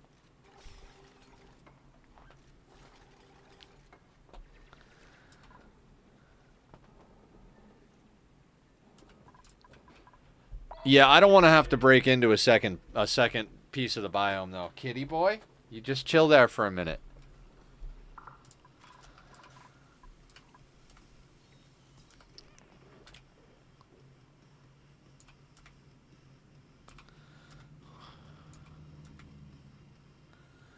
Sneaks in while everyone is distracted by beard strips. Hey, Emily!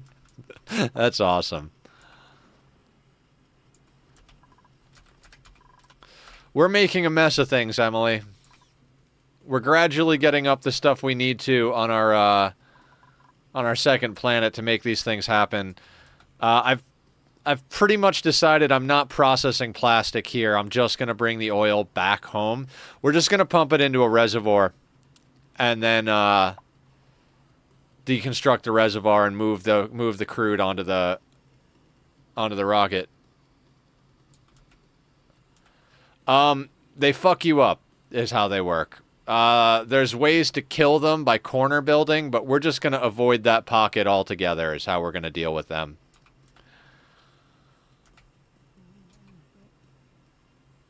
Hey, look, a neural vacillator.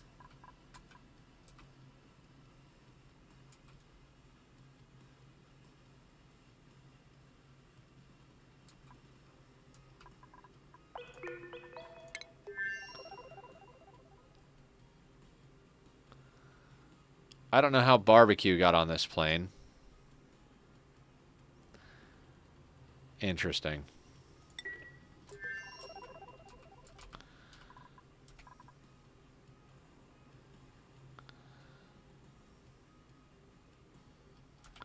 Barb-EQ.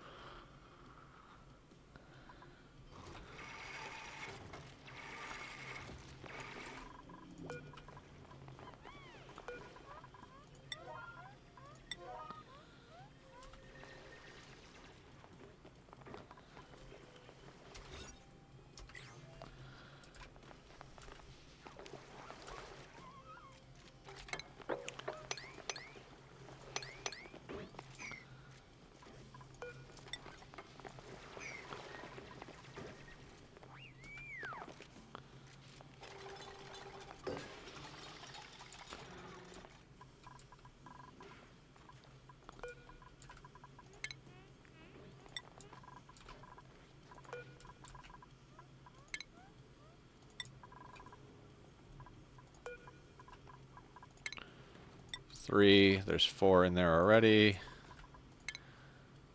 5. 6. 7.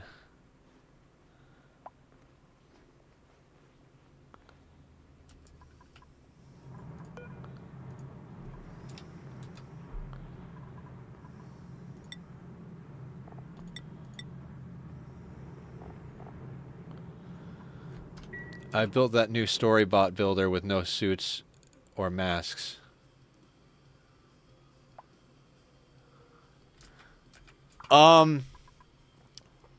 Maybe. I'm if it's awesome, I'm down. 74, 75, 76, 77, 78, 79, 80, 81, 82, 83, 84, 85, 86, 87, 88, 89, 90, 91, 92.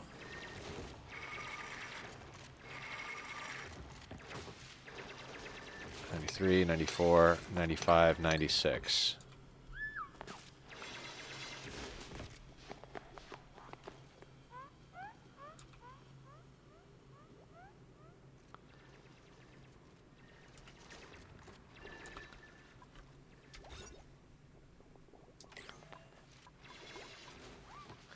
There was a Draco egg on the right side of map with the hard to get Dracos.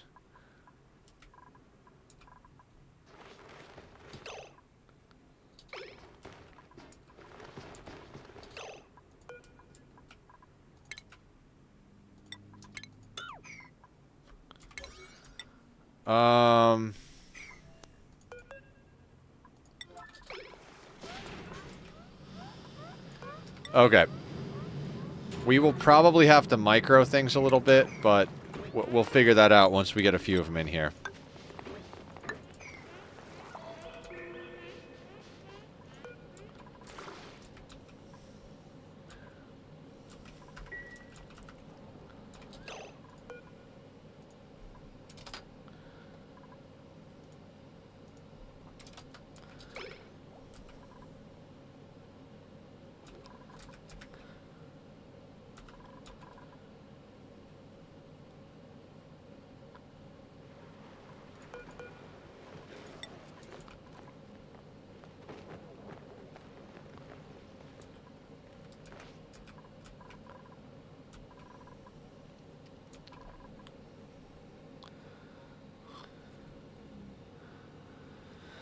Oh my god.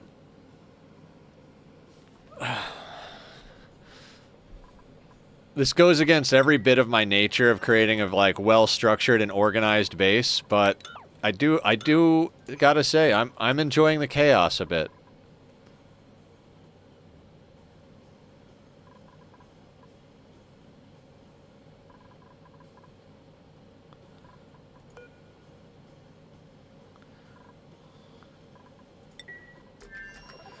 And we got through the hydrogen's dormant phase, well, almost through the hydrogen's dormant phase already, and it's not terrible.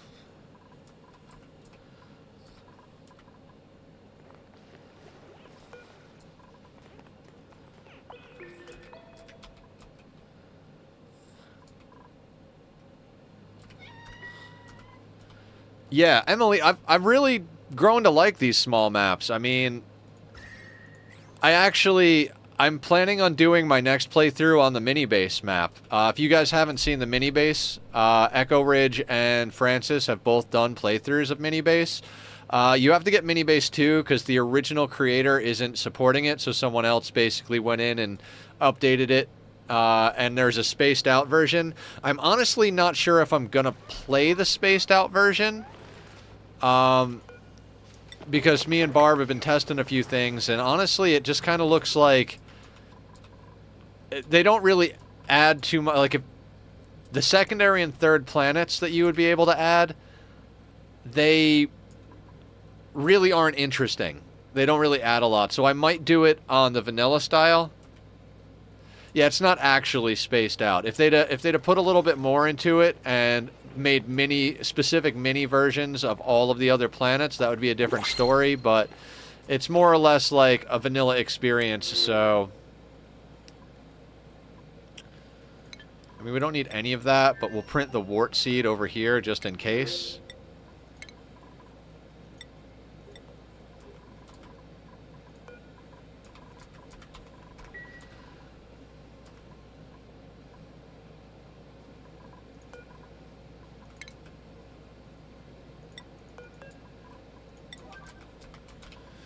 So many good games and not enough money. Not enough money and not enough time, right?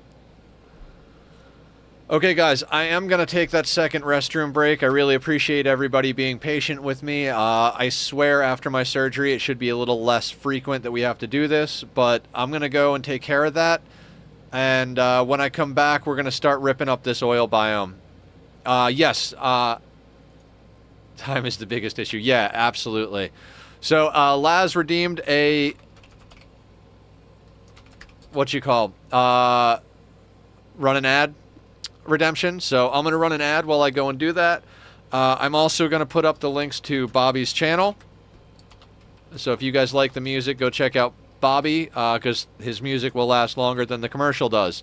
Yeah, I'll get back, and it looks like we're pretty much ready to have Killer start ripping apart the oil biome. We're going to limit it to just him going in there because he's got all the skills. So I'll see everybody back here in just a few moments, and we'll get it done.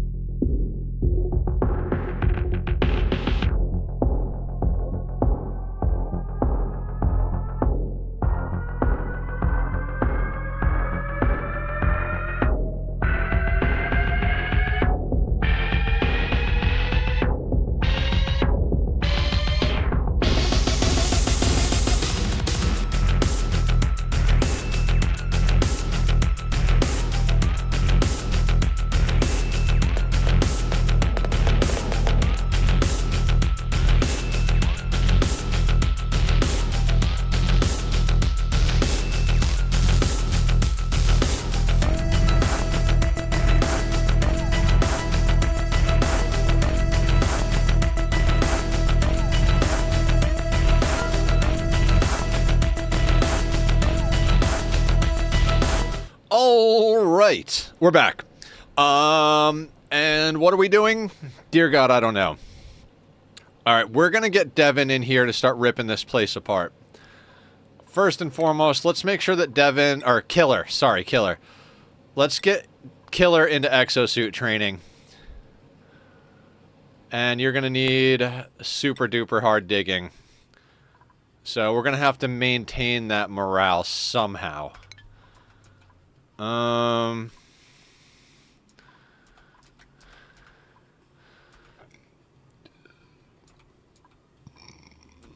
Now, let's go like this. I don't want...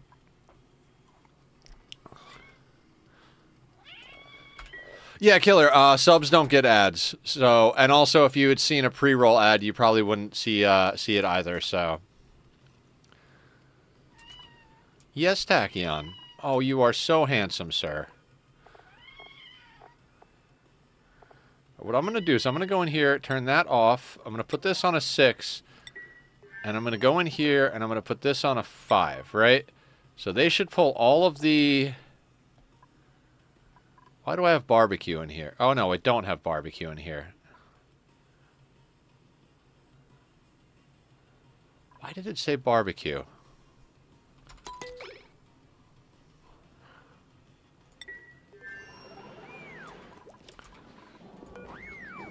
Well, whatever.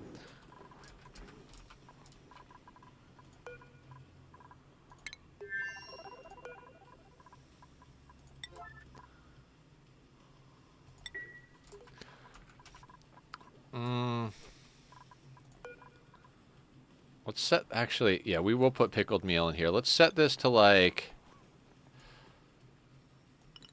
30 kilos. We'll put that on a 6. We'll go in here, and we're going to set this on a 5. Then, when Catalina's not doing anything, she'll bring stuff down. And this is 96 tiles now? 96 tiles. Okay, perfect size for a farm. And we got 5 of 8. Where are you going, Catalina?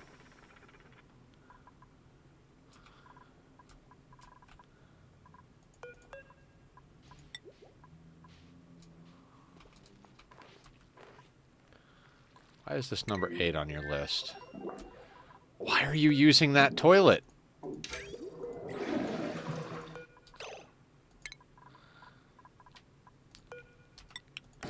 Frustrating.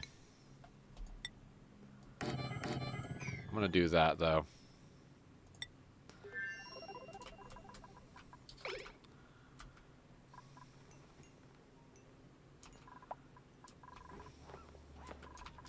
Hey, let me run all the way up to the rocket to set rocket to grounded.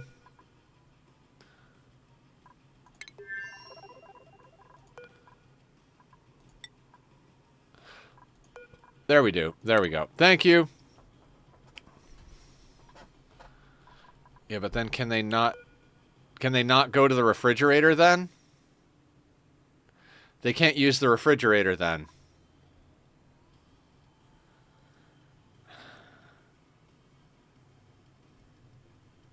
Uncontrolled. Okay. Never knew that was a thing. Learn something new. Learn something new every day. Okay, so Devin is leveled into what we need him leveled into. It's time to start doing things, I think.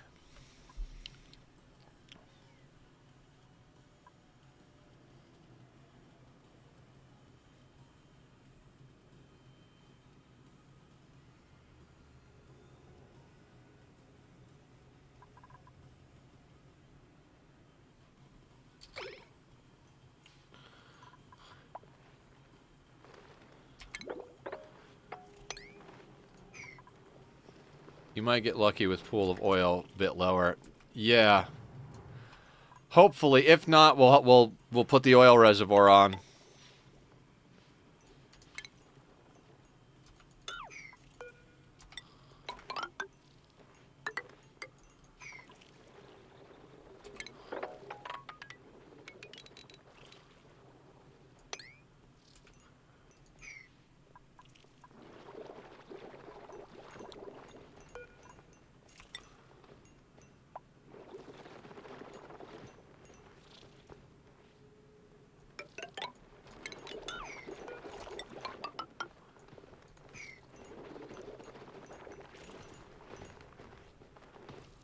And we don't need a fuckload of lead. But it would be nice to drop all this oil.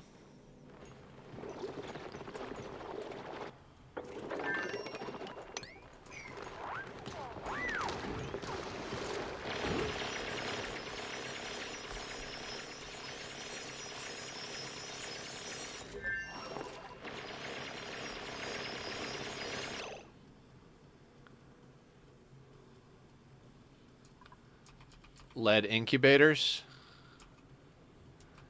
for the Drecos. I'm hoping we can get this done quick enough that we don't actually need to, we don't actually need to stay here long enough to ranch.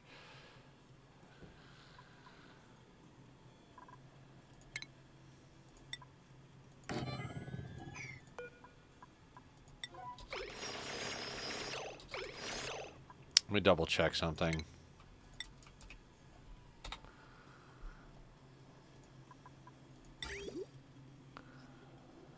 Oh, that would absolutely get in the way if we did that there. So why don't we...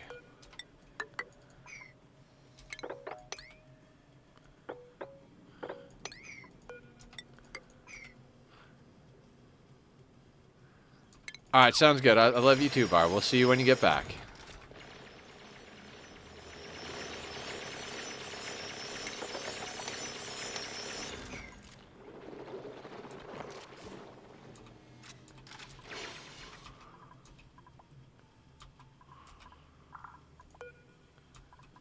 Of 8.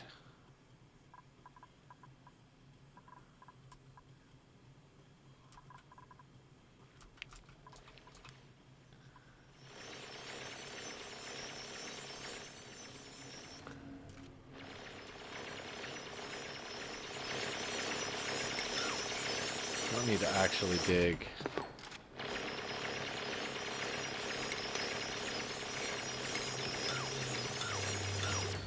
Let's only dig what we have to dig.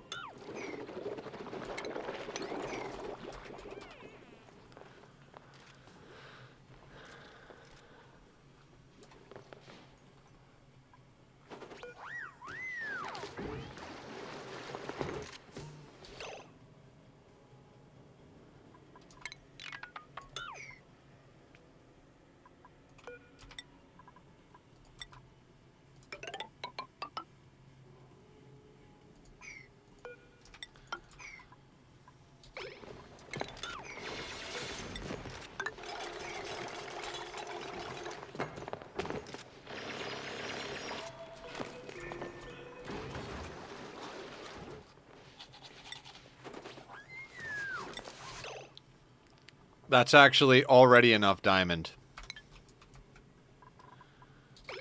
We only need 2.5 tons of diamond. I mean, maybe we grab a little bit more, but...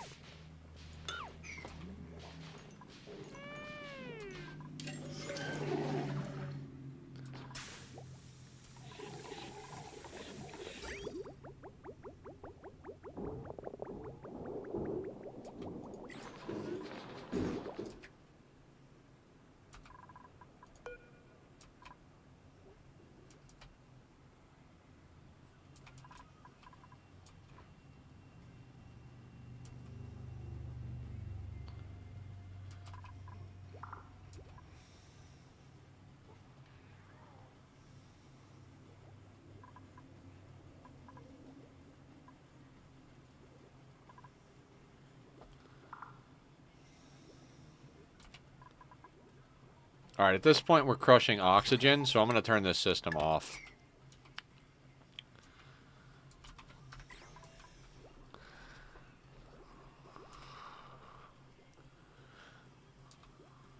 Oh, yeah. That's what I was checking on, Tony. Where is Catalina?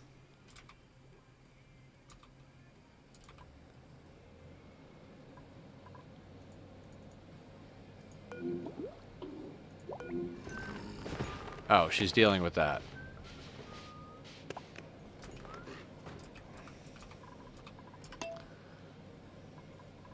Let's check back on our main planet over here. We've got 12 cycles till the hydrogen goes off. Still got plenty of calories going on.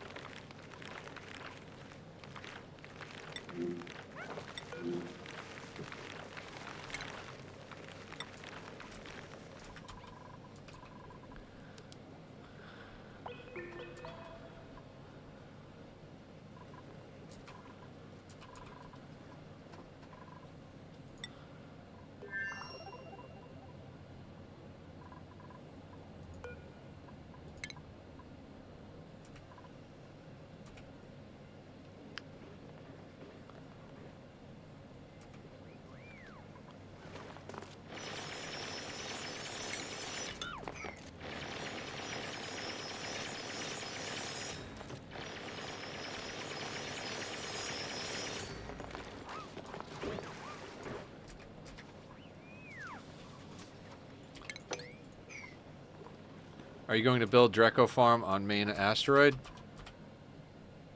No. Tony, our goal is to get a monument, and then we're done with this playthrough. So, we're going to bring that almost 4 tons of diamond home. We're going to bottle up some crude oil, bring that home, because fuck processing the oil here. We're going to process it back on the main planet. We're just going to pump it into a tank, and then bring it home. And then we'll bring the fossil home, process all the fossil into steel. Into lime, into steel. We got plenty of iron on the first planet, so... You mean physically, Killer? You mean, like, running out of energy? No, I'm good on energy. Probably more hungry than tired, but I grabbed myself half of an apple and some peanut butter. I ate way too much peanut butter the last day or two. It was delicious. But yeah, I'm good to go for the next hour or two here. We'll do our normal 6-hour stint.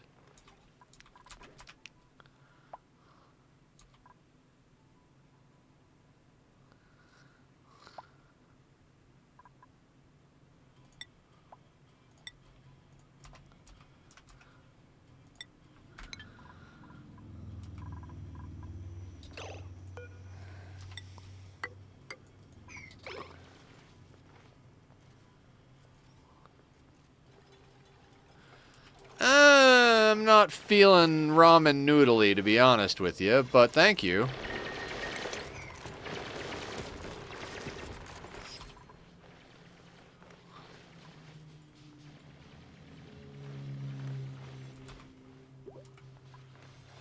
Let's do a little bit of math, guys. As soon as Killer digs this out, we're going to do a little bit of math. There is a cargo module for surface drops. Could put hot stuff in there. And that it is good because don't need extra buildings to put mats into. Ah.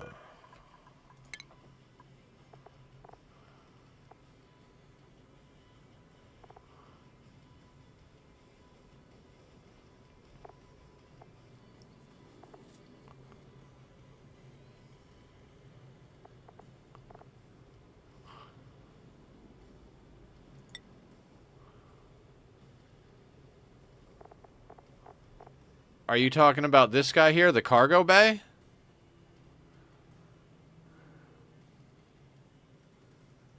God, I wish it actually gave you information when you hovered over him.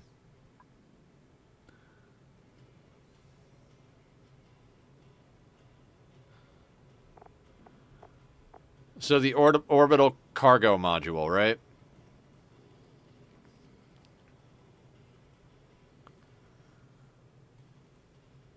Yeah, we could get rid of the Trailblazer module and replace it with an orbital cargo module. That would be phenomenal.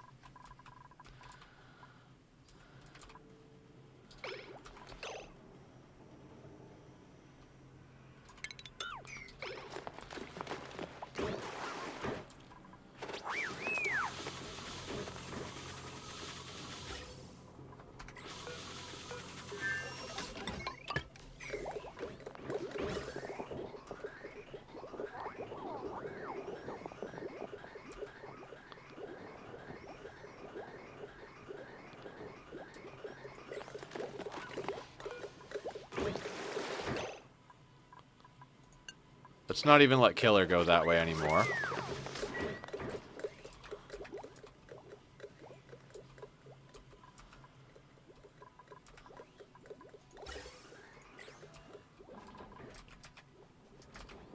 Apples and peanut butter sounds good. It's so good. I love it. Green apples and classic style peanut butter. Not like Jif or Skippy, but the stuff that's like just peanuts and a little bit of salt. Oh, fuck, that's good. You drop some honey in there along with it for some sweetness. Perfection in my eyes.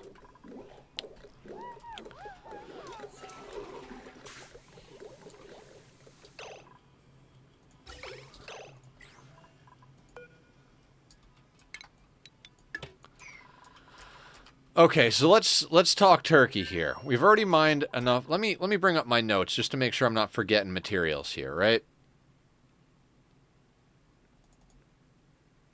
So glass we got covered. Ceramic we got covered. We just dug up the diamond. Obsidian we got covered. Steel we got to process, right? We've got 1.7 tons here, and I think we've got 5 tons on the spaceship. Let's say maybe 5 tons total, right? That's going to be the kick in the nuts. So for every 100 kilos of steel, we need 10 kilos of lime. And we need 17.5 tons of... Jesus, there are too many numbers already. Okay, so 17.5 tons of steel.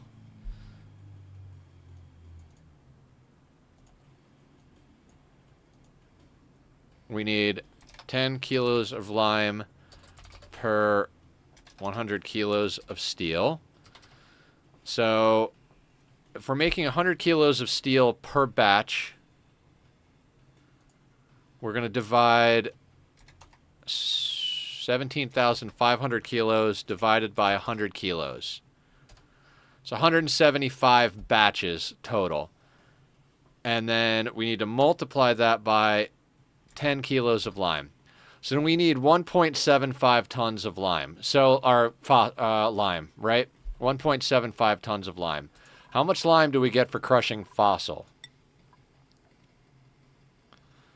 100 kilos of fossil gives you 5 kilos of lime. Jesus.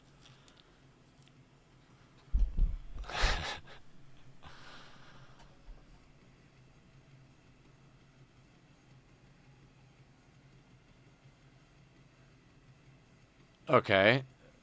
So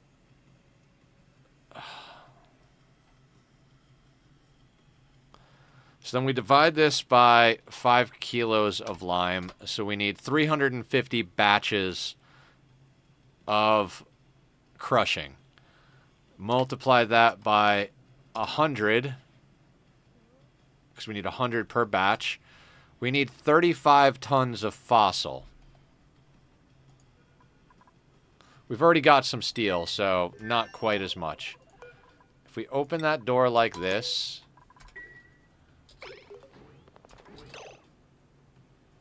We've got 8.4 tons of fossil.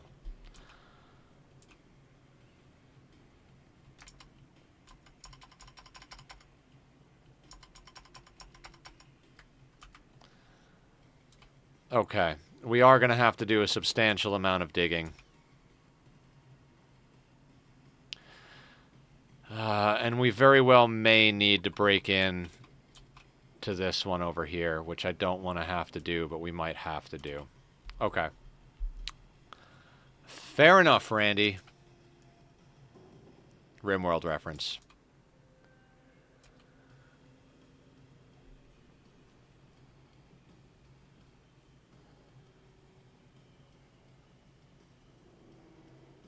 Pips are still contributing as well. Yeah, all of that's been... Okay, so...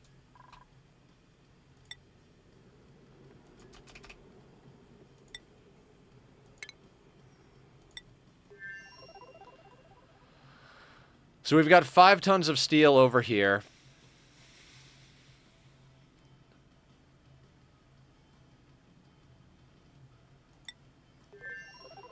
And we've got 1.7 tons over here. So we've got 6.7 tons of steel. So let's work backwards from that. So 17... here, I'll put up the main monitor so you guys can see my bullshit math.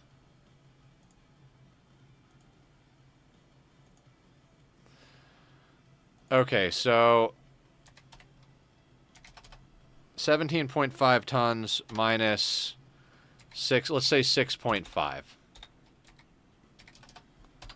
That leaves us needing 11,000 kilos of steel.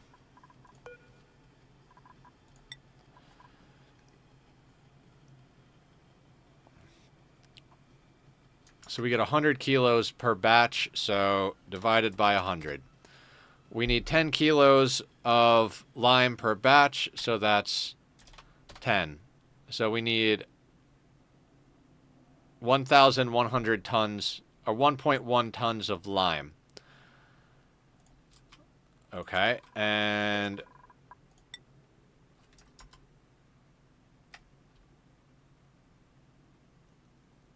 So we get 5 kilos per. So divided by 5, that's the number of batches. That's 220 times 100. We need 22 tons of fossil at least. Okay. That's a lot more, well, again, not a lot more manageable, but that's more manageable.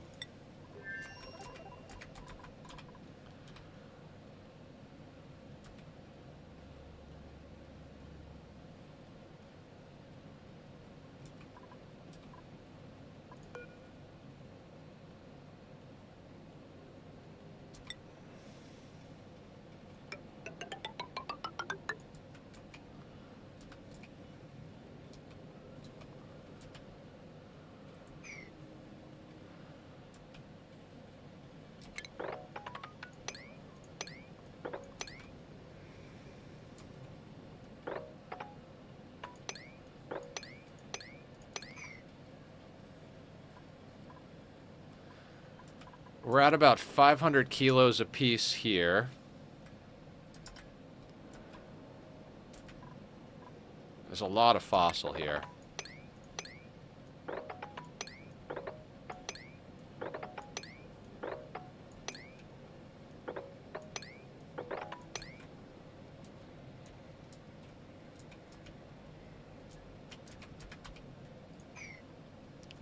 So divided by 2, 250 times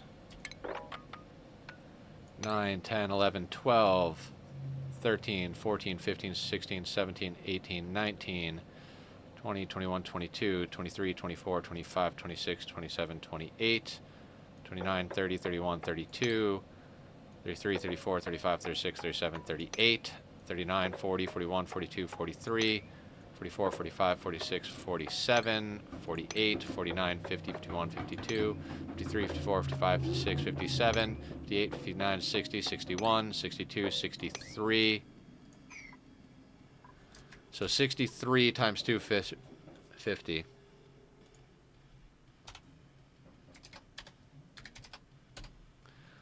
That's 15 tons right there. Plus the 8 we have, that puts us where we need to be.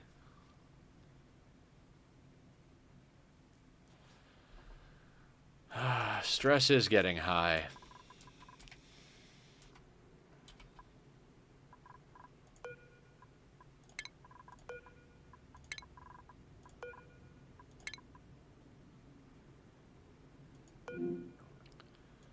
It's because Catalina keeps having to hold her breath to do ranching.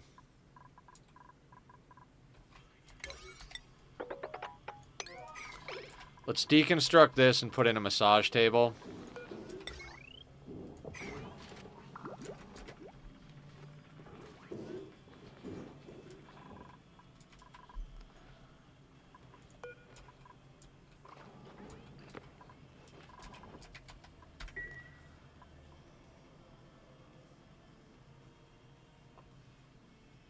Yeah. Yeah, we might actually snag that.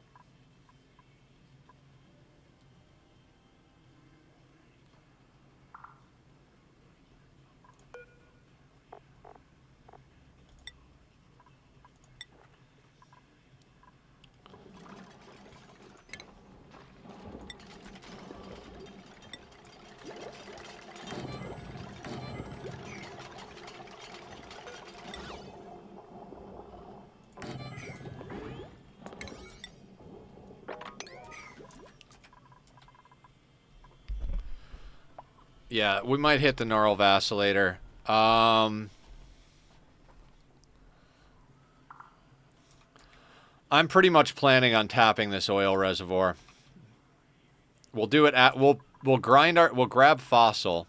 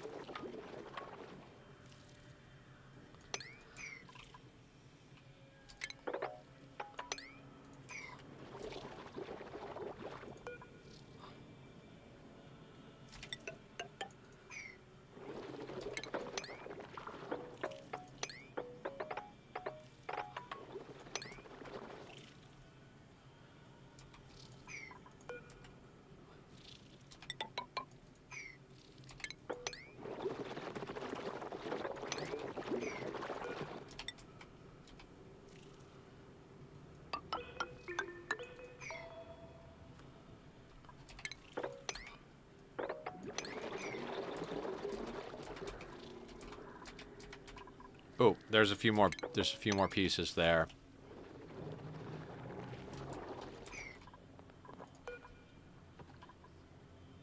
Actually, we're gonna turn that off.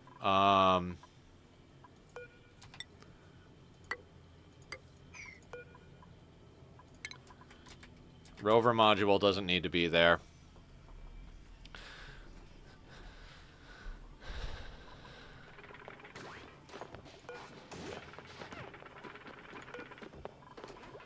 Catalina's going to go snag a massage. We're going to put this on like an 8, so when Devin has a chance. I don't know where Devin is. Alright, they brought down the pickled meal, so we got pickled meal down here. We don't have to worry about them going back up to the ship. Every time they want a meal, they'll snag it from down here. Where is Devin? Or, sorry, Killer. There's Killer. Ceiling trim might be easier for decor. Good call.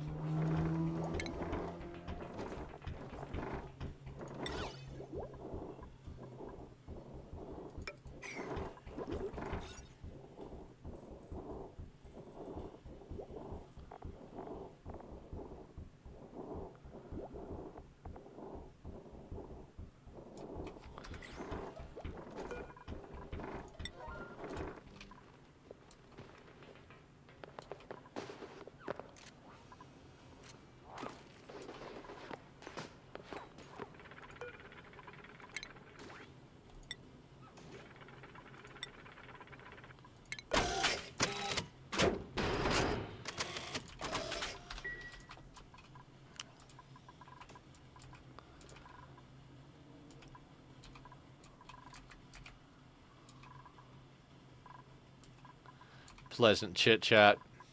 Alright, let's check back on our first planet real quick. How's our heat overlay? It's getting a little chilly, but this guy's coming back online in 10 cycles.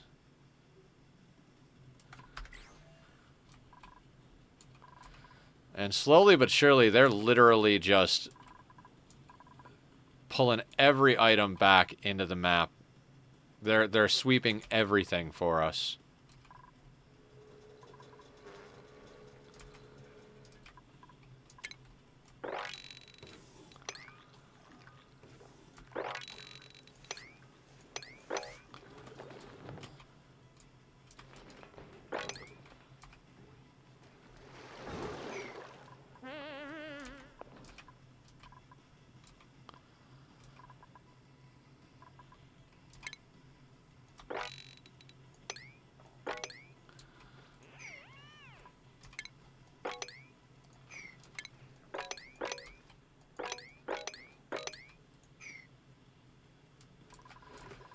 These guys have literally just been sweeping for cycles upon cycles upon cycles while we're focused over here.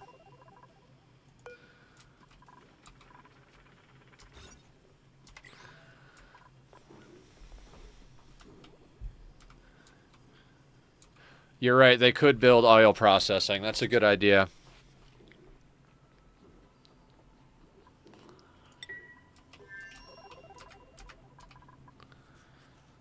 Maybe we set up a little mini industrial district type thing.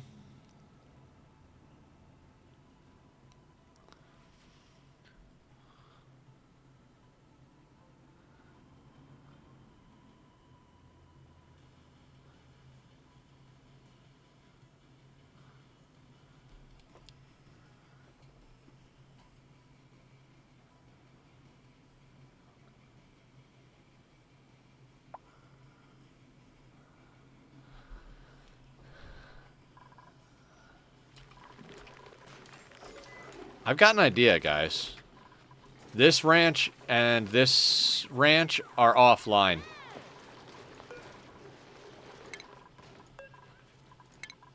And this is exactly enough space for a steam turbine.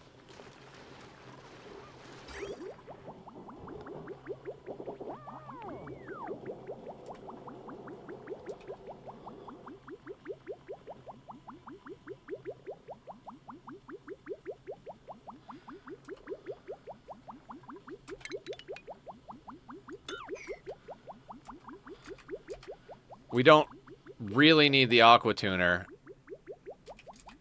So why don't we...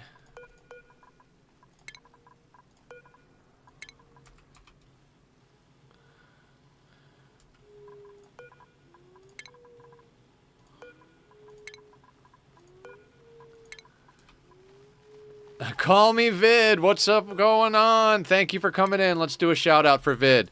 Vid, thank you for bringing everybody over here, guys. Vid also plays Ani as well as Timberborn. We met during, what was it called? Planet Crafter. Yeah, all around good guy. Does the things. How are you doing today, Vid?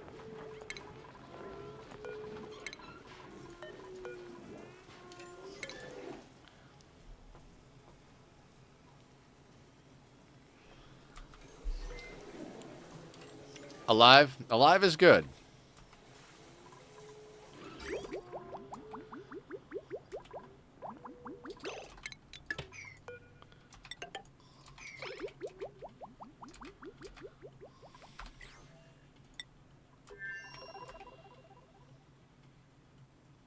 Had to wrap up early, been having a coughing fit. Oh, I'm so sorry to hear that. We're slowly but surely... Oh yeah, go lay down. Go lay down. Your health comes first, before anything else.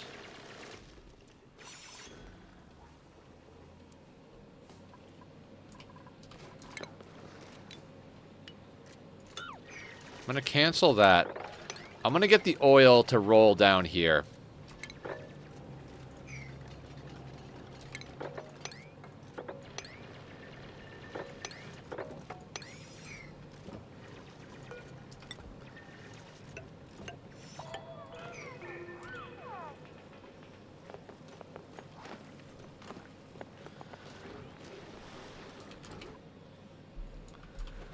Okay, so there should be enough fossil here. We've already dug out enough diamond. And we're going to build the module up here. Let's build that nice and quick. We can start having having them loaded up at one point.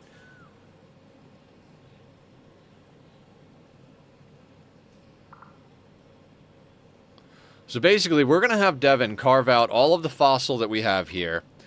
We're going to load out all of the fossil that's in here into the ship. And then we're going to build a little wall here. Stick a pump down in this side.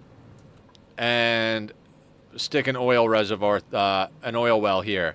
And we'll pump that into a tank. And then we'll just move the oil. We'll move it right before we take off. It'll probably... Module has smaller capacity than others, but easier to move stuff into and out of. What's the capacity in the module? Well, I guess we'll see when we build it. I don't think we actually need all of these solar panels, so if we have to, we can build a second one. It's only 2 tall. I know we built an extra solar panel, so we could build 2 of them if we need to. We need to get a lot of fossil in there.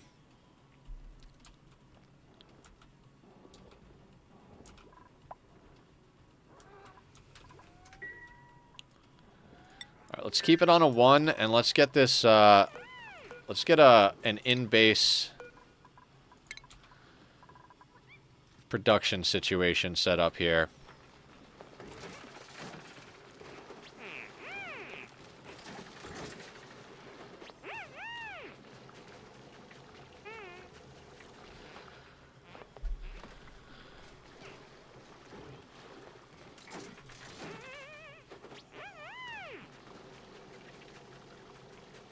Maybe I shouldn't... I shouldn't half-ass this, right? We got plenty of time, right? So...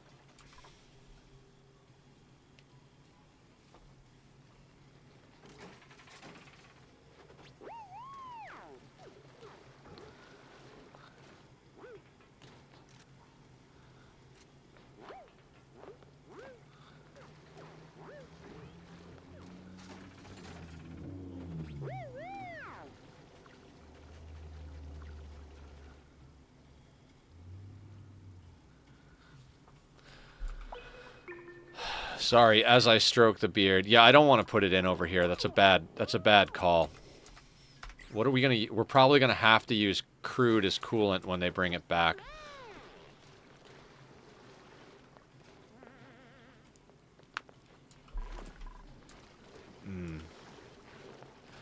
Smaller capacity than others, but easier to move stuff into and out of. Okay.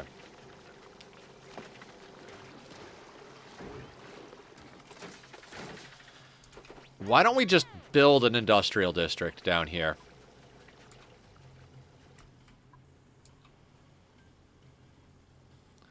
I need to call it a night. Thanks for all the tips. Have a good afternoon and hope your health issues resolve soon. Thank you so much, Michael. Appreciate seeing you. Hopefully I'm saying your name right. I should have asked that earlier.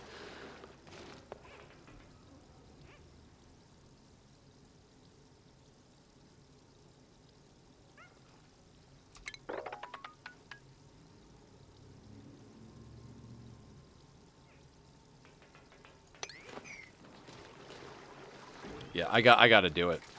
No sense half-assing this. We need to ramp up production hard, so... 6 tons. So we will need 2 of them. We need 2.5 tons of diamond and 11 tons... Okay, so we're going to need a second one. And then probably to put a little bit of leftover in,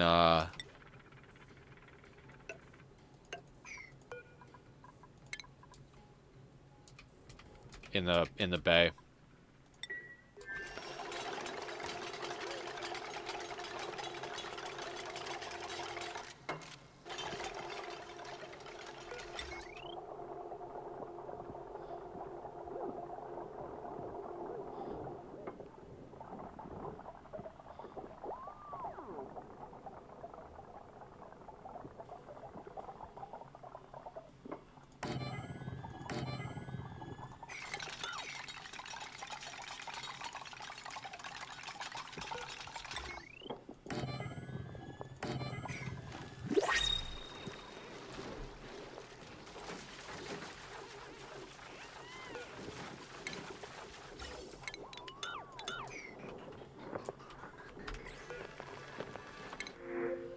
Look, Drecklet eggs.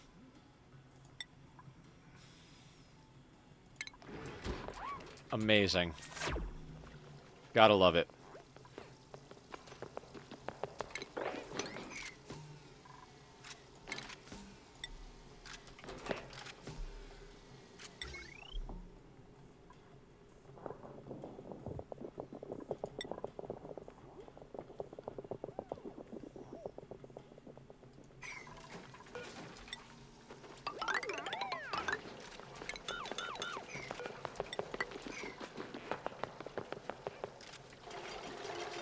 Omelets for dinner. Yeah, why not, right?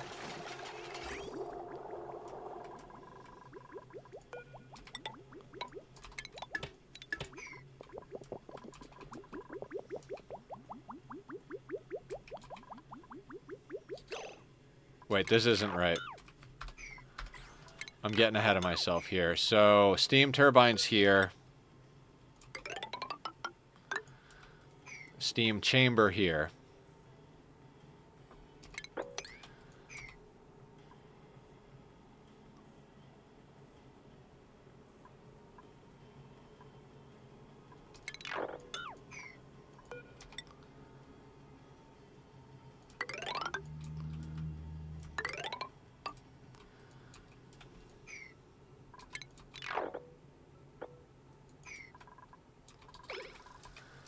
And then processing floor here.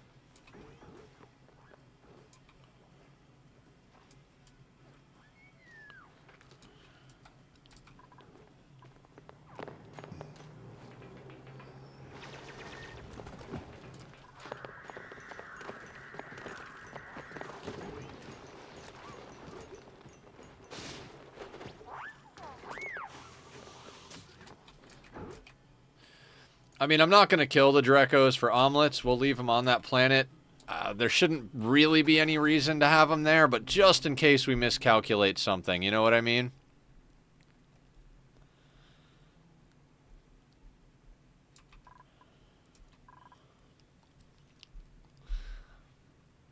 I should have wrote a whole bunch of things down that I didn't write down. It's okay. I'll do the math again after stream and make notes for it.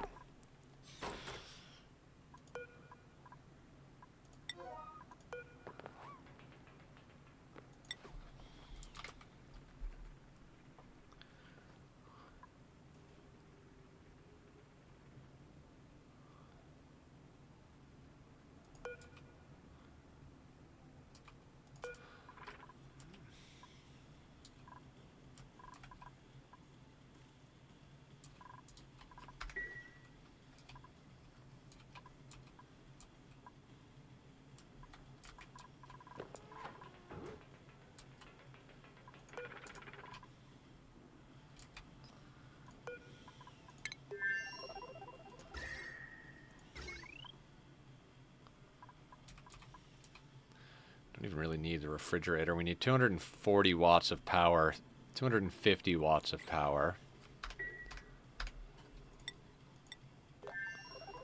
These produce...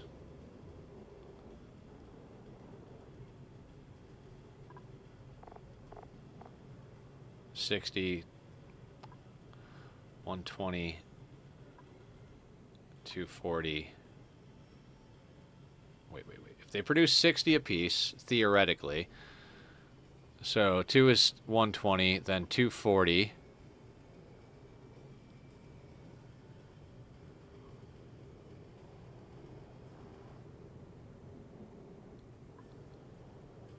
Then 280.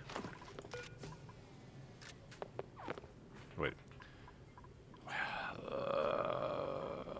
240, 280, so we could theoretically remove 2 more of these and probably not have a problem with power. I mean, we don't need the refrigerator on.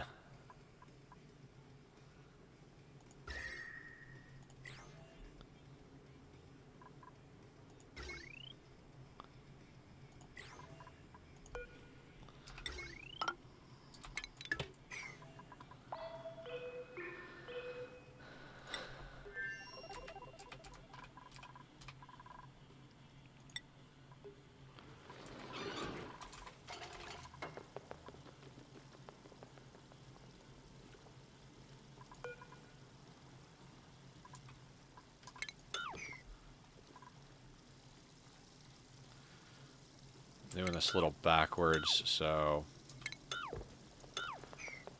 Been a while since I've actually made an industrial zone, so...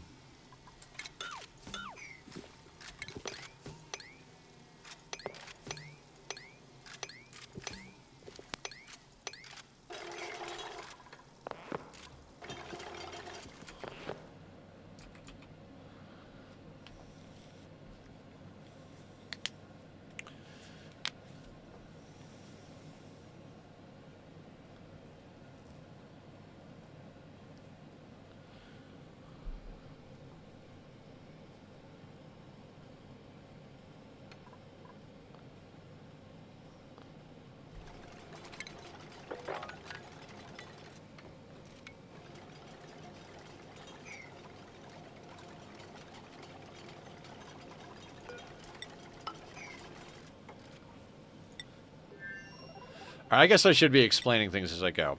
We're going to put 2 steam turbines up here. We're going to put an aqua tuner in here. We're going to put a couple of refineries down here. The refineries are going to send their pipes up into here to dump their what do you call? Heat. We have enough space down here to put the refinery and a shut-off system so that we make sure we don't overheat the coolant, which is going to wind up being the crude that we're bringing back from the other planet.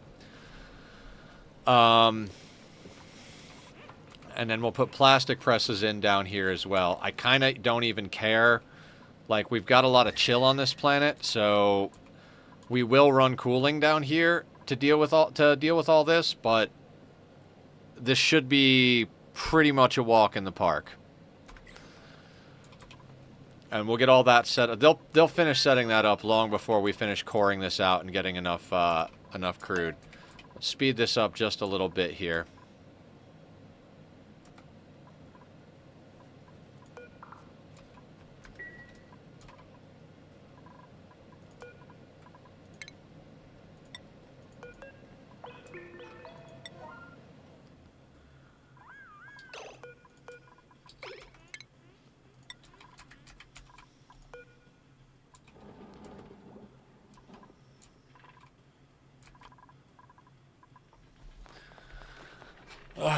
Speaking of dinner, I'm looking forward to eating dinner myself. How about you guys? Why are you in here?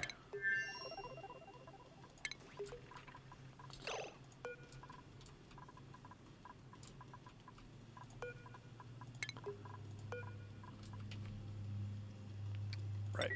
Because it's more important that you move that, right? Let's put this on a 5.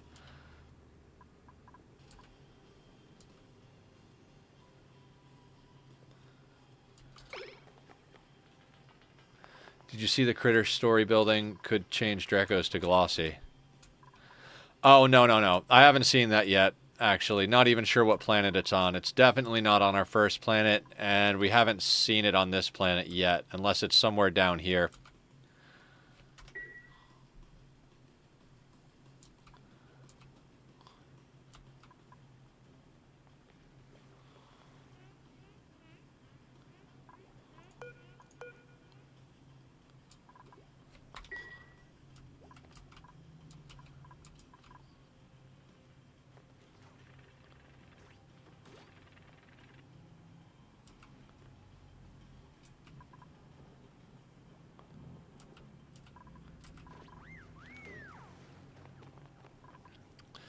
Yeah, I didn't think we'd be able to finish this today. I was optimistic that we'd be able to, but yeah, it's not a realistic thing.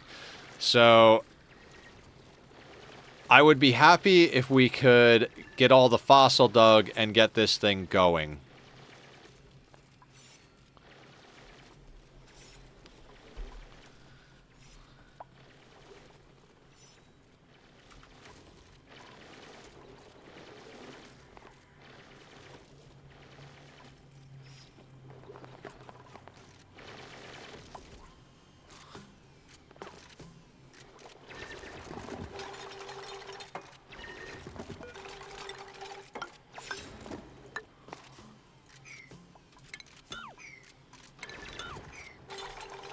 Having dinner now before I go get the area to build the next stream for the solo world. Oh, awesome.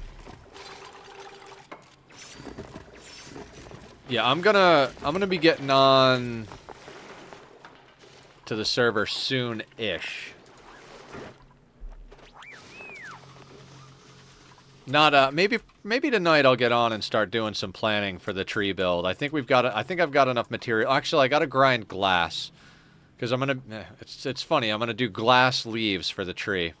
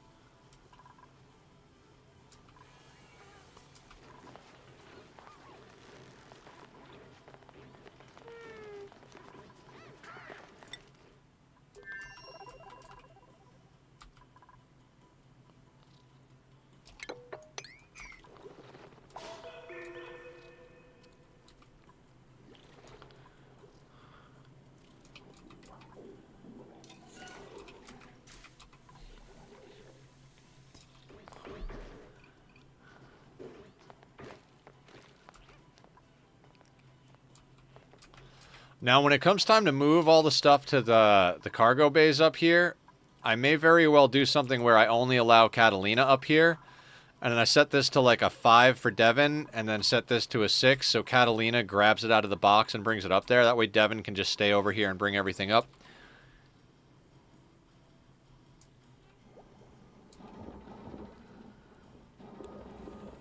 You have to learn about cooling loops and stuff, Killer, so like... I mean, at the simplest of it, you can put them in a cold biome or use water in a loop with radiant pipes where the refrigerators are and radiant pipes where the cold is. So it like drops the heat and the cold and then brings the cold back to the refrigerators. The other option is to get into aqua tuners. So aqua tuners move heat. The simplest way is to use a cold biome. And to manually build, like, ice temperature shift plates behind the freezer whenever they need to be done. There's no real simple answer, though. Like, there's not like a, hey, just... If it was a simple answer, it would be easy to do and nobody would do the hard stuff. Like, cooling is not an easy thing. It's kind of the mid-game of it. Like... The easiest way is, like, I'll draw it real quick. If you have a cold biome, you draw radiant pipes here where the cold biome is and radiant pipes here where the refrigerator is, and then put insulated pipes in between. It doesn't have to be that exact configuration, but that's the idea. And then you have water circulate through. If the water gets too cold, it'll freeze in the pipes. If it gets too hot, it'll steam in the pipes. Both will burst pipes. If you're just doing a loop like this and you're not pumping water through, then you need to give this direction. So then you need to go into the plumbing and you need to go like that so that it knows to keep flowing in a circle because of the ins and outs of this. Thank you for the stretch, Barb.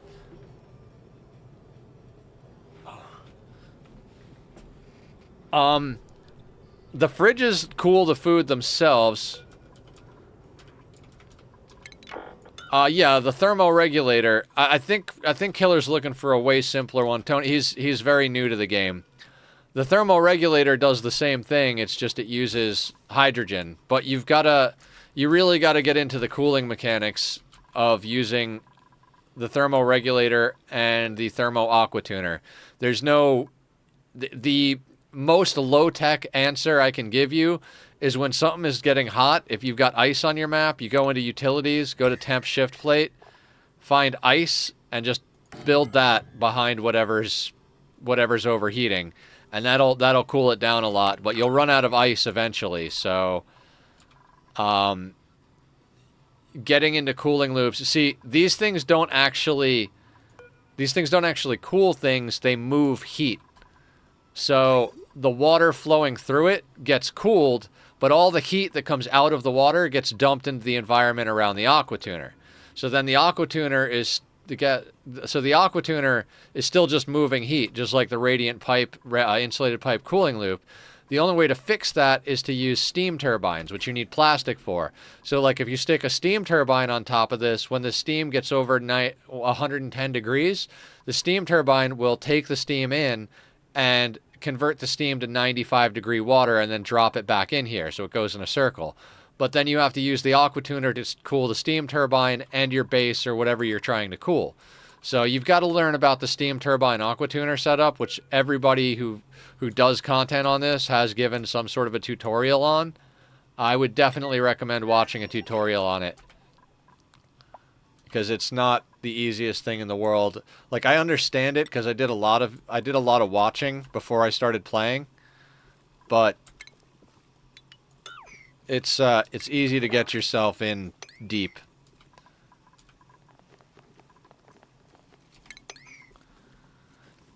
There is no half measures in this game. I mean, there's kind of half measures, but not really. Like, oh, you bastard, you're stuck there, huh? Oh, you flat. Yes! Gotta love interesting game mechanics like that.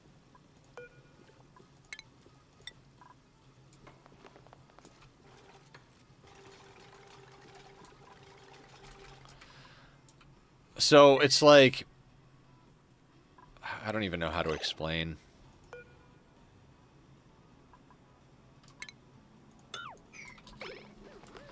There's so much to it that I'm not sure how to explain it to you. Like, it's a lot.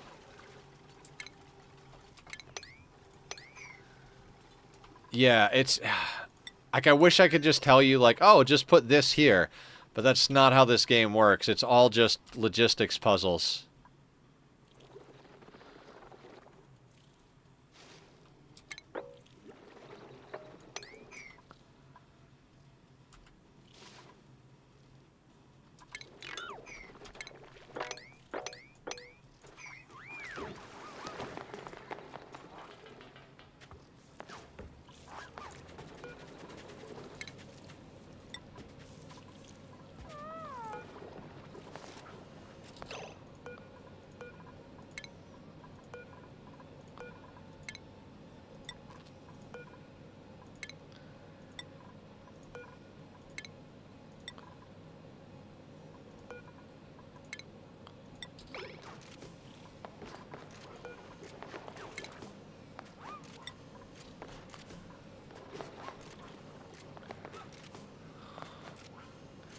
Radiant pipes transfer heat between the ambient and the contents inside the pipe. Insulated pipes keep the heat from transferring. If the content of the pipe get warm, take it somewhere hot. With radiant pipes, if you want to keep it temperature, use insulated pipes. Yeah, it is. That's why it's hard for me to explain. Is like, it's almost better like if we get into a chat and I'm like, okay, show me what you're working on. Okay, now that I see what you're working on, do this, do that, do this, do that. You know what I mean?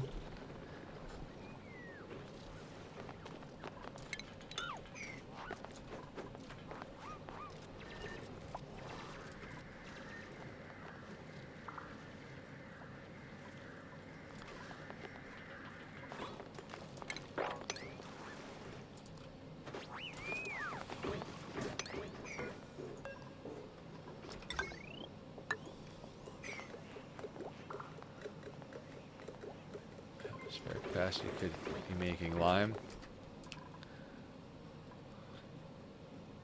Oh, Catalina? Yeah, actually. Because lime is a lot less weight.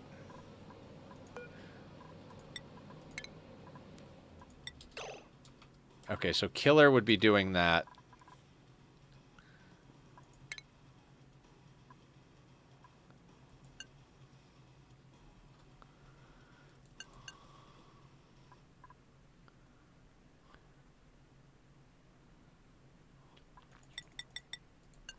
We don't need her farming.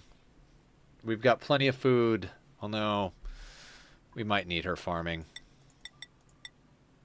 I don't even know.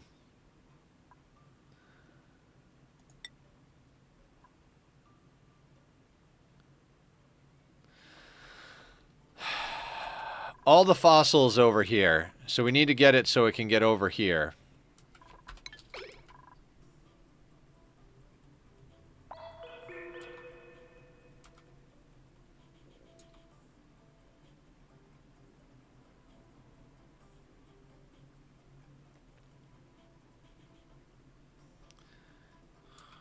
Yeah, it is kind of an unending chain of explaining stuff.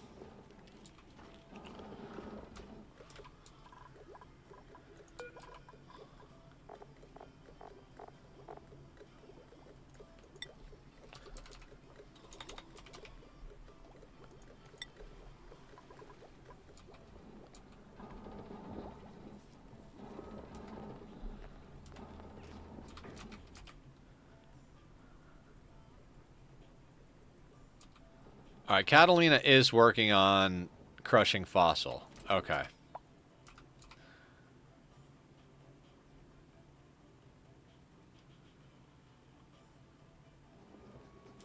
Because there is some on this side that she's going to get at. And I think at that point, we got to have Killer...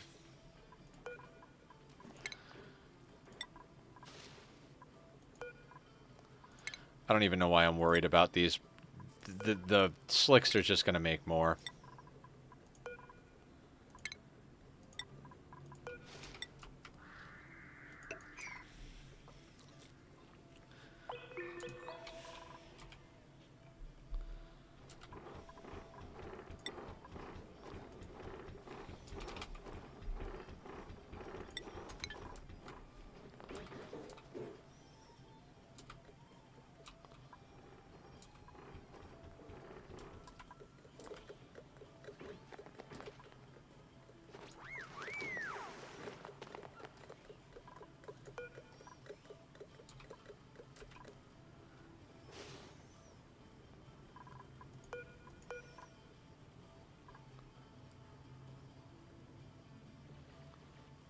Okay, so Killer is going to move the stuff to here. Catalina should be able to grab it from there past the checkpoint, I think.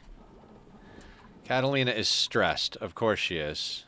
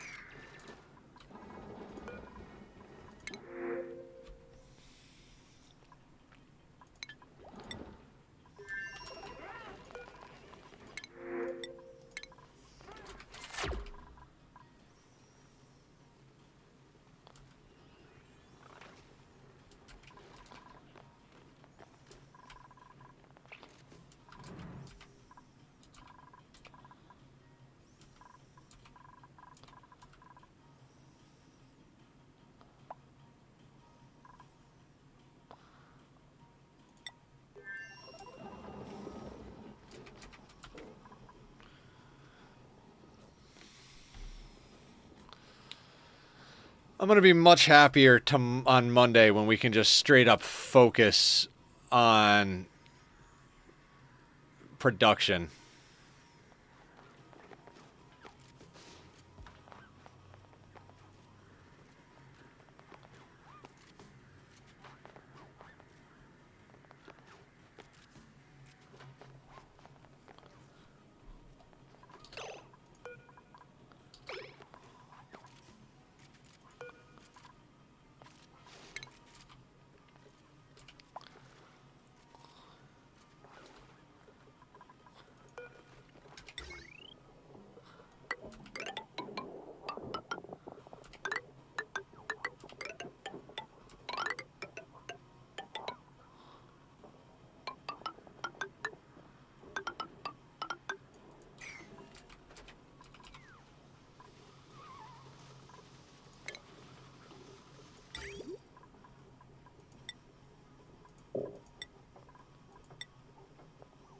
Gonna have to build that out of steel. We will deconstruct that before we go back to the other planet, though.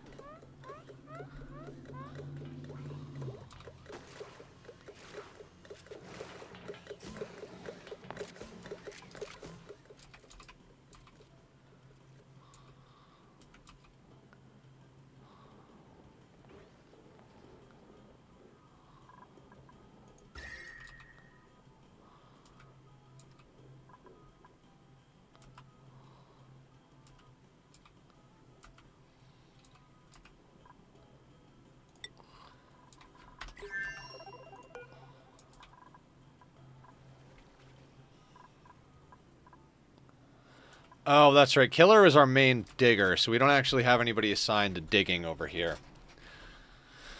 I don't know that I have the attention span to deal with that right now, quite honestly.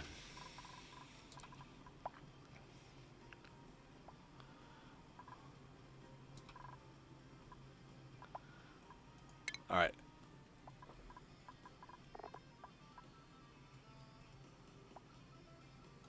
Alright, we'll get Meemaw digging as well.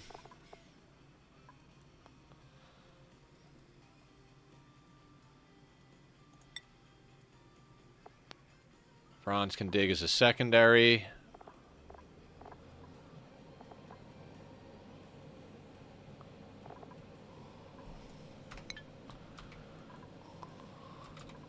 I was like, I don't have the attention span. Ah, there it is. There's everything that needs to get done.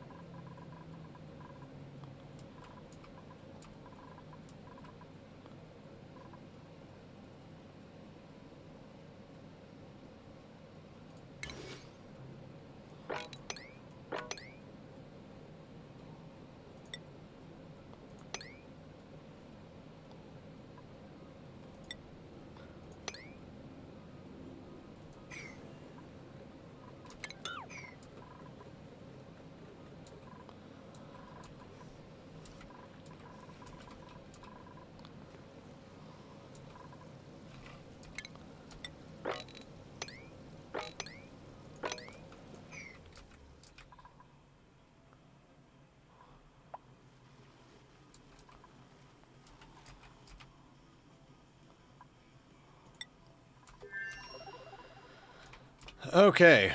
It's like we don't have a ton of dupes. Well, we have 2 dupes on this planet, so progress is just going to be a slow and steady grind. All that stuff has to get built, but I mean, that's pretty much the last of what needs to get built.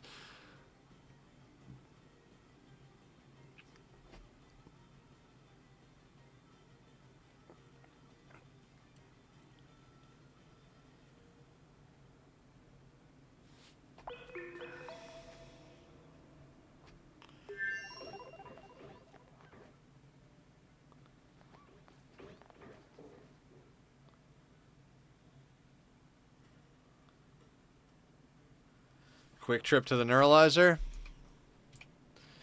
I suppose we could do that, huh?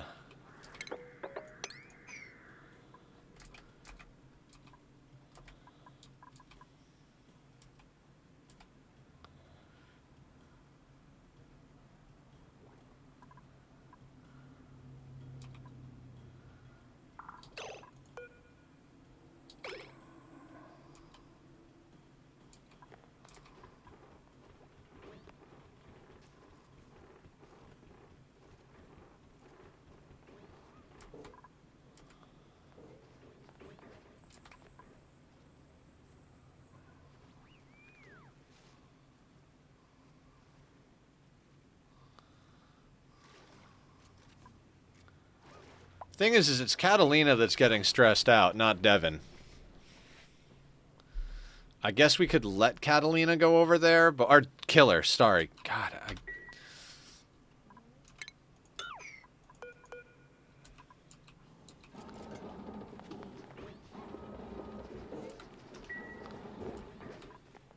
Yeah, I guess we could let Catalina over there temporarily. Killer, yes. I'm so used to saying, damn it, Devin.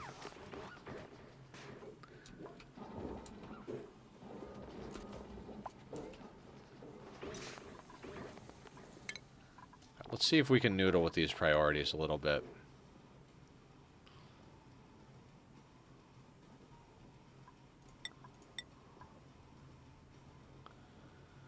There we go. Building and digging upticked on Killer.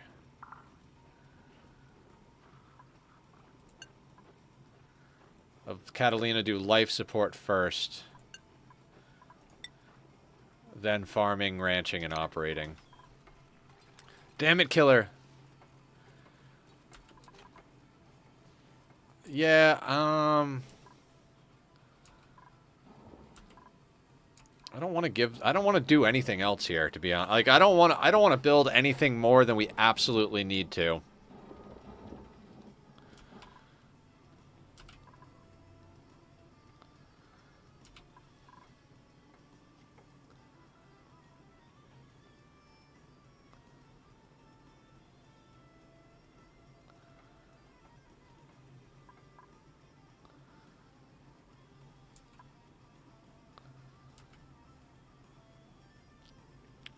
As it stands, I'm already a little concerned that we're going to... Well, we'll just move this pump over here, but yeah.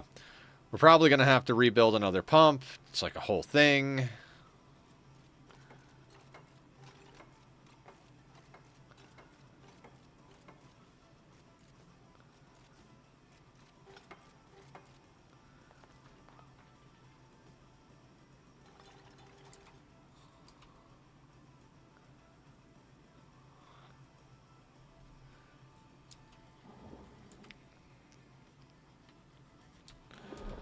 Let's go back and check on our other planet. Too many things going on.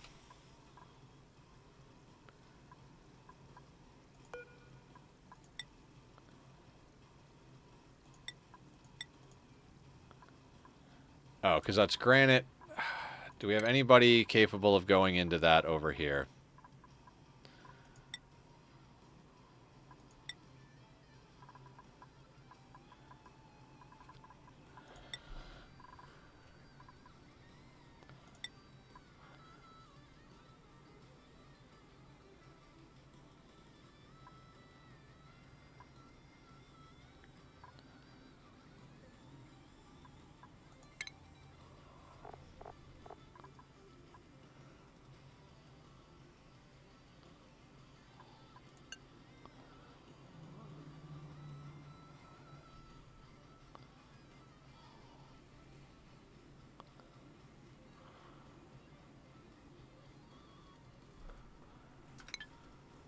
Hey, Upik. Yeah, we're working over on Persephone to grab everything we need as far as fossil and oil to finish up this playthrough. The goal of this playthrough has been to build a monument in under 1 month, which is how long we do our month. We do a monthly seed. So anybody who's in the community, I posted the seed to this playthrough on November 1st. I myself cranked the difficulty up to max difficulty, so double hunger, you know, all sorts of morale and stress problems, doomsday meteors. I apologize for the people in the loud cars. And so we also turned off teleporters. So we started on this cold-ass planet with no teleporters. And we are slowly but surely making our way towards getting a monument. We've got enough of everything except plastic and steel, essentially. So we're bringing back all the fossil. We're starting to crush it up into lime, per Tony's suggestion, which is a great suggestion because it'll take up less cargo space. So we're going to get as much done crushing fossil up over here as we can. Then we'll bring all the lime back. And I don't feel like setting up plastic processing here because we don't have enough hands. Double hunger, more stress, loud cars. I see. Yeah, the loud cars are part of the settings. It's a concentration sink. So the idea is we're going to bring back enough lime/fossil and crude oil that we could spend the next couple of days processing it. We've got 4 days left that I'm going to be streaming this month as far as Oxygen Not Included. Friday is the first of the month, next Friday. And a cute cat distraction. Yeah, he's being sleepy kitty today. He came over to say hi on the last restroom break, and a little bit earlier you guys saw him, but for the most part, he's just been chilling.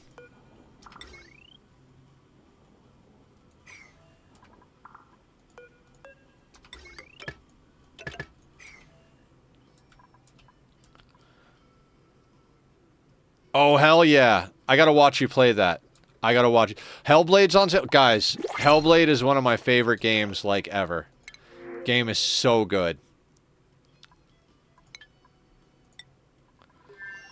It's based on Norse mythology. It's a fictional story, but takes place in a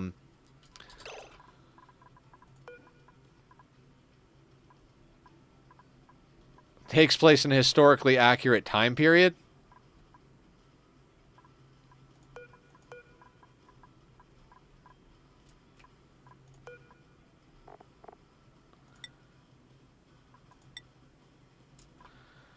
Why can't she go over there?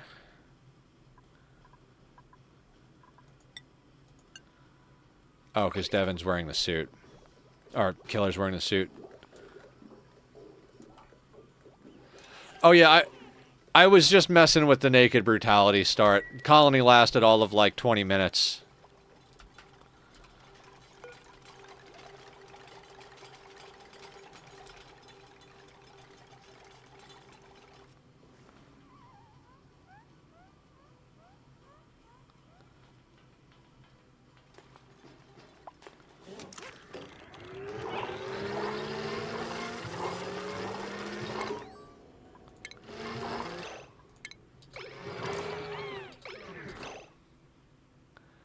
Alright, she got plus 10 strength. Not necessarily the best one, but...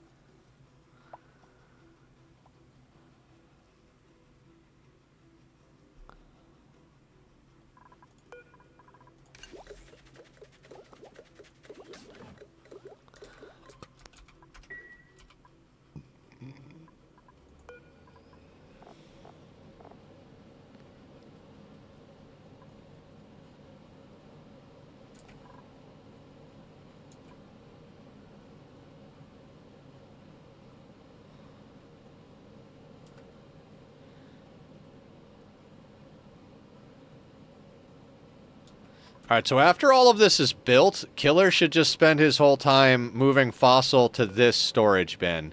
And Catalina should spend her time crushing it. Once all of the Fossil is moved out of here...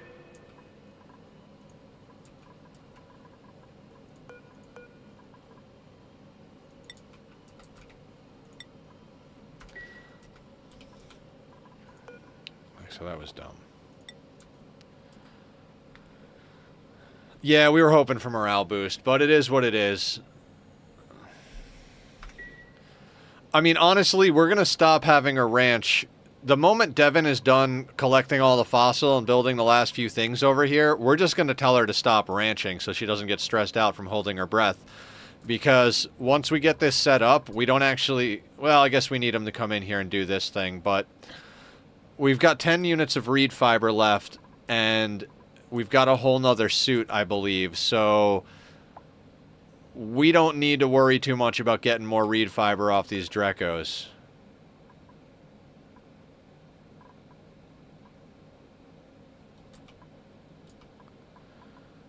On the plus side, though, if we do, they're looking pretty solid.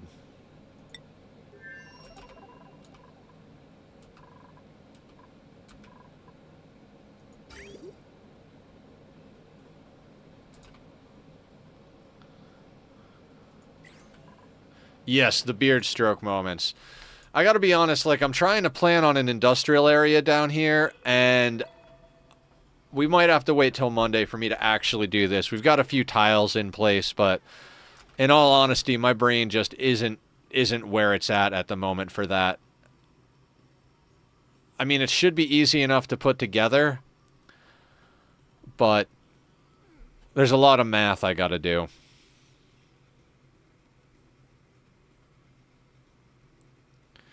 And it's going to be way easier to do once we get our dupes home.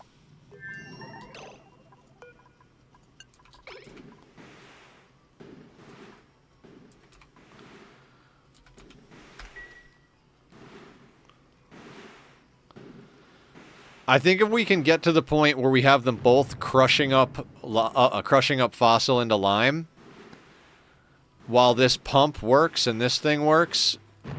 I think I could kind of take my attention away at that point. So let's try and get to the point right now where Devin is bringing all the fossil over here.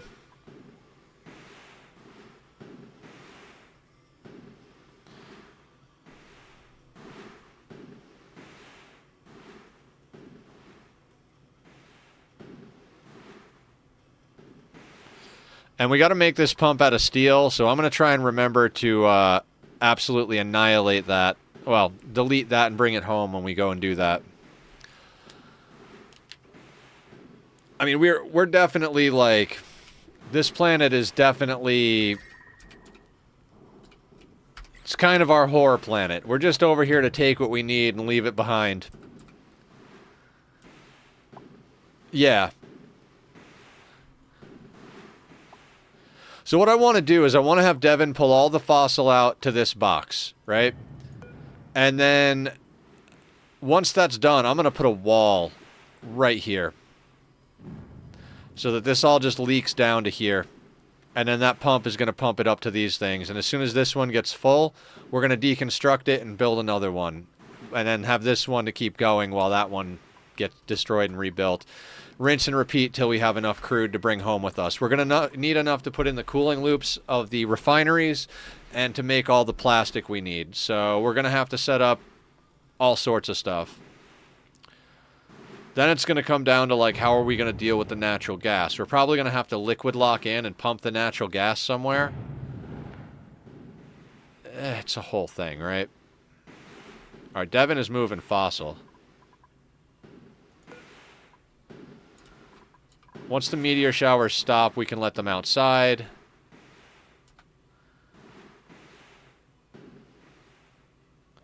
Yeah, and I did this way so that Devin doesn't actually have to cross this boundary and dress and undress every time. He can stay over here and just dump the fossil, and Catalina should be able to grab it without having to cross the checkpoint. So we've got a nice little, like, what's it called? Not telephone, you know when they're swapping the buckets back and forth? Up here, Not worried about it.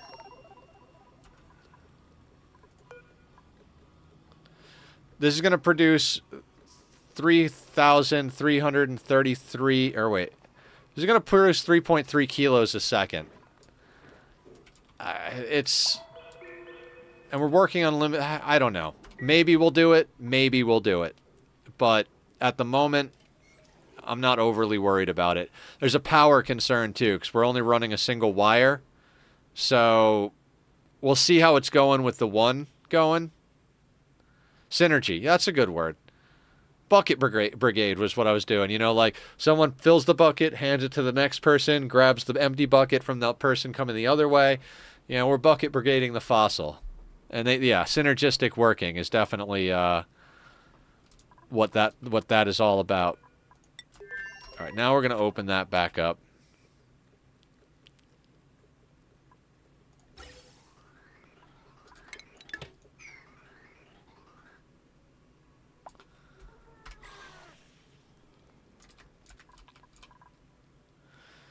But yeah, I'd say we made a fair dent in all of this.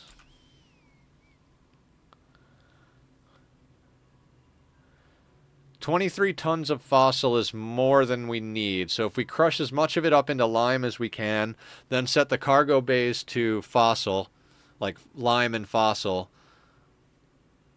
Yeah, she can grab it. Excellent.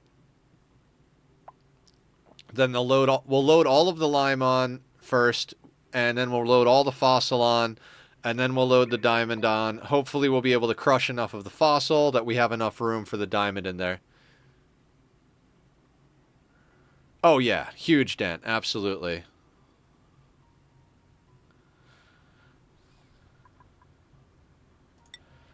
My biggest concern is we might have to cook some food for the return trip. 45% stale.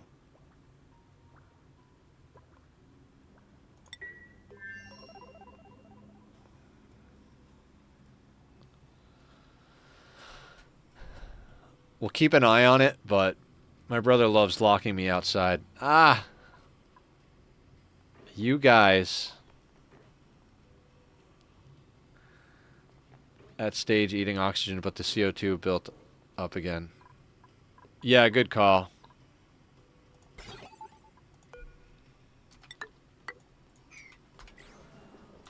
We'll get to doing some crushing. The Crushinator.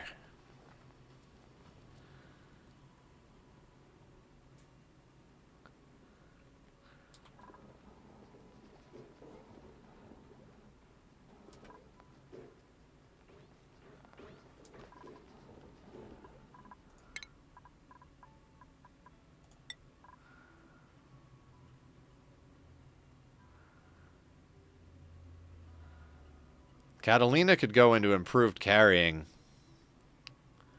Could even put her into grilling.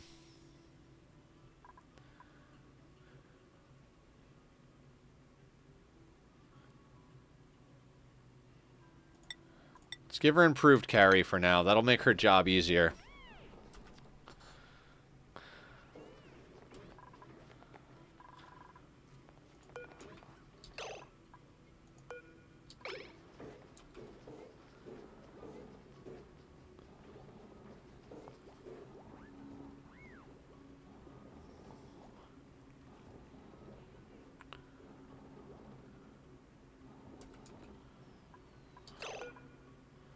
Alright, let's get that lower down on the priority. Along with that, so nothing moves. Because he keeps putting stuff in the refrigerator. I need that to stop.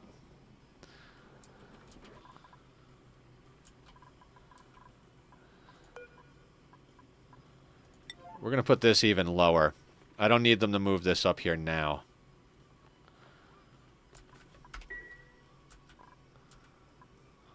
Oxyferns are awesome. You need quite a bit of them to make a dent in it, but I'm going to use this gas crushing trick. I never really thought of it. I knew that was a thing, but I never thought about how, like, zero power getting rid of garbage gases that was.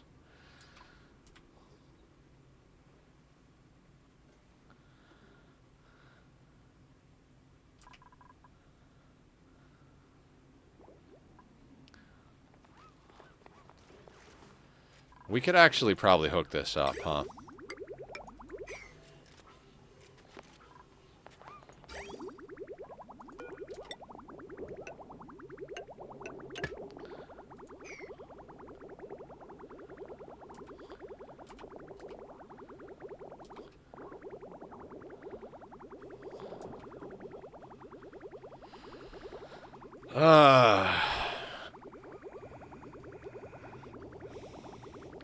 Then there's going to be the math of how much crude do we need, because we got to convert it into petroleum, and then how much petroleum do we need to make into plastic.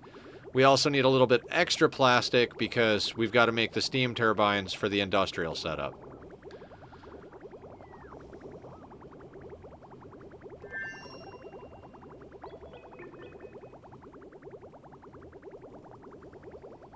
Amazing. You don't wait for me if you don't want to, Barb, but I would love to watch you play that game, because that game is phenomenal. So anyway, anybody who hasn't seen or heard of Hellblade, the thing about it that I love and that fits our community a lot is that the developers actually wanted to put mental illness as the main character. So there is a protagonist, but the goal is to bring awareness and show that mental illness, the way mental illness was dealt with in a historical context. So if you don't know about how it was dealt with back in, like, you know, not prehistoric, but tribal times, basically, if you've ever heard of, like, witches in the woods, those are people with mental illness. The way that most tribes back then dealt with mental illness was, like, rather than being like, you have ADHD, because they had no idea what the fuck that is, or, like, bipolar or schizophrenia, they'd be like, you have demons. You need to go off in the woods and fight your demons. When you've defeated them, you can return back to the tribe. And that's how you wound up with, like, you know, old man in the woods, witches in huts and stuff like that. That's how all of that stuff wound up becoming a thing. And so Senua, the protagonist, was cast into the woods to fight her demons. Yeah, with elderly. Yeah. With elderly people. That totally makes sense. And so the developers of Hellblade wanted to show how that all worked and, like, really bring awareness. And they felt that people with mental illness were underrepresented as video game characters. So they basically created this context where her as a Pictish warrior, the time when I believe it was the Romans were coming up from the south and the Norse were coming down from the north, the Picts got squeezed out. It's like a historically accurate time period. I might be getting the factions wrong, though. It might not have been the Romans. It might have been somebody else, but I know it was the Norsemen. So she goes off to fight her demons in the woods, and she winds up meeting this character named Druth, who teaches her of the Norsemen and basically teaches her techniques to, like, handle her shit as by understanding it as part of the Norse mythology. I won't get too into detail, but she comes home and loses her. Some shit went down, and she goes bonkers. And you start out with her, like, she just completely loses it because of stuff that happened to her when she came back. And you start off with her going down the river to Helheim to, like, and basically it's her journey through Norse hell, dealing with mental illness. It's a whole fucking crazy thing. The combat system is really cool. It's kind of hack and slash, but it's more of a puzzle game and a story game. God, I just go look it up. Hellblade is a phenomenal game.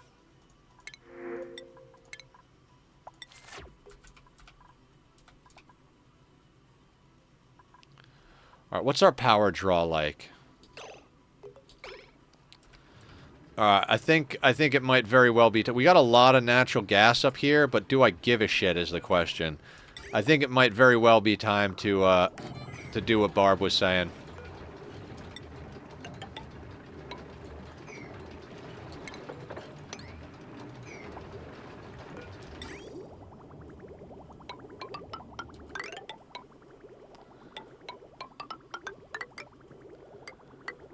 Why the hell not? If it speeds up our process here. Like, we have the power, so...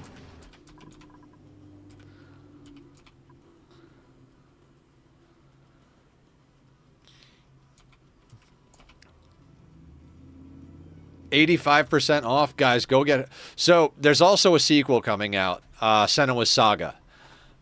There's no real announcement of the release date, but they did just put out a video talking about how they crafted the character, how they went through their like capture process and character models and all that stuff. So I wouldn't be surprised if a release date gets announced reasonably soon. We are running very low on coal. Time to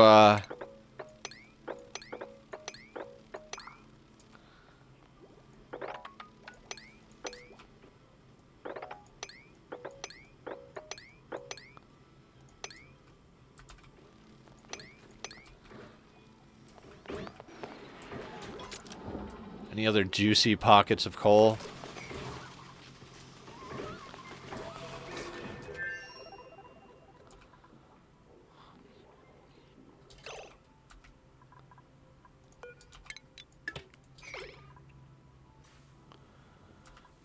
Okay, maybe we don't have the power.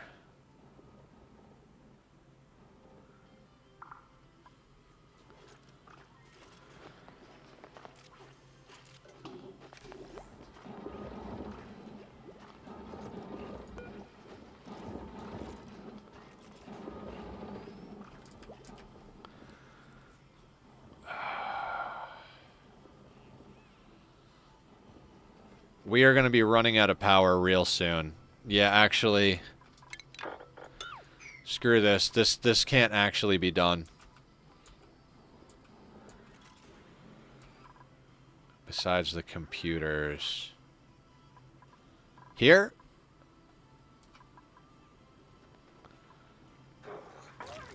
Or are we looking somewhere else?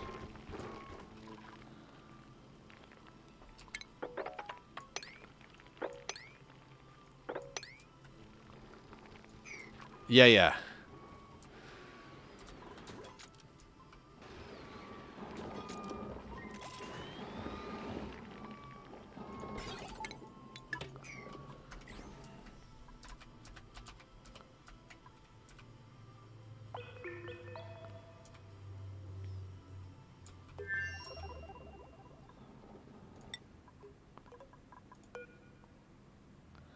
Alright, this is going active in 72 seconds. Use the material. Good call.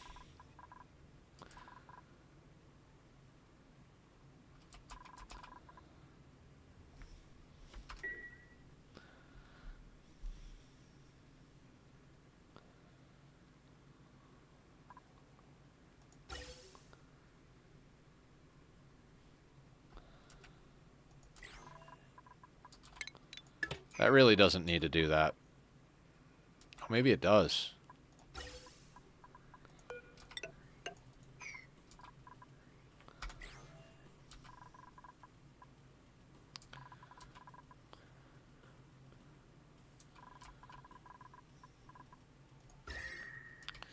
So that's injecting heat again.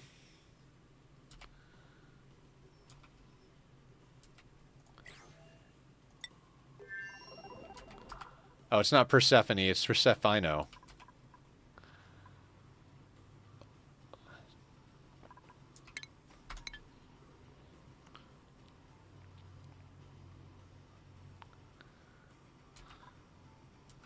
Yeah, we're almost to 500. We got Drecos printed on the planet back home, which is funny. Because we saw them over here, right?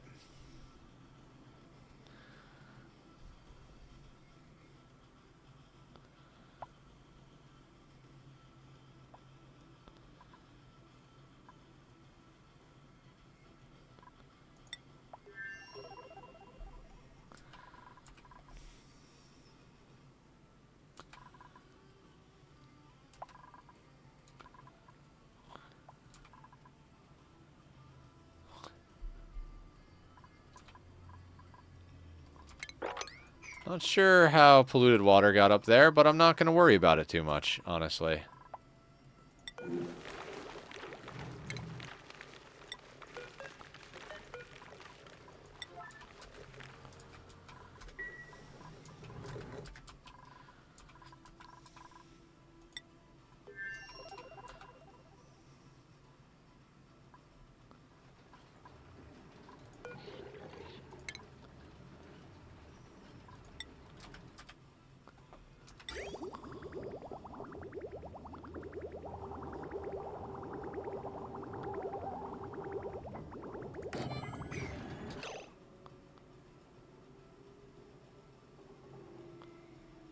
Where did...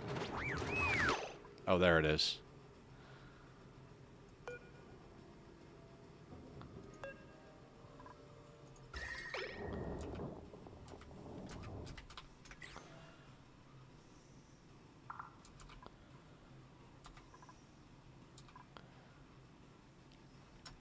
All right, time for a pause in math situation. Refinement. Polymer press.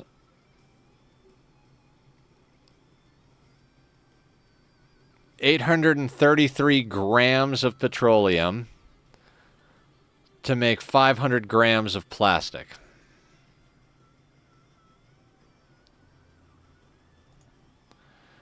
Okay, so 500 grams of plastic. So we need 2,500 kilos, right?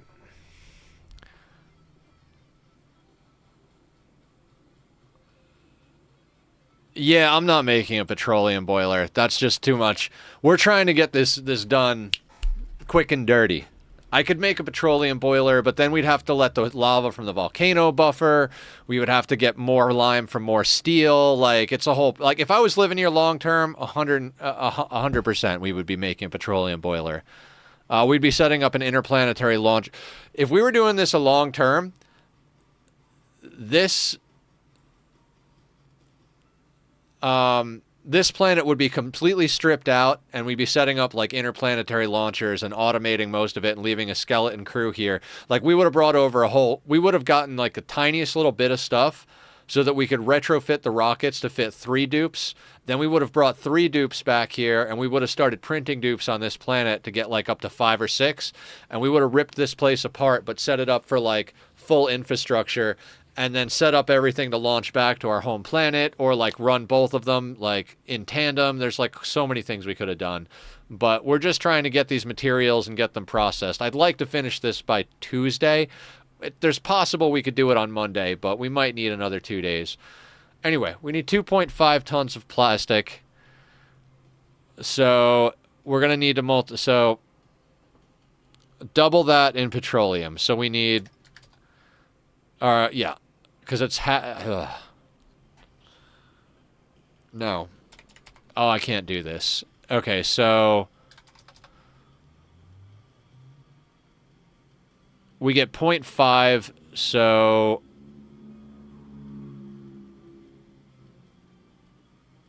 0.5 per batch, right?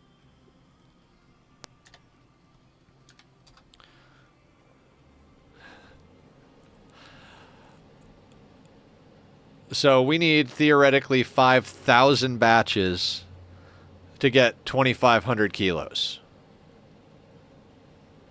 I know it's 30 per batch, but we need the amount of materials we need, not the number that we produce. So if we get half a kilo per batch and we need 2.5 tons, we need 5 tons of petroleum.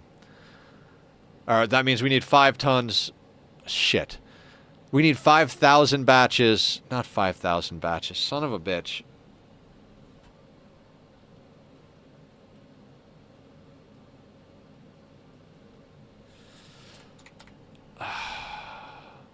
It's 30 per batch, right?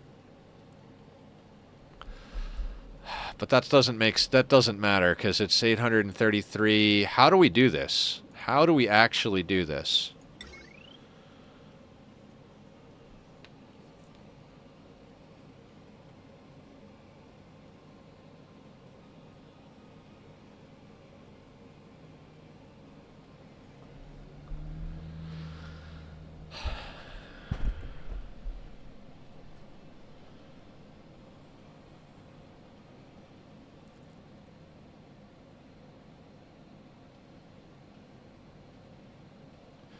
Research. No, yeah, we got to get that in there too.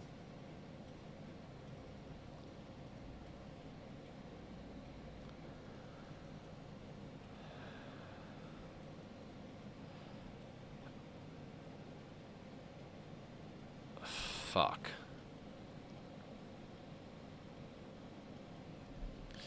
All right, this is too much. I'm gonna do the math off camera when I can sit down and like put everything into a spreadsheet later tonight, and then when we get back on Monday, I'll have all the numbers that we need. I can't bring myself to do the math right now on camera. On camera math, bad idea. We need an amount. It's 10 kilos per data disk, if I remember correctly what you said the other day, Tony. So we need a lot. 5 kilos per data disk. So we need something like 250 data disks, something like that. No, we need about 280 data disks. Just shy of 280 data disks. So 280 data disks times 5 kilos. That's how much we need for data. Then we got to have the 2.5 for the monument. And then we have to figure out how much that is.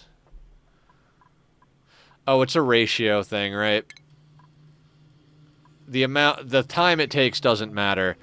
It's 833.33 to 5 on that. So, however much plastic we need to multiply that times 1.9 to get the amount of crude we need.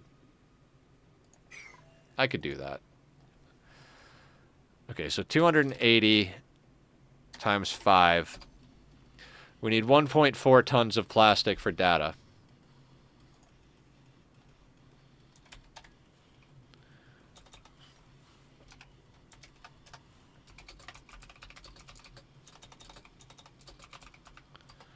Then we need 2,500 for monument. So that's 39.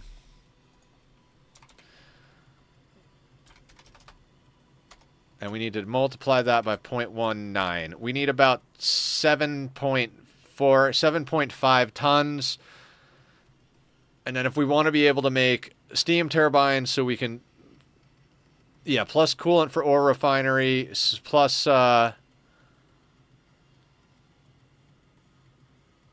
plus plastic for steam turbines. So we're going to need upwards of 10 tons of crude. Which is not actually that much, because there's 5 tons per reservoir here.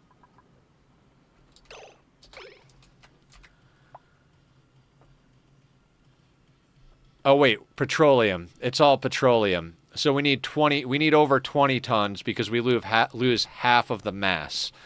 Because it's 833 of petroleum, not 833 of crude, and we're going to lose half mass.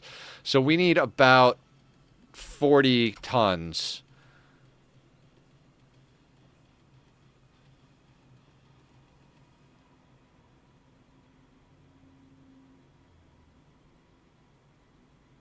Wait. This is why I can't do this. There are too many numbers. There are too many numbers.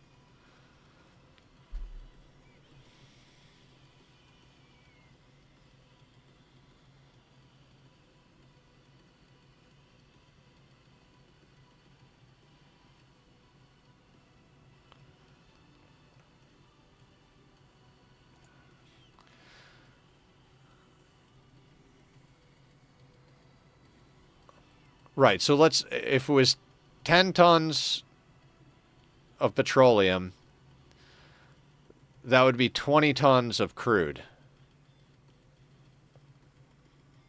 5-ish tons of plastic equals 8.5-ish tons of petrol. 17-ish tons of crude oil. Thank you, Emily. So we need double that. So we need about 30 tons of crude, right? Call it 40 tons for buffer sake.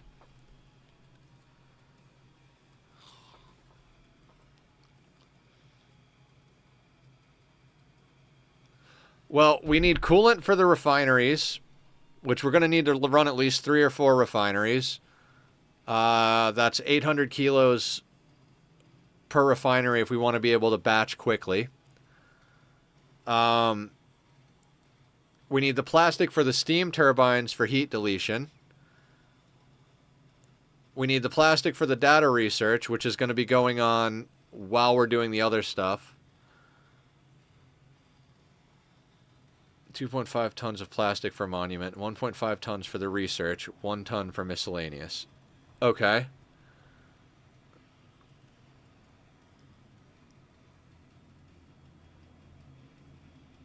So 5 tons of plastic.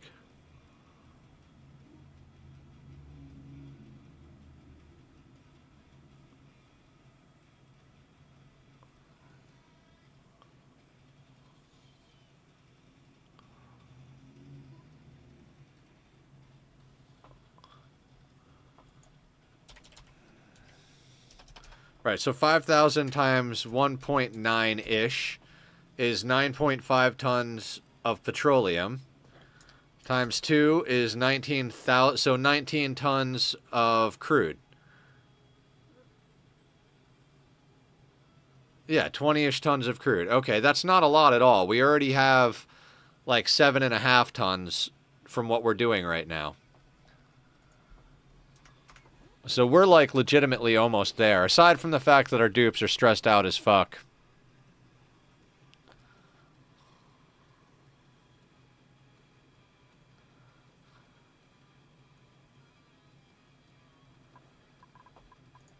Alright, we're going to stop people from going into the Draco farm. We don't need it at the moment.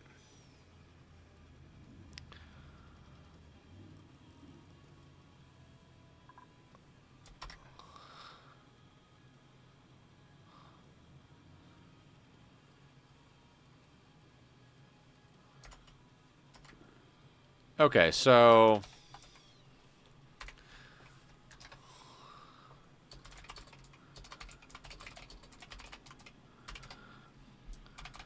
Okay, so we need about 20 tons of crude. Which, we're basically almost halfway there. Whoa! Sorry, I had to. We've got 11.7 tons of coal for power. Should be plenty of power to get us through. Yeah, because we've got 5 tons there and another 1.3 there and another 1.5 there. So we've got 8 tons already.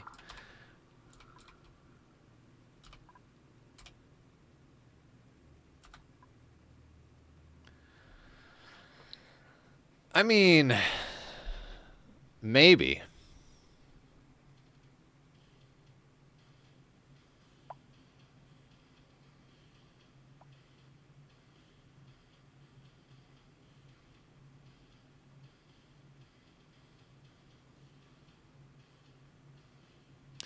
All right. Well, let's let that be. Let's let whether to shower or not to shower be future Nether's problem and future chat's problem. We got a lot done today. We ripped out all of the diamond and crude we actually need. We just have to get it into bottles. We're basically bottling our crude as well. We're making some more. We're bottling our crude. And we're trying to conserve rocket space by crushing the fossil into lime before we go. But quite frankly, once the crude is done, we'll just start putting the fossil directly onto the ship. And basically, the moment we've got all of the fossil, lime, and diamond loaded up that we need. I'm sorry, Emily. It's I blame the math. You know, that glitch is still in the game where, 5 minutes is actually 5 hours. I don't know when the devs are going to fix that, but... Anyway, guys, let's see if any of our friends are online, and let's do a raid real quick. I want to make sure to get you guys somewhere nice and cozy while I go off and take a shower and have dinner. And then if you guys see me in Discord, come and hang out. I might or might not be on, but... Thank you so much, Zed. I really appreciate it. Let's see who's online right now. Any of our Ani friends online? I'm surprised nobody's playing Ani at the moment.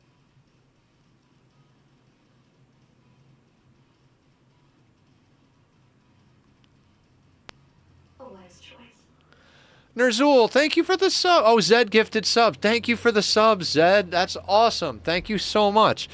Oh, I really appreciate that. I don't even know what to say. That's freaking awesome. Yes, yes. Well,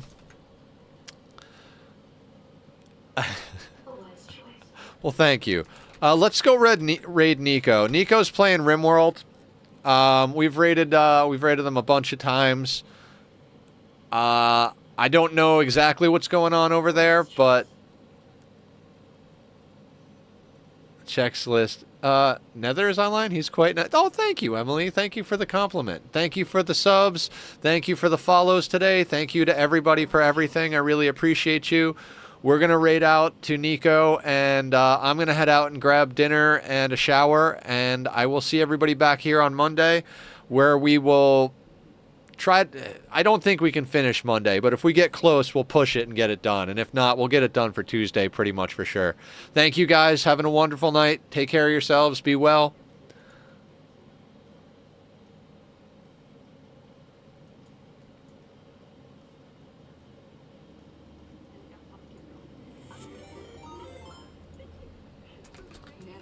Just rated with 11 viewers.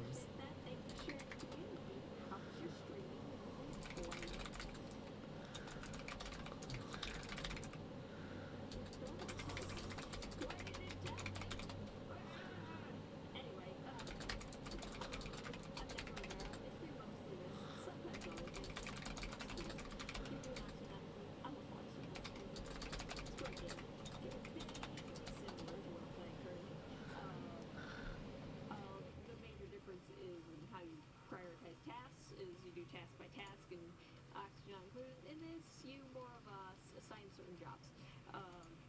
Right, you already have a person.